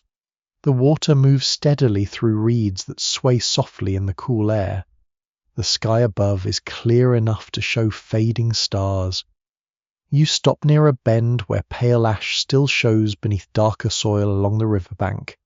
Rain, floods, plants, and footsteps have buried much of it now, yet traces remain. A thin grey layer hidden under the recovering earth, like memory. Ancient landscapes often preserve catastrophe quietly beneath later life. Volcanic deposits, flood layers, buried forests, and abandoned camps remain sealed under newer growth, creating hidden timelines that future generations may never notice unless the ground is opened again. You touch the soil with your fingers, dark earth on top, ash beneath, recovery layered over survival. Behind you, smoke begins rising from the camp as the first people wake and feed the fire. The smell reaches the river a moment later. Smoke, fish, wet grass, morning. The scent feels comforting now rather than urgent. You return to camp where children already sit near the hearth rubbing sleep from their eyes. One small boy carefully feeds tiny sticks into the fire exactly the way the older woman once taught him. His movements are slow and serious. Knowledge has passed forward. No announcement marked the moment, no ceremony declared it. Yet it happened. Across prehistoric sites, subtle continuity often appears through repeated techniques, tool traditions, hearth placement, and food preparation patterns. Survival depended not only on the enduring hardship once, but on teaching useful responses to the next generation. The boy tending the fire is part of that continuity now. The morning meal is simple but steady. Fish roasted over coals, gathered roots, dried meat saved from recent hunts. People eat calmly while discussing movement through the southern valley. The conversations feel different from the fearful planning during the coldest days. No one speaks only about escape anymore. Now they discuss choice, where animals gather most reliably, where water remains cleanest, which routes connect safely between valleys, whether the other human group still camps downstream. These are the conversations of people imagining a future rather than merely surviving a disaster. You travel later with several gatherers toward a hillside overlooking the marsh. Wild grasses bend beneath warm wind while insects move lazily through sunlight. The air itself feels softer than before, carrying the smell of growing plants instead of constant ash. One of the children stops suddenly near a patch of exposed ground. There, preserved beneath dried mud near the edge of an old water channel, lies a line of footprints hardened long ago. Small ones, children's footprints. Perhaps from another season, perhaps from another group entirely. The child places their own foot beside the ancient print carefully, almost the same size. For a moment, time folds strangely around you. Footprints preserved beneath later sediment sometimes capture astonishingly ordinary moments. Children walking beside adults, individuals carrying loads, groups crossing wet ground together. These traces remind us that ancient survival was lived by real bodies moving through daily life, not by abstract populations in a chart. The children stare at the prints with fascination. Then, Naturally, one steps directly into a preserved impression despite being told not to. Some things survive every era unchanged. The adults gently guide the children away from the fragile marks. The prints remain behind in the drying mud, silent and temporary beneath the brightening sky. You continue uphill where the view widens across the recovering valley. The marsh glimmers below, smoke rises from the camp, animal herds drift slowly near distant grassland. Birds circle over water, and beyond it all stretches a landscape forever altered by volcanic ash, cold seasons, movement, adaptation, and memory. You realize the eruption did not reset humanity completely. It reshaped pathways instead. Some groups vanished, some migrated, some adapted, some exchanged knowledge, some passed new survival habits into younger hands. The human story continued not because the disaster was small, but because people were flexible enough to bend without breaking entirely. One lingering challenge for modern researchers is that prehistoric survival leaves uneven evidence. A valley may preserve camps beautifully while another region loses nearly all traces to erosion, flooding, or time. Entire generations may disappear archaeologically even if they survive successfully elsewhere. That uncertainty feels strangely appropriate. Human survival is rarely neat. Back at camp in the afternoon, preparations begin for another seasonal movement, though not one driven by panic this time. Reed mats are repaired, meat is smoked for travel, tool bundles are checked, routes discussed calmly beside the fire. The marsh camp may eventually be left behind. Not abandoned in fear, simply outgrown. The group has recovered enough strength to move with intention again. Children run between adults carrying tiny bundles far too small to be useful, yet carried with enormous seriousness. One girl insists on bringing smooth stones collected from the riverbank despite their complete lack of practical value. No one stops her. Perhaps people need beauty too. Late in the day, the other human group appears briefly downstream, not close, only visible through reeds near the river bend. A few raised hands, a few gestures, then distance again. No grand alliance forms, no conflict erupts, just recognition. Two groups surviving beneath the same sky. Ancient exchange networks may have depended less on permanent settlement and more on repeated contact across shared landscapes.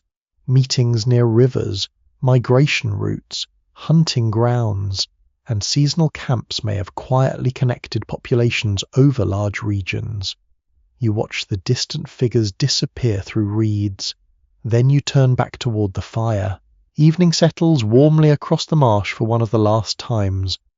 The sky burns orange above the water before deepening slowly into violet blue. Stars emerge clearly overhead, brighter than there have been since the eruption darkened the world. Children sleep quickly tonight after long hours running through grass and shallow water. Adults remain awake a little longer. The older woman sits near the fire while smoke curls upward around her face. The younger people now feed the flames without instruction. Hunters discuss routes southward while repairing tools beneath the starlight. The group no longer feels fragile in the same way. Still vulnerable, still mortal, still dependent on weather, animals, rivers, and luck, but experienced now, changed. You sit quietly beside the glowing embers and listen to the marsh breathe in darkness. Water moving through reeds, night insects humming softly, wood cracking in the fire. Human voices fading slowly into sleep. The ash beneath the valley will remain long after this camp disappears, but so will something else. The memory carried forward through stories, habits, tools, roots, children, and firelight. The memory that humanity endured the pale years and kept walking anyway. The final night beside the marsh arrives quietly. No announcement marks it. No ceremony declares the end of one chapter and the beginning of another. Human life rarely pauses long enough for such clear boundaries, especially in this ancient world where movement remains as natural as breathing. Still, everyone feels the change approaching. Tomorrow, the group will follow the southern valley toward warmer lands and broader grazing routes. The marsh that carried them through the pale years will become another remembered place along the river of memory now flowing through every person here. You sit beside the fire as evening settles slowly across the water. The sky is clearer tonight than it has been since the eruption darkened the world. Stars spread overhead in astonishing numbers, sharp and cold and beautiful. Their reflections shimmer in broken pieces along the river, while reeds whisper softly in the wind. The air smells alive again. Fish smoke, wet grass, warm earth, wood smoke drifting upward through clean night air. Children sleep nearby beneath layered hides. One still clutches the tiny reed spear carved weeks ago. Another curls beside a bundle of smooth river stones gathered during the long stay near the marsh. The older woman feeds another branch into the fire, not because warmth is urgently needed now, because tending the fire has become part of the rhythm of existence itself. Long-buried campsites often preserve only fragments of lives once lived completely. Hearthstones, bone shards, broken tools, charcoal, footprints hardened in mud. Yet together, those scattered traces reveal something remarkable. Human beings continued gathering, teaching, adapting, and moving forward even after enormous environmental disruption. You look around the camp and see that truth alive in every small detail. The repaired spear beside the fire, the smoked meat prepared for travel, the children who no longer fear the dim sky. The younger hunters shaping tools learned from another group beside the river. The stories carried forward through quiet voices at night. The ash changed the world, but it did not erase humanity. The fire burns low and steady while adults speak softly about tomorrow's journey. Gestures map routes through the southern valley. Hands imitate herd movement across grasslands. Someone points toward the brighter horizon where warmer seasons may already be waiting. No one speaks as though danger has vanished forever. That is not how ancient people survived. They survived by respecting uncertainty, watching weather, reading water, moving before desperation became too heavy, teaching children every lesson the land offered. You realize the disaster itself may eventually shrink into story, not forgotten, transformed. Future generations may hear about the pale years around fires in valleys far from here. Children not yet born may listen to old voices describing dim skies, drifting ash, cold mornings, and long journeys south beside wounded rivers. Perhaps some details will change each time the story is told. That always happens, but the core will remain. The sky darkened. People adapted. The fire survived. Ancient oral traditions likely preserved environmental memories far longer than physical traces alone could survive. Stories, repeated across generations, may have carried warnings, roots, survival knowledge, and emotional memory through eras where nothing was written down. The marsh itself already feels different tonight. Not temporary anymore. Complete. The reeds sway gently beneath starlight. Frogs call from hidden water. Fish ripple near the bank. The ash buried beneath the soil remains there quietly, part of the land now rather than an active wound. Recovery has not erased what happened. It has grown around it. A child wakes briefly beside the fire and stares upward at the stars. The sky is so clear now, so deep. The child whispers something sleepy to the older woman. She answers softly while brushing hair away from the child's face. Then both look upward together. You wonder whether the older woman remembers the worst nights after the eruption, when the heavens disappeared completely behind ash and haze. Perhaps she does. Perhaps that is why she studies the stars with such calm gratitude now. The fire settles lower.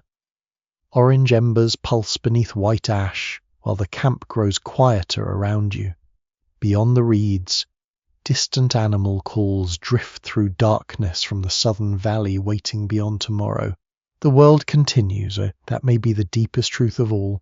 Volcanoes erupt, skies darken, rivers shift, species vanish, children are born, fires are carried, stories survive. Human beings continue walking forward through uncertainty, one careful step at a time. You lean back against bundled reeds and feel warmth from the fire against your face while cool night air touches your hands. The contrast feels gentle now rather than harsh, comfortable, balanced. Above you, the stars stretch endlessly across the recovering sky. Those same stars once shone through ash haze over frightened camps huddled against cold rivers. They watched hunters follow disappearing herds. They watched children learn new weather. They watched strangers meet beside water instead of fighting. They watched people adapt slowly enough that survival itself became almost ordinary. And now they shine clearly again over the marsh. The fire finally settles into deeper embers. Adults drift towards sleep one by one. Tools rest beside bundled supplies prepared for tomorrow's journey. The river continues moving softly through reeds, carrying memory downstream into darkness. You close your eyes for a moment and listen. Water, wind, breathing, crackling embers, a distant bird calling once through the night. The ancient event that nearly reset humanity has become quieter now in your mind. Not a single dramatic catastrophe frozen in time. A season of adaptation. A long conversation between people and a wounded world. A test survived through observation, patience, teaching, movement, and shared firelight. Tomorrow the group will leave the marsh behind. One more camp added to the invisible map of human endurance stretching across the ancient earth. And long after every footprint here disappears beneath mud, reeds, and passing centuries, the deeper trace will remain. Humanity learned how to continue. The marsh grows quieter now. The fire softens into a low red glow, and the last thin smoke rises into the clean night air. Around you, the sleeping camp rests beneath the stars, wrapped in hides, reeds, warmth, and memory. The river keeps moving, slowly, patiently. It carries the last faint traces of ash through the dark water, past stones, roots, and bending grass, as if the earth itself is breathing out after a long, difficult dream. You do not need to follow the group farther tonight. You can simply remain here for a while beside the embers, listening to the soft sounds of the ancient world settling into sleep. A child turns gently beneath a hide. Reeds whisper near the bank. Somewhere beyond the marsh, an animal moves through grass and disappears again into darkness. The sky above is open now, deep, calm. The stars that once vanished behind ash have returned, and their quiet light rests over the valley like a promise. Not a loud promise, not a perfect one, just the simple promise that morning can come again, even after the sky has grown pale. And so the story fades gently, the fire lowers, the river murmurs, the people sleep. The ancient world continues beyond your sight, carrying its wounds, its lessons, and its small, fragile hopes into another dawn. You may let the image soften now. The marsh grows dim, the stars blur slightly, the warmth of the embers remains close, steady, and safe. And somewhere, far back in time, humanity keeps walking forward, one careful step at a time, carrying fire into the dark, sweet dreams,